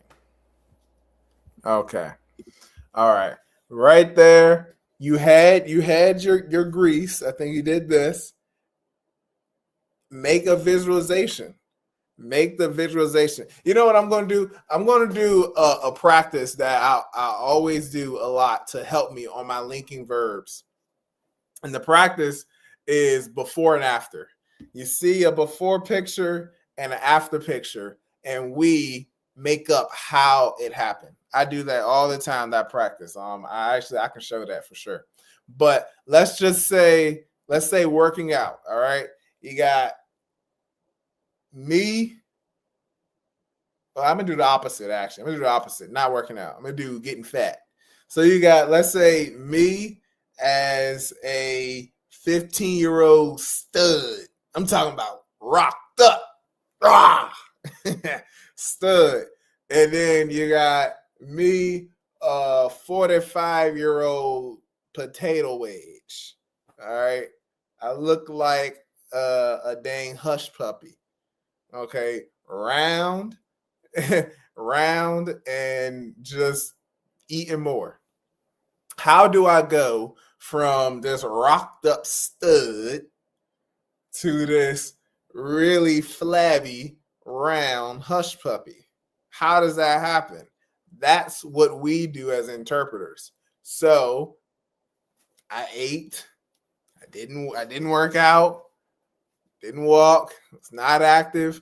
All these different things are ways that you can characterize how to go from point A to point B. So in this case, you want to do that. You collected your drippings. You say you collected it. Okay. You have your drippings.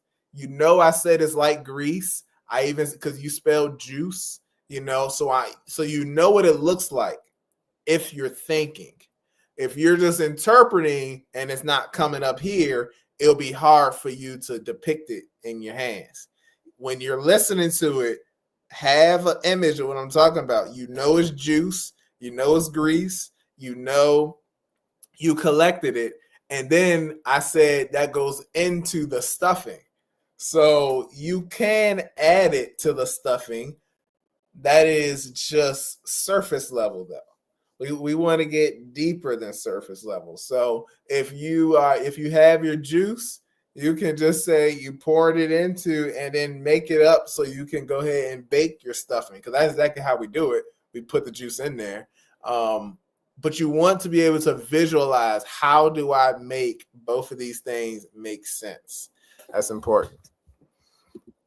All right, here we go.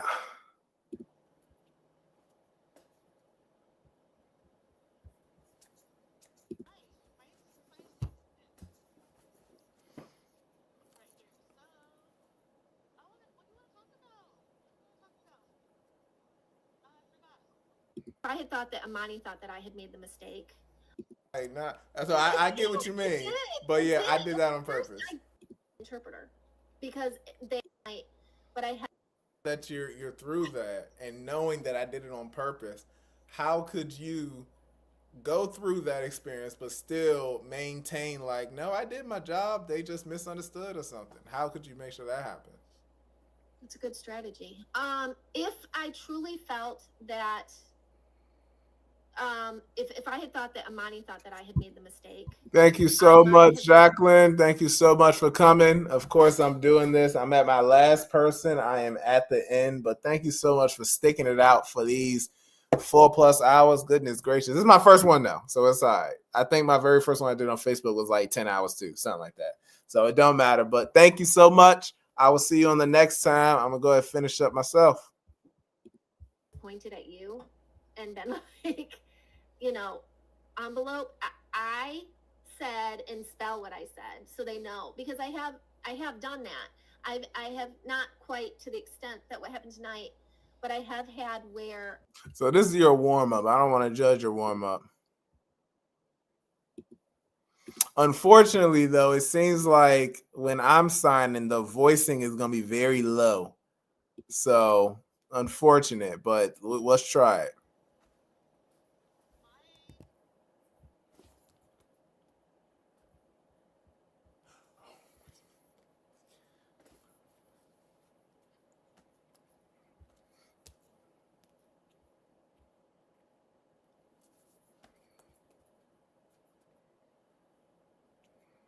Okay. All right. So right here, unfortunately, I can't hear your voicing. I'm sorry, Mrs. L. I apologize. Can't hear it. But nonetheless, I will say that immediately when I spelled St. Lucia, you said spell it again for the interpreter. I'm good. I'm clear. What about your hearing person? Does your hearing person know that your pause ain't talking because of clarification? The way you did it fast, I'm assuming you didn't tell them. So make sure you tell them.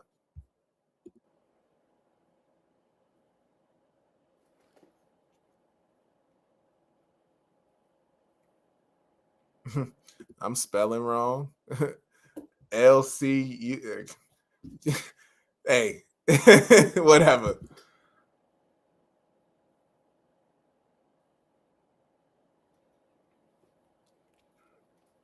There you go.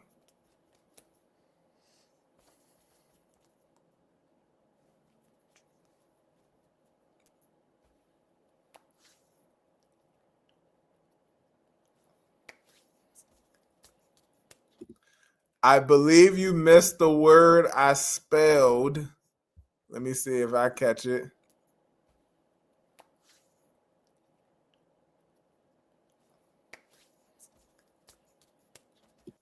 Okay, yeah. You missed the word. I'm just reading your lips. You missed the word Caribbean.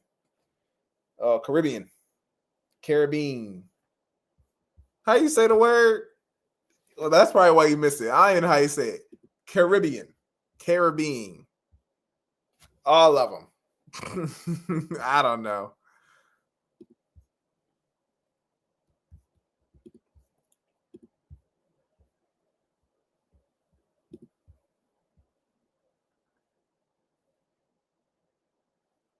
So thankful for the wonderful feedback you are providing. Ah, thank you so much. I'm gonna leave that comment up there for a little bit, just a little bit, you know.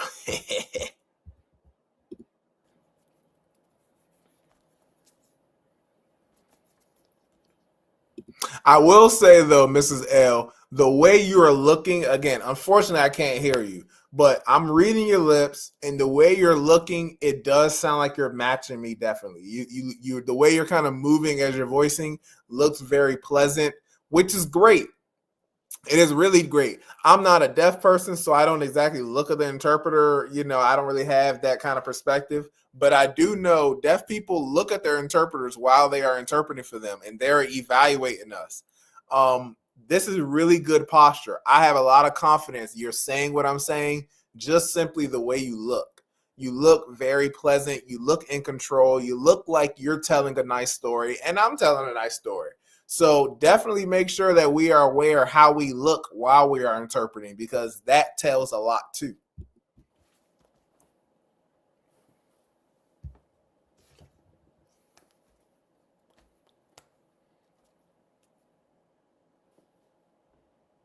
Mm-hmm.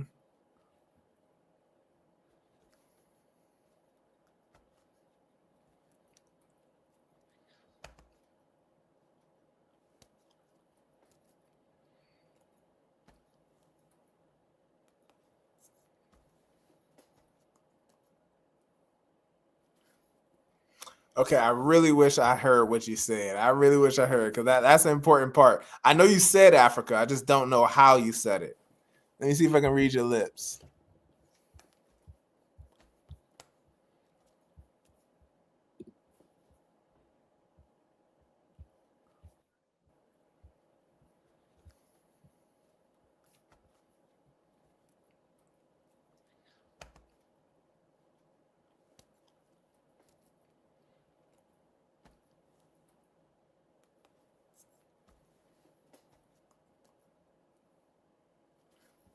Okay, I think you said my mom is from Africa. And yeah, I want to say my mom is from Africa. Oh, yeah, you're here. You're here, Miss L. Mrs. L. Okay. So it looks like you said my mom is from Africa. I think you said that. Not exactly from Africa, but you did say Africa, so that is good. You got it in.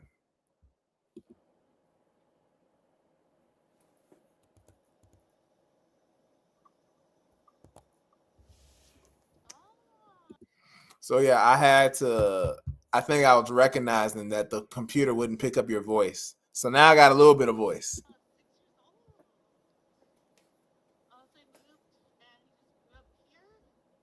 Yeah, so he was all over the place.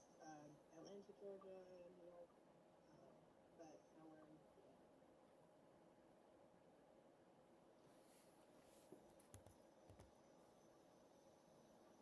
Now we're in PA. You see that? You see that, Mrs. L? You were talking to the hearing person, still signing. And then she added PA. She only responded because she understood ASL, but I thought you were talking to me. Oh, okay. PA. Okay. That's interesting. My family, my mom's from New York. My dad's from Florida. Florida, not exactly your story, but almost the same. I think the voicing is fine too. Yeah. And often, I don't go to New York often. My mom's from Brooklyn, and I don't go there. I went to see that place, but it's too crowded. So many people there. I love it. It's too crowded. Too many people there. Good job. Great interpretation right there. And I'm like, oh, Register match. get away. I don't want no one. And yeah, my parents, Florida, they're country people. Um, they're very they're very much country people. They have Wait, they're very what? Florida, they're country people. Um, they're very they're very much country people. They have Okay. All right. So that's what you said. You said they're very much country people. I see you here, Mrs. L. Yes, LOL. Okay, I see you. I got your comment. Yeah, I was saying that they're very much country people. Very good. You're kind of re-emphasizing that point. You were trying to figure out something didn't connect. So now let's see how you do this this clarification.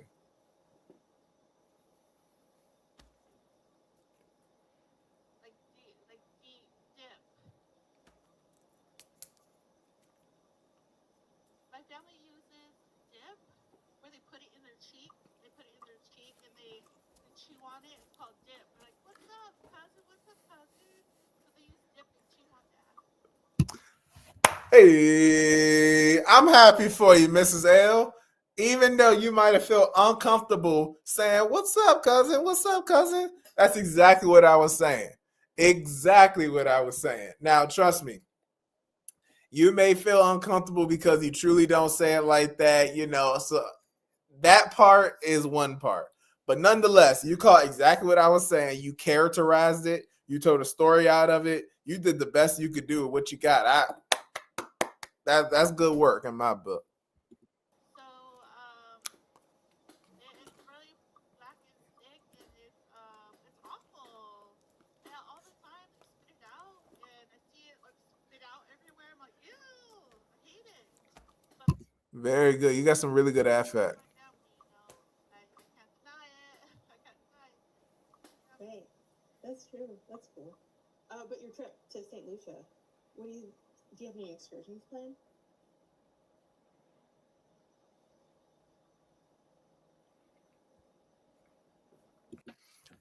I like the any excursion plan. Any excursion, that's pretty cool.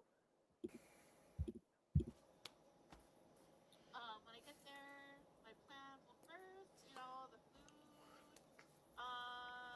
I'm gonna climb the trees. I want to climb the trees. They have different fruits. They have coconuts. They have mango. I think they have peaches. I want to, get some fresh fruit. Climb up the tree on my own and just pick myself. Those mangoes are good down there. Yeah, I enjoyed them. Oh, I've heard. Yeah, better than America, right? Yeah, I think so. Because the ones here are the red and green ones, but I think down there they're the yellow ones and those yellow ones. Wait a minute. What was that? Let's see. Better than America, right? Yeah, I think so. Because the ones here are the red and green ones, but I think down there they're the yellow ones and those yellow ones. I guess that does work. You said America they beat. I guess it does work. I would have not interpreted it like that. I guess that does work. Okay, I like it. They're real good. And then you re-emphasize how they're different. Yeah, Oh, that works. different kinds of what kind of different kinds of mango? Different kind of mango? I think it's just whatever species of mango that's down there. I just remember it being like yellow more than it's not really like Species, you could say kind, whatever kind, or it's different kind of mango. orange and green. Yeah.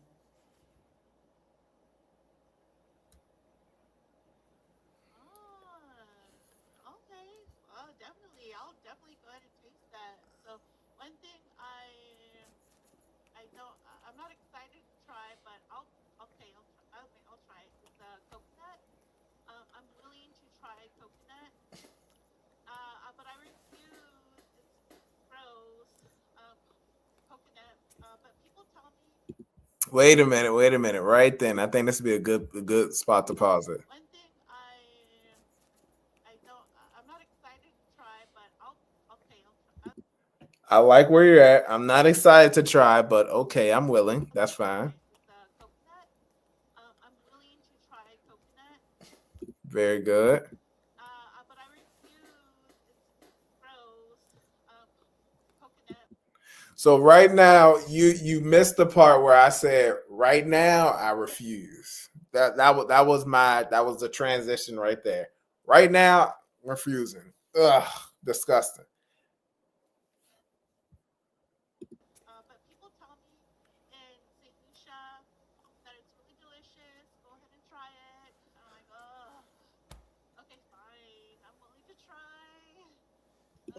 But your voicing is great affect. Yeah, you're braver than me. I don't really like coconut at all. I'll eat coconut in like desserts, but And good signing. I'm not a coconut milk girl. We're the same. Yeah, I'm not a coconut milk girl. I don't like too much of it. German chocolate cake with coconut, that I like, but other than that, I don't mess with chocolate. I don't mess with coconut, I should say. I think that was good. Yeah, I mean, I'll try it. I've tried it many times with dessert. I mean, I'll try it, but for me, no, it doesn't taste good. Yeah, I think the problem is the texture. It feels pretty gritty. On my teeth, it just Yeah, it's almost like it's sand. disgusting. Yes, exactly, It's like sand. exactly. Yeah. Yeah, and one thing is that what I've learned here in America, we tend to eat, coconut, the white meat part, the meaty part, Mhm. and Yeah. in St. Lucia, they don't do that. The white meaty part, at least for crazy people. So you go to St. Lucia and they eat the jelly inside. Very good. You're interpreting this very good. Jelly inside of coconuts? I guess so. I guess. Interesting. I guess. I did not know that at all. I feel you, Alyssa. Texture and taste. Boo. Yeah. And so a friend from St. Lucia had told me, when I go fly over there, talking about, different things I could taste, eat, and enjoy, and talking about coconut. And I told him, no, I refuse it. I don't like it. He said, no, you're gonna like it. So I told him, no, you don't eat the white flesh part, eat the jelly. And Okay. I'm like, okay, again, honestly, I'm willing to, but I doubt it. I'm like, but I'm willing to. Have an open mind, but I doubt I'm gonna like it. I guess that's kind of like aloe jelly. I drink a lot of boba, so I really like aloe jelly. So I guess Another one. They're right there. Right there. You see how you're talking Oh, you know, dang, what'd you I do? don't. Any Whatever. I don't missed it. I don't even know what just happened. In any case, you see how you were just saying, you was like, I missed the said, make sure that you're in the game, right? But nonetheless, all right, it is officially late o'clock. Okay, it is late o'clock. I thank all of you all for watching, staying, coming in, going out, eating, stuff like that. I kind of been sitting right here for almost 5 hours. Goodness gracious. If only I could have been this still during school. If I would have graduated 2 years earlier. But oh no, I got to get up and walk out of class and then don't come back to class, then drop out, then have a fight with myself by getting back into school. And then 2 years later, now I graduated. If only I could have did this back then. But nonetheless, I did it now. So I've been doing this for the past 5 hours. I am feedbacked out. Okay. But I truly do thank you all for coming. Please make sure you tell all your friends, tell all your family, tell all the deaf people you know, tell everybody to come on over here. I will be posting videos weekly. I got one coming out very soon in the beginning of the next week coming out. And then I will be making sure I continue to do so periodically since then. You are 100% welcome, Mrs. L. I appreciate you for coming. Make sure you come back. I'm going to get my hands up experience too. I'm going to be having people on here interviewing them so you all can continue to get that experience. So it's just going to be great all the way around. All right. Hope y'all have a great Friday. Have a great Saturday. Have a great Sunday. And Monday through Friday, back to work. Hoo-ah. I'll see y'all later.